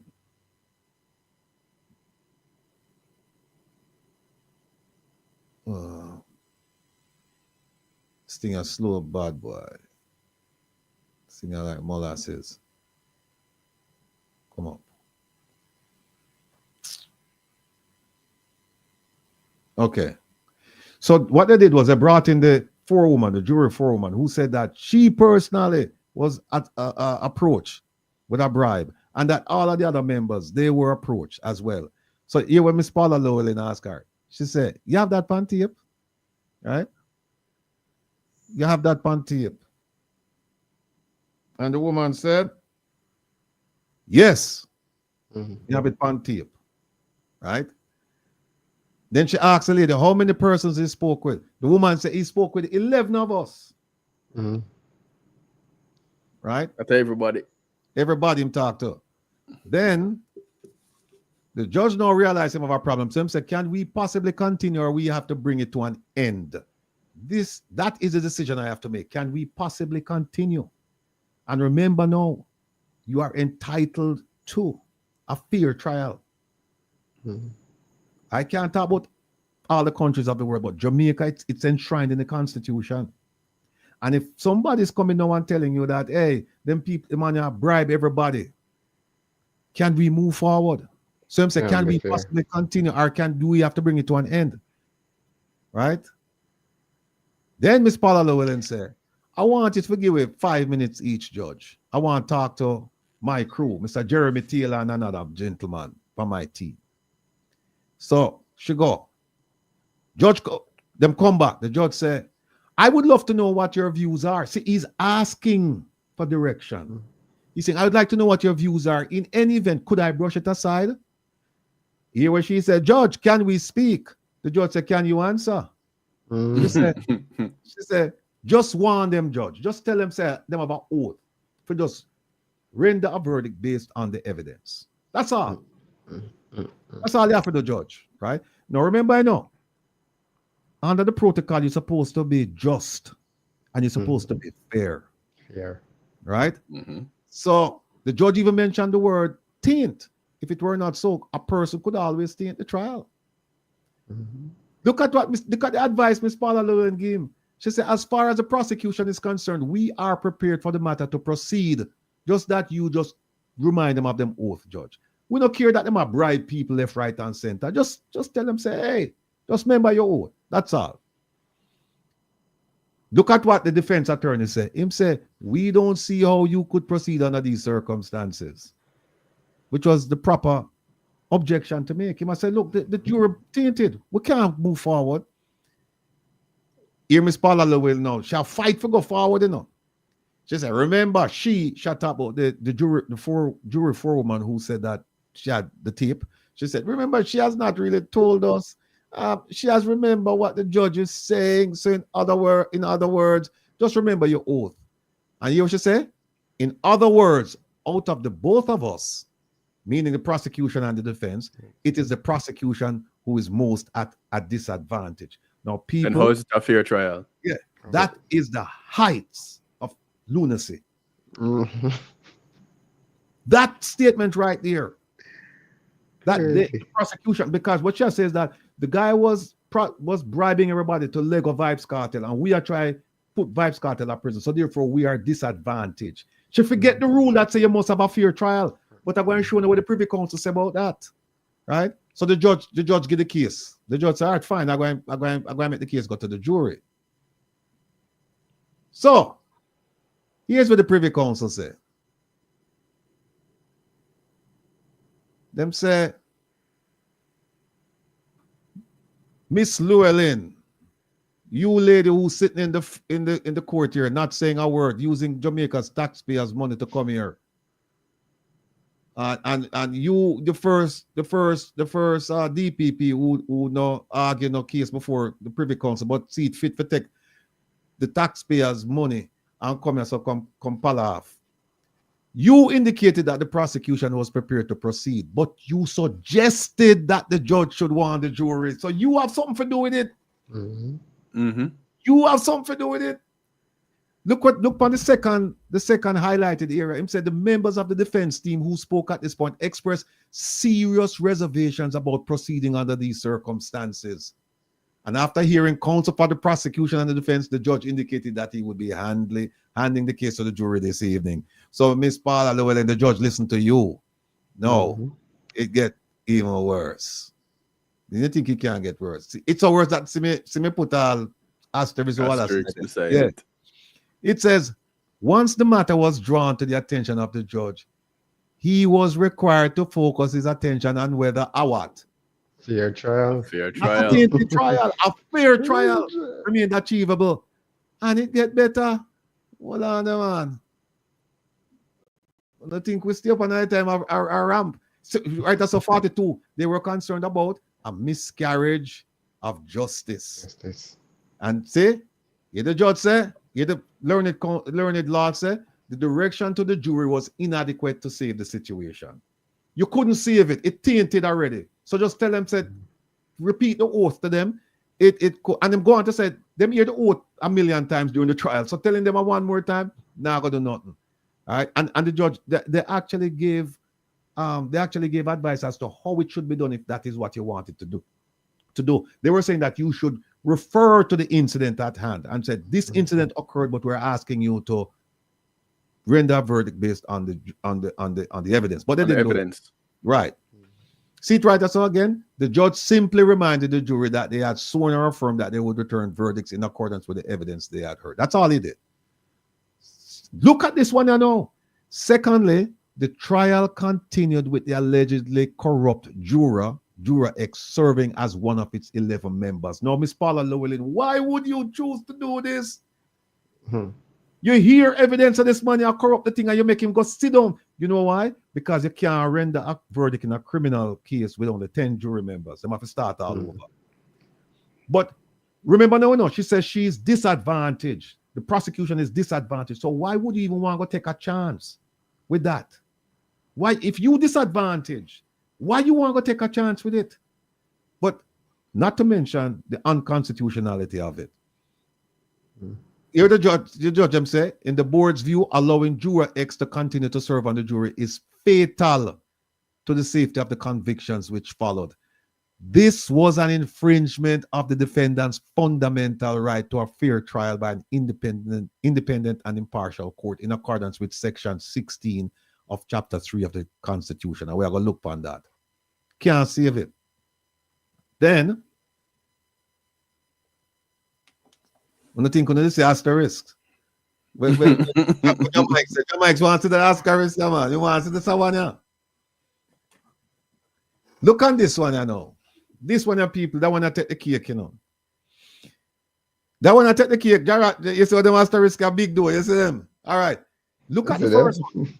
Mr. Knox submitted that since juror X could be expected to argue for and to vote for the acquittal of the defendants, it was the prosecution and not the defendants who were likely to be prejudiced as a result of allowing the miscreant juror to continue to serve. Well, I'd say is this, that since the juror was tainted against the prosecution so that the juror members could have Lego Vibes Cartel, right? It is the prosecution who would suffer. That is the argument when Miss Paula LLEWELLYN did make to, in the judges' chambers. And look what the judge said after that, what the learned lord said. Them said, however, the prosecution had approved of the course which the judge followed. Come on, Miss Paula LLEWELLYN. Come talk to me, man. Come talk to me, man. We come from nowhere, but we feel like we're somewhere tonight. Come talk to me. Come talk to me. The judge said, you and your people, whoever it is from the prosecution, now uno convince him. These are the learned lords I say to say, uno, because the learned lords see the transcript and say, no, at them tell the judge for this. The judge will ask them for advice and then give him the advice and him follow. And him say, look at the next sentence. At the hearing in chambers, the DPP had expressly agreed that the course should be adopted in those circumstances. And look at that. It says, the prosecution may be regarded as having waived the irregularity, meaning that the prosecution agreed that, okay, it might bribe people, and it's irregular, but we are going to waive it. We are going to move forward with the trial. And him said, and the judge was entitled to allow the trial to continue. The board is unable to accept this submission. Them said that will happen right now, so foolishness. No. See the coup de grace, you know. I just know. I just saw the stabbing go on. But I shouldn't use that word. I just saw it go on. I just saw the point. Not drive home the point. No. Look what the learned Lord said. We are not concerned solely with the rights of the prosecution. Because remember, Shah said the prosecution was disadvantaged. Them say we are not concerned solely with the rights of the prosecution, but also with the right of the defendants to a fair hearing before an independent and impartial court. The fact that the prosecution might be prepared to waive an irregularity does not absolve the court from its responsibility to ensure a fair trial. Just because you think you're disadvantaged, it don't mean that we move forward. It's not fair. And it said, in order to maintain public confidence in the administration of justice, it is necessary to do justice to both prosecution and defense so that the guilty may be convicted and the innocent acquitted. Beautiful. Beautiful. They run out of court with that. Let me see if anything else today. Let me see. They have some other things when they mean, oh, she make an argument to, oh, okay. Here the judge them said. The judge them said, you know what happened? You talk about say you disadvantage, but here's what could have happened. The fact that you allow it to go forward, it could have backfire. And the jury members them could have voted against Vibes Cartel. And what would be your argument then? Yeah, because they must say, listen, one man go around and say vote for Vibes Cartel. Vote for acquit him. The other people them could have said, no, something wrong, no, sir. Something wrong here, sir. Yeah. And them say it right here. Them say 2 points emerge with great clarity. No ambiguity here. No confusion. Two points emerge with great understanding from this judgment. The first is that an improper approach to a jury may influence that juror for or against a defendant. It could work both ways. Him say, in the circumstances of this case, there was a danger that the attempted bribe might operate consciously or unconsciously on the mind of the other jurors so that they would overcompensate. For example, by assuming that the offer must have emanated from one or more of the defendants and that they must therefore be guilty. The judge took no account of this risk of overcompensation by jurors who had been offered bribes. And then went on. I'm going to say a mistake there and want jump in at the thing here. Let me add him here. Yes. I don't want to take up mistake time now, but people, see what we do here now, Me go now with my bride self.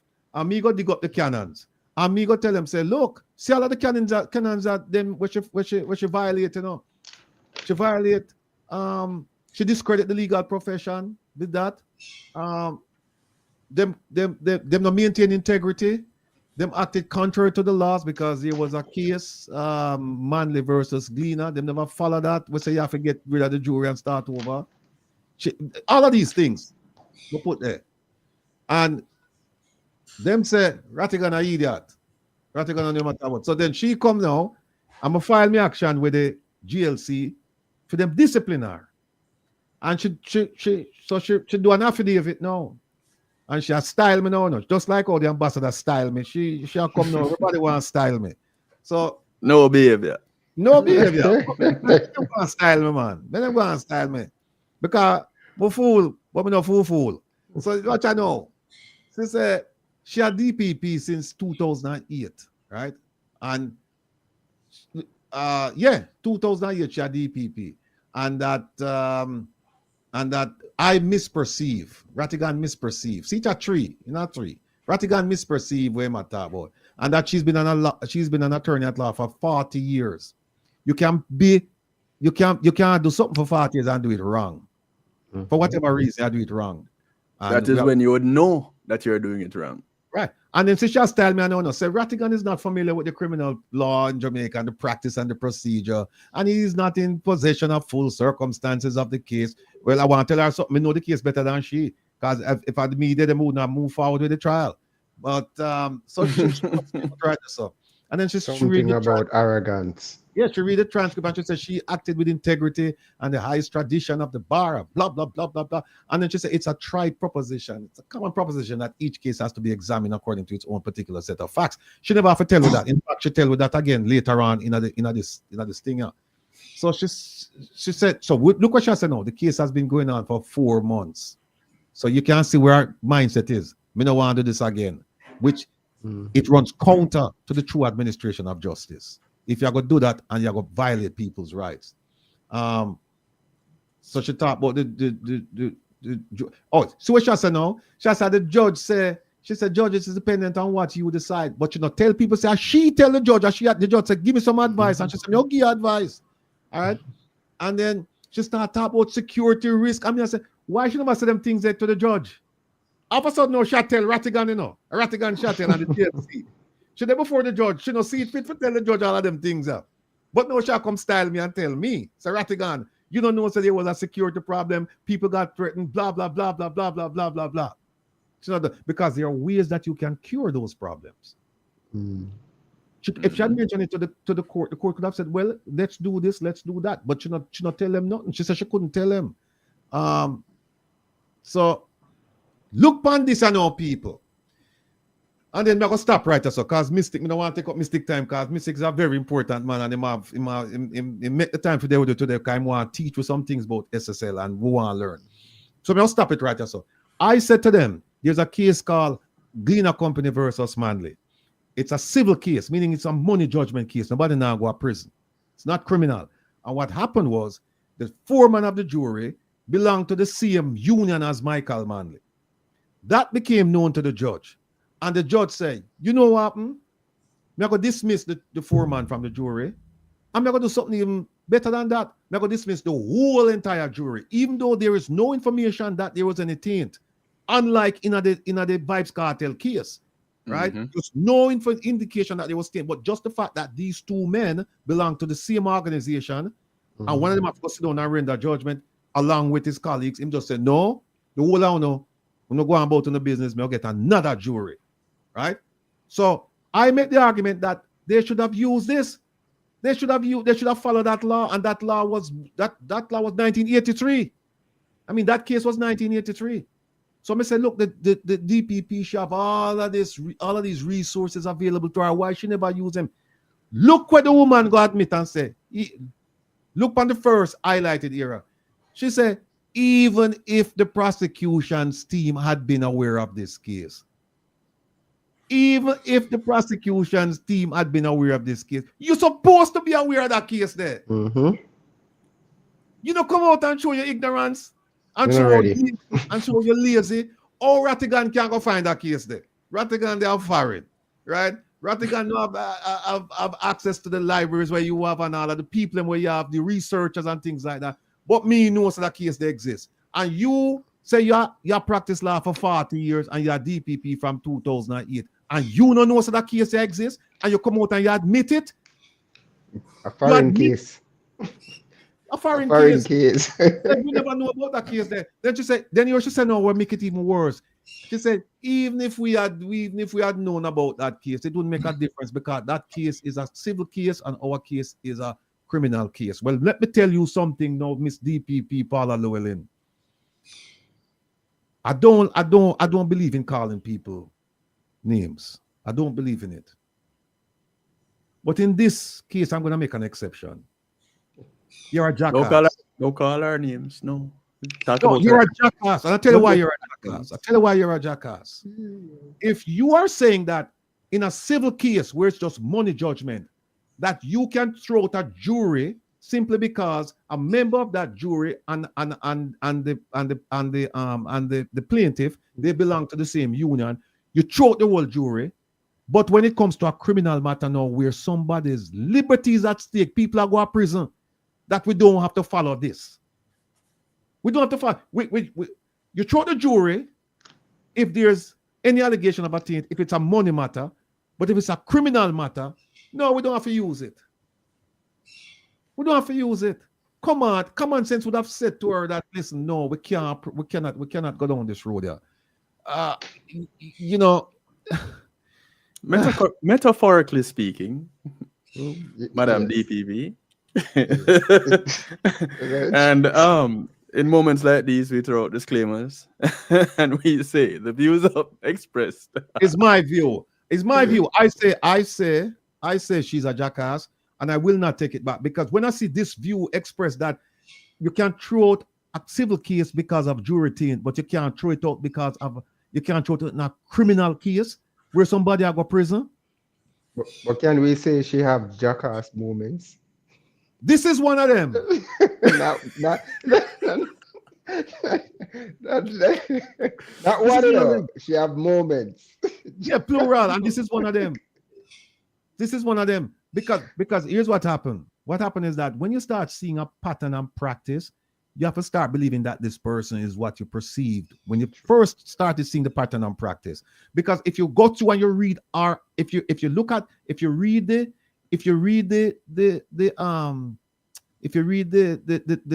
thing coming out of the judge's chamber, the transcript coming out of the judge's chamber, yeah, what she said to the judge.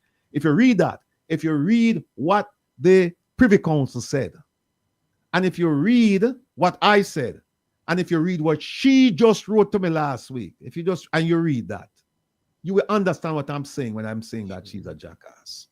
You will understand it. You can't. What kind of move is this? Oh, hold on a second. You don't think she's a jackass? Let me show you something else. Hold on there. Hold on there.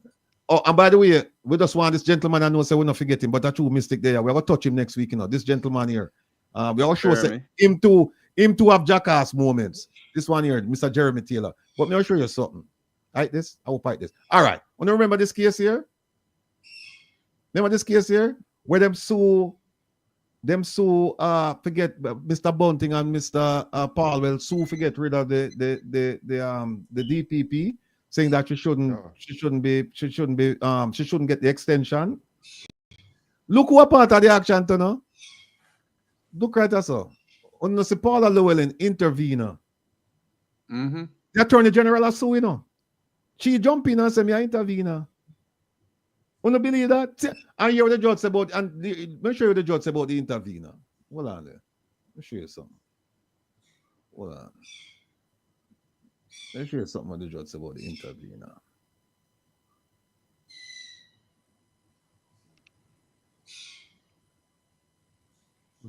It should be 8. It's it's somewhere right so. Where the judge she asks some money to, you know. She asks some money. Hold on there. See that? Look at number 8. On the can't see number 8. I'll read it to you now. It says, the court would make no order as to cost concerning the intervener.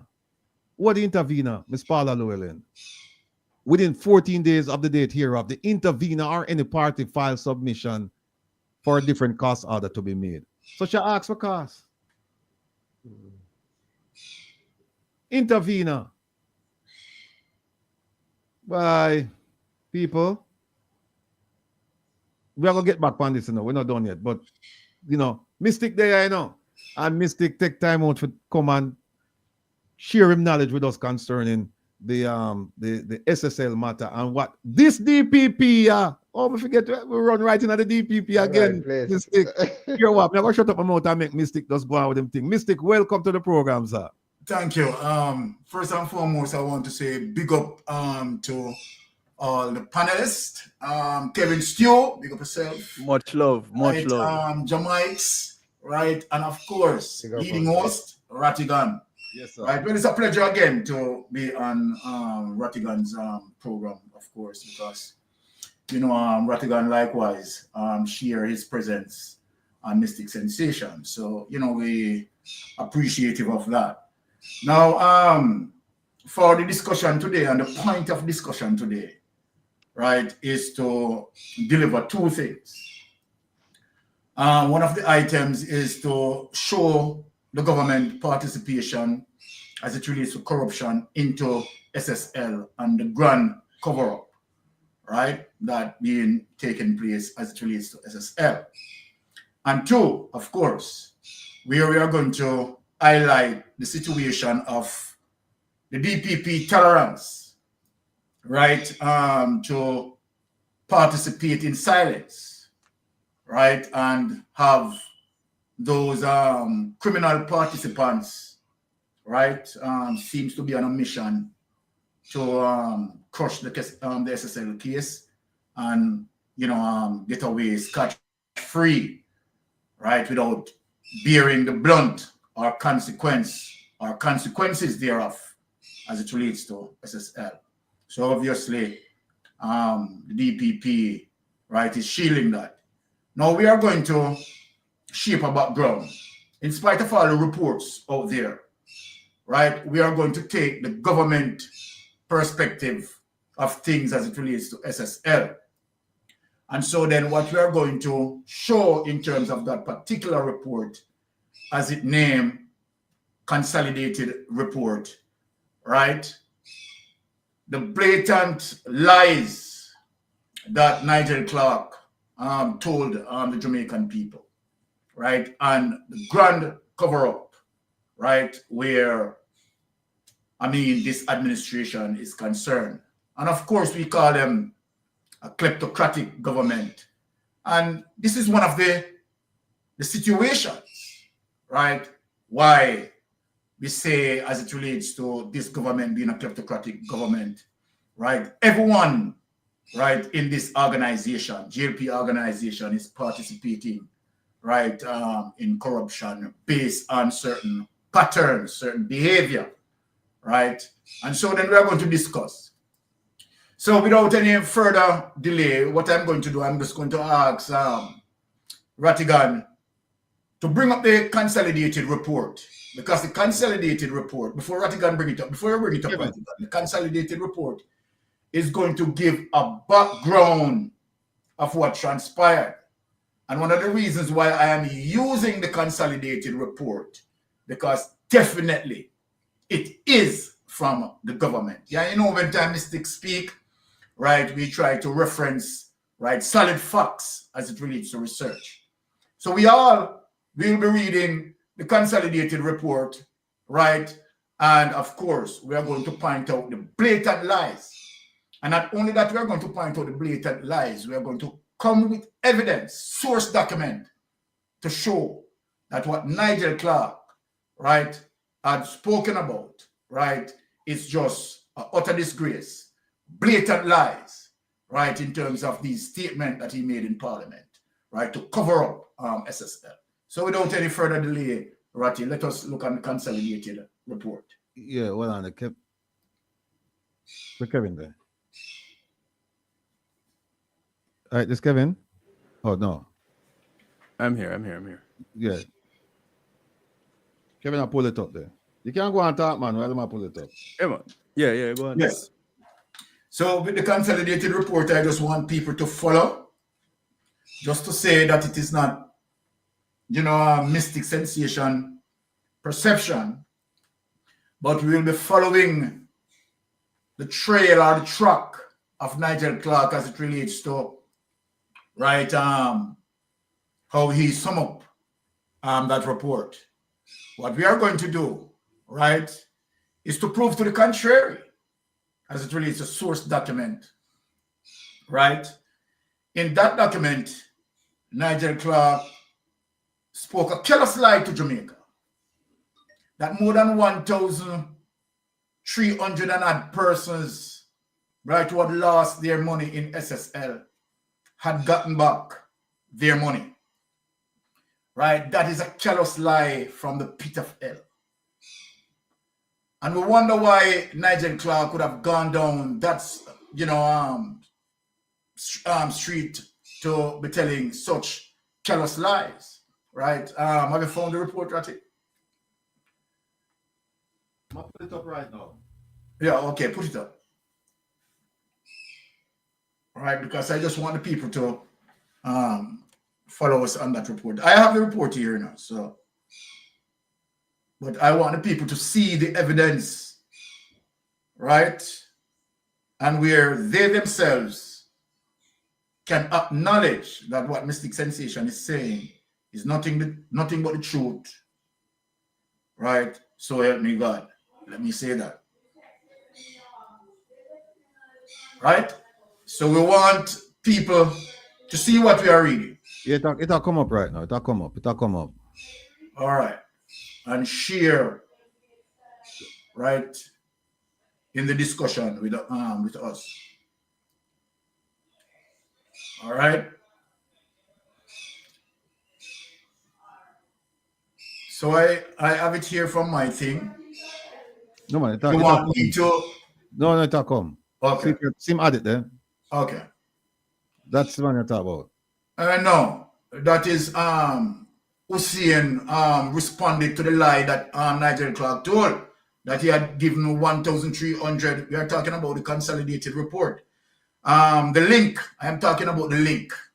The link with the consolidated. You want me share the screen with you? Yes. All right, go ahead. Okay, all right. Let me see. Hold on. No, I have it on my phone here. Send it to me. Oh, let me send it to you. Okay. So that let me send it to you again. Right? Okay, there it is. Okay.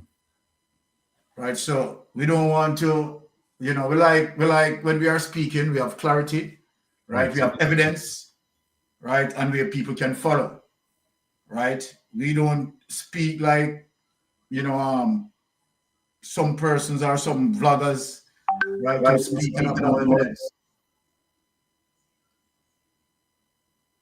Yeah, it'll come up now. Okay, cool. All right. So we'll be going through that discussion tonight. All right, people, just bear with us, right? Because we want to replicate from evidence. But Sir Byron, okay, there it is. Yes. Oh, there you go. Okay, there it is. All right.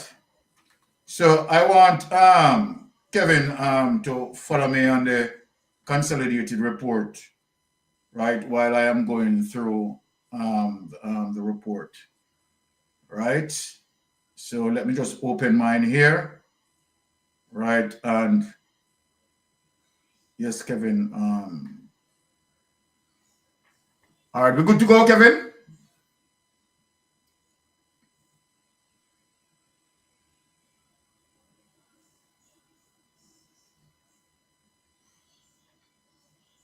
Yeah. That's okay, it. so there's the date, April 17.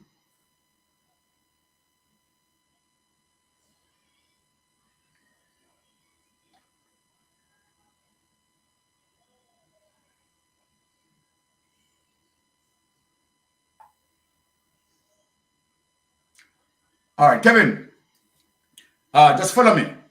So I'm going to begin to read, right?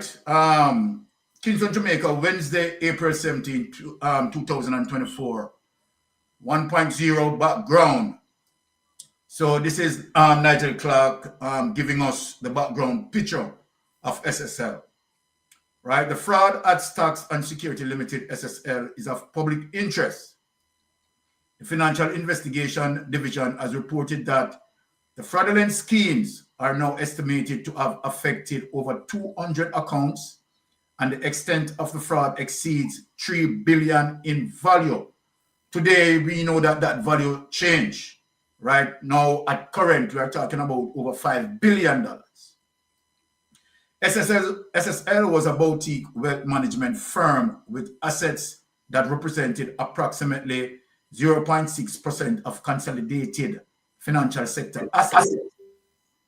At the time the fraud came to public attention, SSL had custody of approximately $30 billion of client assets as a part of SSL off-balance sheet portfolio. There have been periodic updates from the entities managing the winding down of SSL, the transfer of its client balances to accounts designated by clients, and the investigation into the fraud. However, some members of the public have requested a consolidated update, which I now provide in this release from updates provided to me by the FSC, the FID, and temporary manager. Now let us look on 2.0. We will talk about temporary management 2.1, transfer of accounts. Let me tell Jamaica, this is a careless lie that Nigel Clark told. 2.1, transfer of accounts. At the time that SSL came under temporary management, it held a portfolio of off-balance sheet assets across thousands of clients' accounts. The orderly winding down of SSL requires the transfer of these assets to clients after clients. Contact SSL and provided acceptable know your customer and identification information. 2.2, transfer of local securities. Transfers began in September, and as of April, if you notice, it didn't speak of any September 1, September 2, or September 3. It flat. This is a lie. This is trust me.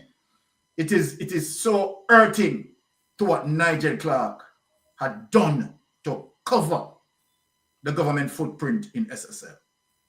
Transfer began in September, and as at April 16, 24, bulletin point number 1, the first lie that came out of Nigel Clark's mouth. And the government need to answer to this, people. Andrew Holness need to answer to this. This careless lie that Nigel Clark told. 1,230 clients' accounts, totaling approximately 15.37 billion of local equity and fixed income securities were transferred to accounts specified by these clients. This is a careless lie. Bulletin point number 2, Jamaican dollar cash of approximately 665 million for 338 clients has been paid over to these clients. Another careless lie. Bulletin point number 3, therefore a total of 16.35 billion in approximately 70% of Jamaica dollar denominated assets held in SSL off-balance sheet portfolio have now been transferred to clients. Nigel Clark need to come and answer to this. These are vicious lies to the Jamaican people. Jamaican dollar denominated assets, including Jamaican equity and fixed income securities and Jamaican dollar cash. For the remaining Jamaican dollar securities, totaling 7.6 billion in value, the temporary manager is pursuing an agreement with a trust company for the en bloc transfer of these remaining Jamaican dollars assets, which will be held by the trust company in custody for clients. More details will be provided once this agreement is finalized. SSL continue to process requests to transfer available cash balances. Clients are required to submit their request, including payment details, to the service team. Now, we know that all of this is a lie based on SSL interim manager's report, audit report, right? As they stated that no client, right, has gotten back any money. but I'm going to show a bold response to that as well. Right, 2.3, transfer of the proceed of international securities. Right, so all of this going down here is lie. Now, what I want Kevin Stew to do is to go to the 4.0 SSL investigation, because this is where it matters most. I want to show the people, right? You ready? Now we're ready. 4.0 SSL investigation. As I mentioned, this is Nigel Clark.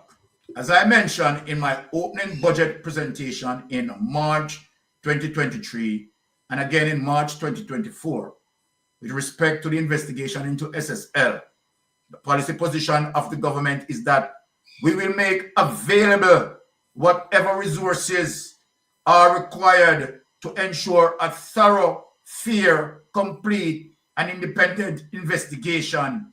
We will also leave no stone unturned, follow the evidence where it may lead, and seek international assistance. All Jamaicans know that this is a callous lie.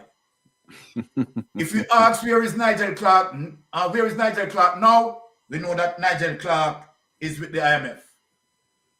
Right? So Nigel Clark left all the stones unturned. Right? We have seen situation now where the DPP is reporting that the crawl, right, evidence being tampered with. We have seen situation where criminals broken into SSL, stole 5 laptops. We have seen situation where the government know that SSL under investigation. And as Rattigan and myself know it as investigators, know that the crime scene is supposed to be protected and preserved. Am I lying, Ratty? You're absolutely correct. Okay. And yet the government ensured that the crime scene was not protected and the evidence within the space of the perimeter were not preserved. Right? And so then we know that all of this is lie. Now, this is the policy that has been implemented. As previously updated, Crowd Associates UK Limited, a renowned international investigation firm, was engaged to undertake an independent forensic audit to understand the facts relating to the fraud perpetrated at Stacks and Security Limited over the period 2010 to 2023. The company was selected because it did not have any connection in Jamaica and because its vast experience given the complexity of the matter, the volume of transactions, the number of accounts held by clients, and the number of bank accounts held by the SSL network of companies. The CRAW team, working with the support of government agencies, including the FID and FSC, utilized technology, data analytics, and forensic expertise to produce a comprehensive and independent report of its findings in November 2023. The CRAW report has confirmed that the suspected fraudulent activity and mismanagement at SSL and its related parties were much broader than initially understood.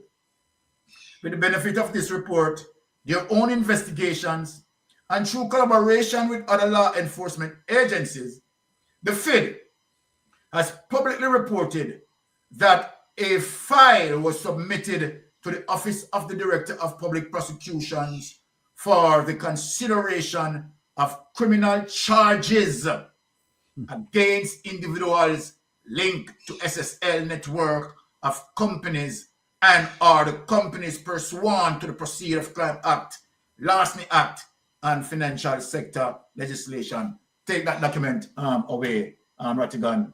Let me speak to the people, right? So based on that report, right? We have seen from the onset where we know it, and I'm going to bring Jamaica up to date, right, to the next document, right? But before I prove the point, right, before I go there, let me show you that Bolt, Usain Bolt, we are going to prove that what Nigel Clark stated there, over 1,370 clients have been refunded and so forth, the lies, the callous lie. Not one person today, not one person, not one of the victims, right, can come forward and say, yes, I am confirming what Nigel Clark stated. What Nigel Clark stated is true and correct as it relates to, right, what transpired. Not one. But what we have volume of people, right, who have been affected, coming out to say they have not gotten a single dollar. Neither have they called at any time by SSL in terms of querying how such transfer can be done. Let us give you complete evidence of Usain Bolt, who has the most money, right? And if the government is going to make any effort in giving back clients, right, any money, remember, Usain Bolt is an icon.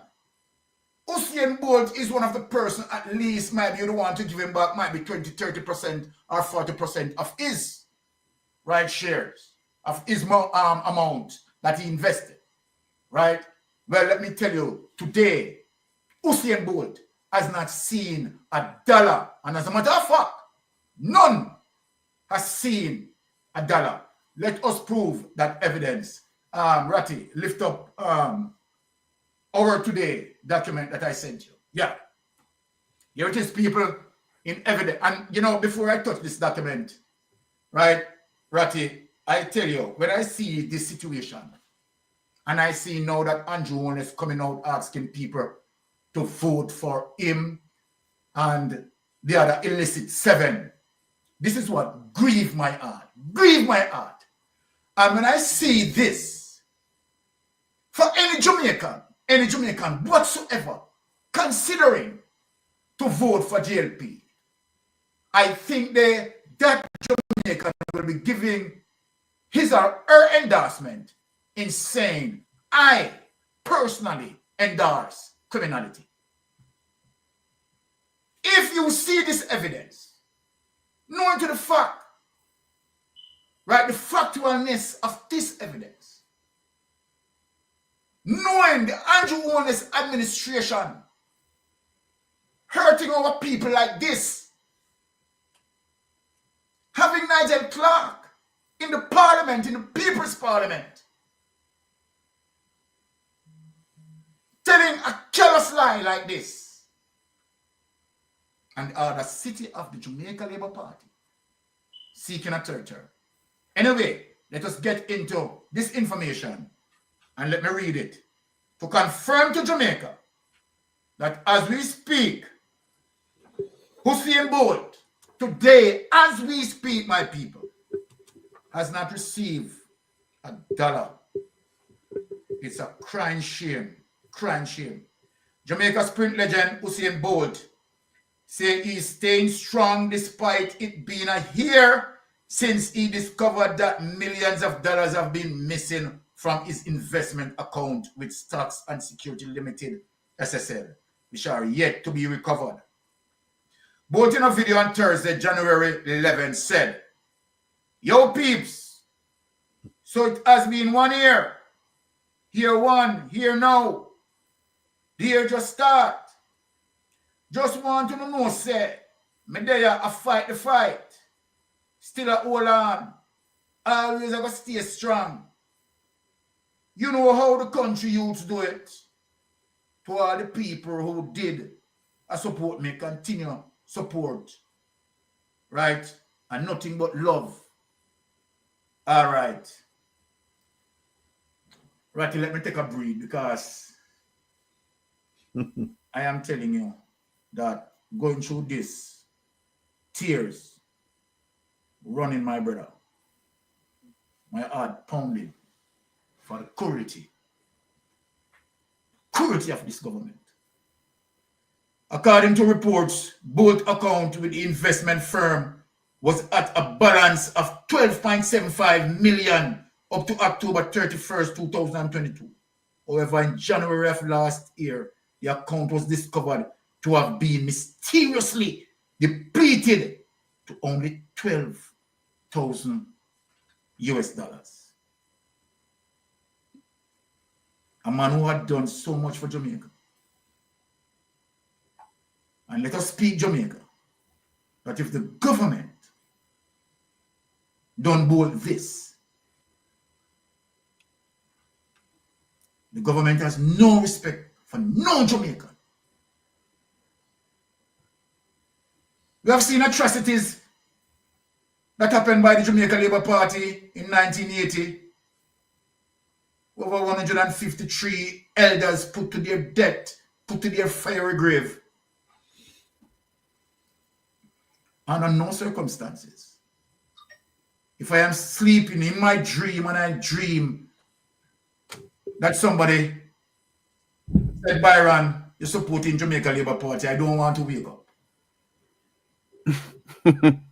You should have wake up immediately. No. Because I don't, you see, let me tell you something. When we look at that, we are going to get into a document to show you the other corruption as it relates to the SSL case and what Rattigan and myself talk about time to time. The DPP, MOCA, Jamaica Constabulary Force, the corruption prosecutor, all stood by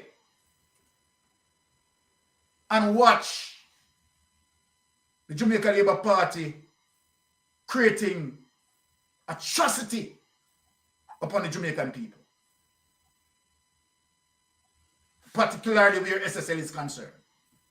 I am going to show the evidence where this particular investigation as it relates to Crawl and FID, and where Crawl completed a comprehensive investigation, handed over the report and said, okay, there are 8 persons here. There are persons here to be charged. There are persons here to be charged. PAULA LLEWELLYN sits on that report. When I look at our criminal justice system shaping up, that Jean and Panton, who told them that, look, let me speak the truth. What I told you first was a lie, that I did it all. Jean and Panton said, I was coerced to say that. Let me speak the truth to the Jamaican people. It is you cross-carry, who instructed me, Jean and Panton, to say what I had communicated to the police.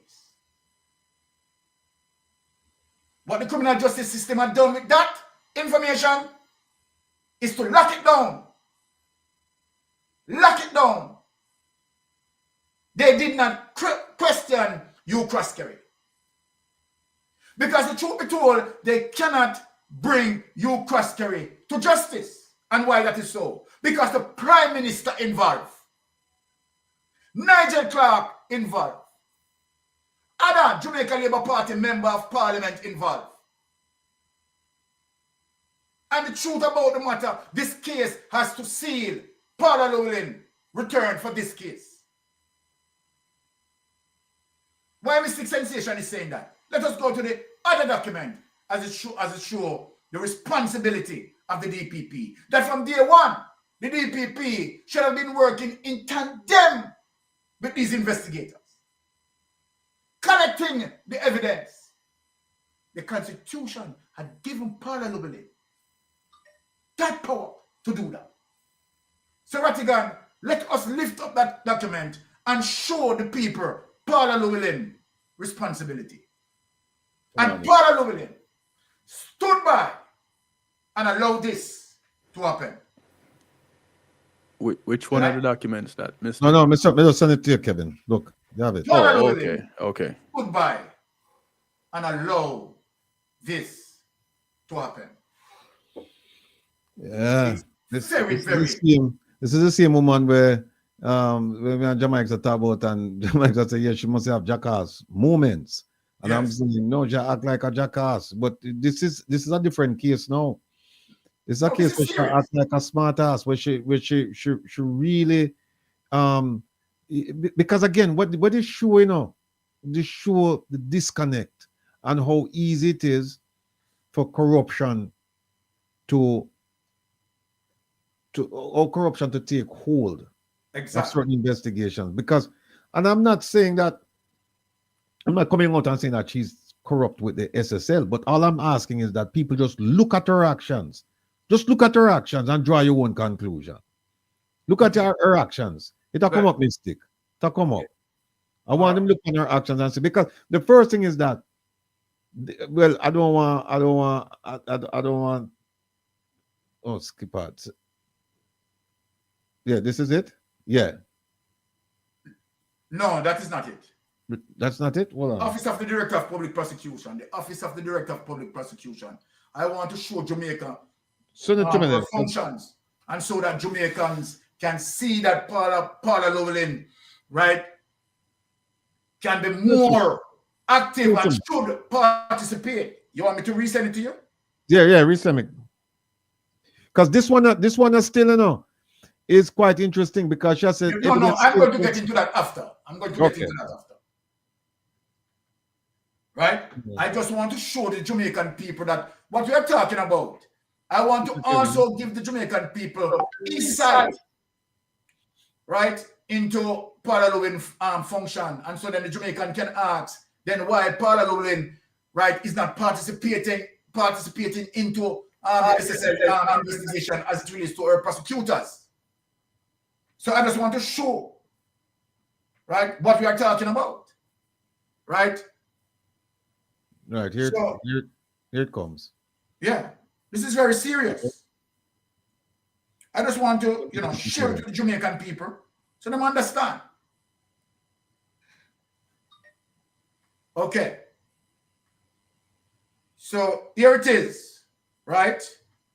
The Office of the Director of Public Prosecution, and I want people to follow me on our mandate. This is the mandate.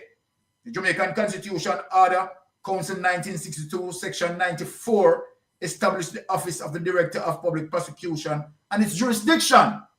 So then let us get into our wide powers. Under Section 94, subsection 3, subsection A to C, the Director of Public Prosecution has the power to initiate, authorize, take over, and terminate prosecutions in all the courts in the island. The mission of the Office of the Director of Public Prosecution, and I want people to listen. The mission of the Office of the Director of Public Prosecution is to fulfill its constitutional mandate by providing the people of Jamaica, not the Jamaica Labour Party.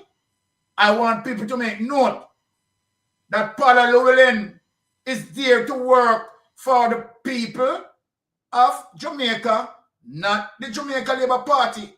So providing the people of Jamaica with an independent, professional, and effective prosecution service that operates with, follow me now, integrity, inspires public trust and confidence, and safeguards the administration of justice throughout the island of Jamaica.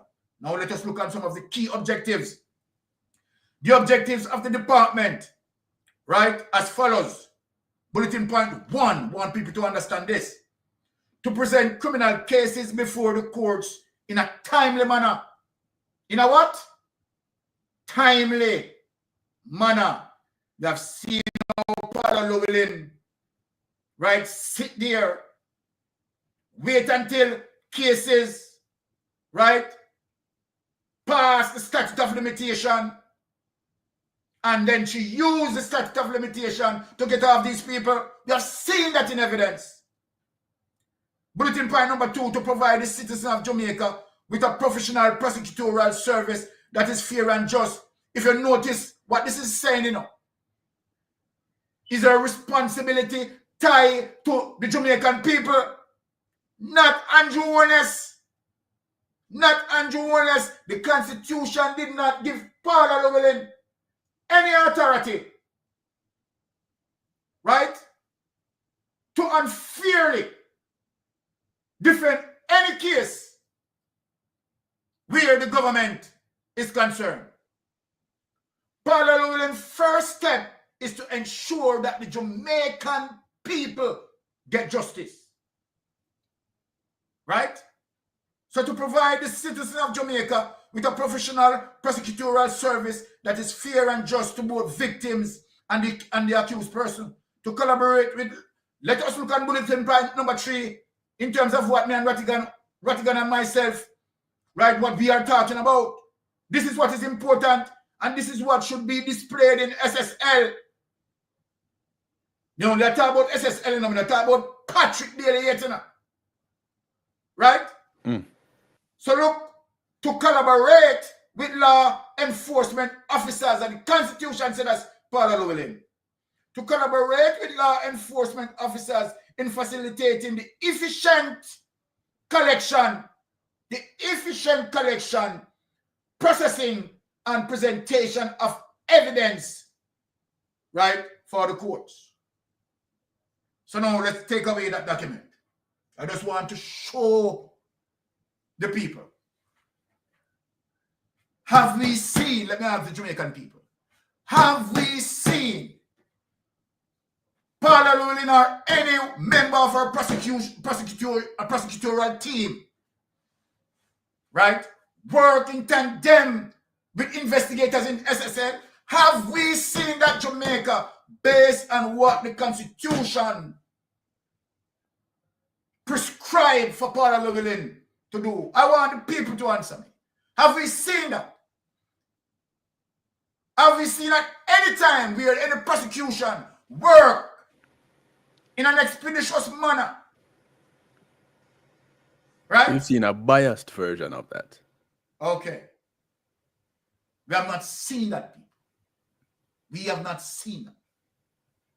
Where the Paula Llewellyn prosecution team should work in tandem with the investigators in SSL. Now Paula Llewellyn have the audacity now to come out now and telling us that crucial evidence still needed. You know, put it Paula up. Llewellyn, we heard you at the seminar. We heard you at your seminar saying to us that it is a wise prosecutor. It's a prudent prosecutor. Wise and prudent. Work in tandem with the investigators if they want a solid prosecution to be done. Then Paula Llewellyn, let me ask you, why we are not seeing any prosecutor work in tandem with the investigators in SSL? What we see you, right, been doing is making every effort, right, in protecting the culprits of SSL. With that being said, Rattigan, bring up the next document. Yeah, we have 6 minutes. All right, we're going to run through it. Now, all right, key evidence still outstanding in SSL fraud case. Run it up for me there. Right? Okay. 2 years after the multi-billion-dollar fraud at Stats and Security Limited, SSL, came to light, a critical piece of evidence remained outstanding, which the Office of the Director of Public Prosecution, DPP, says is hindering in its ability to complete its review and issue a ruling. Take it away, because we have 6 minutes and we can wrap up this in 5 minutes, because we're skilling them. We're skilled that way.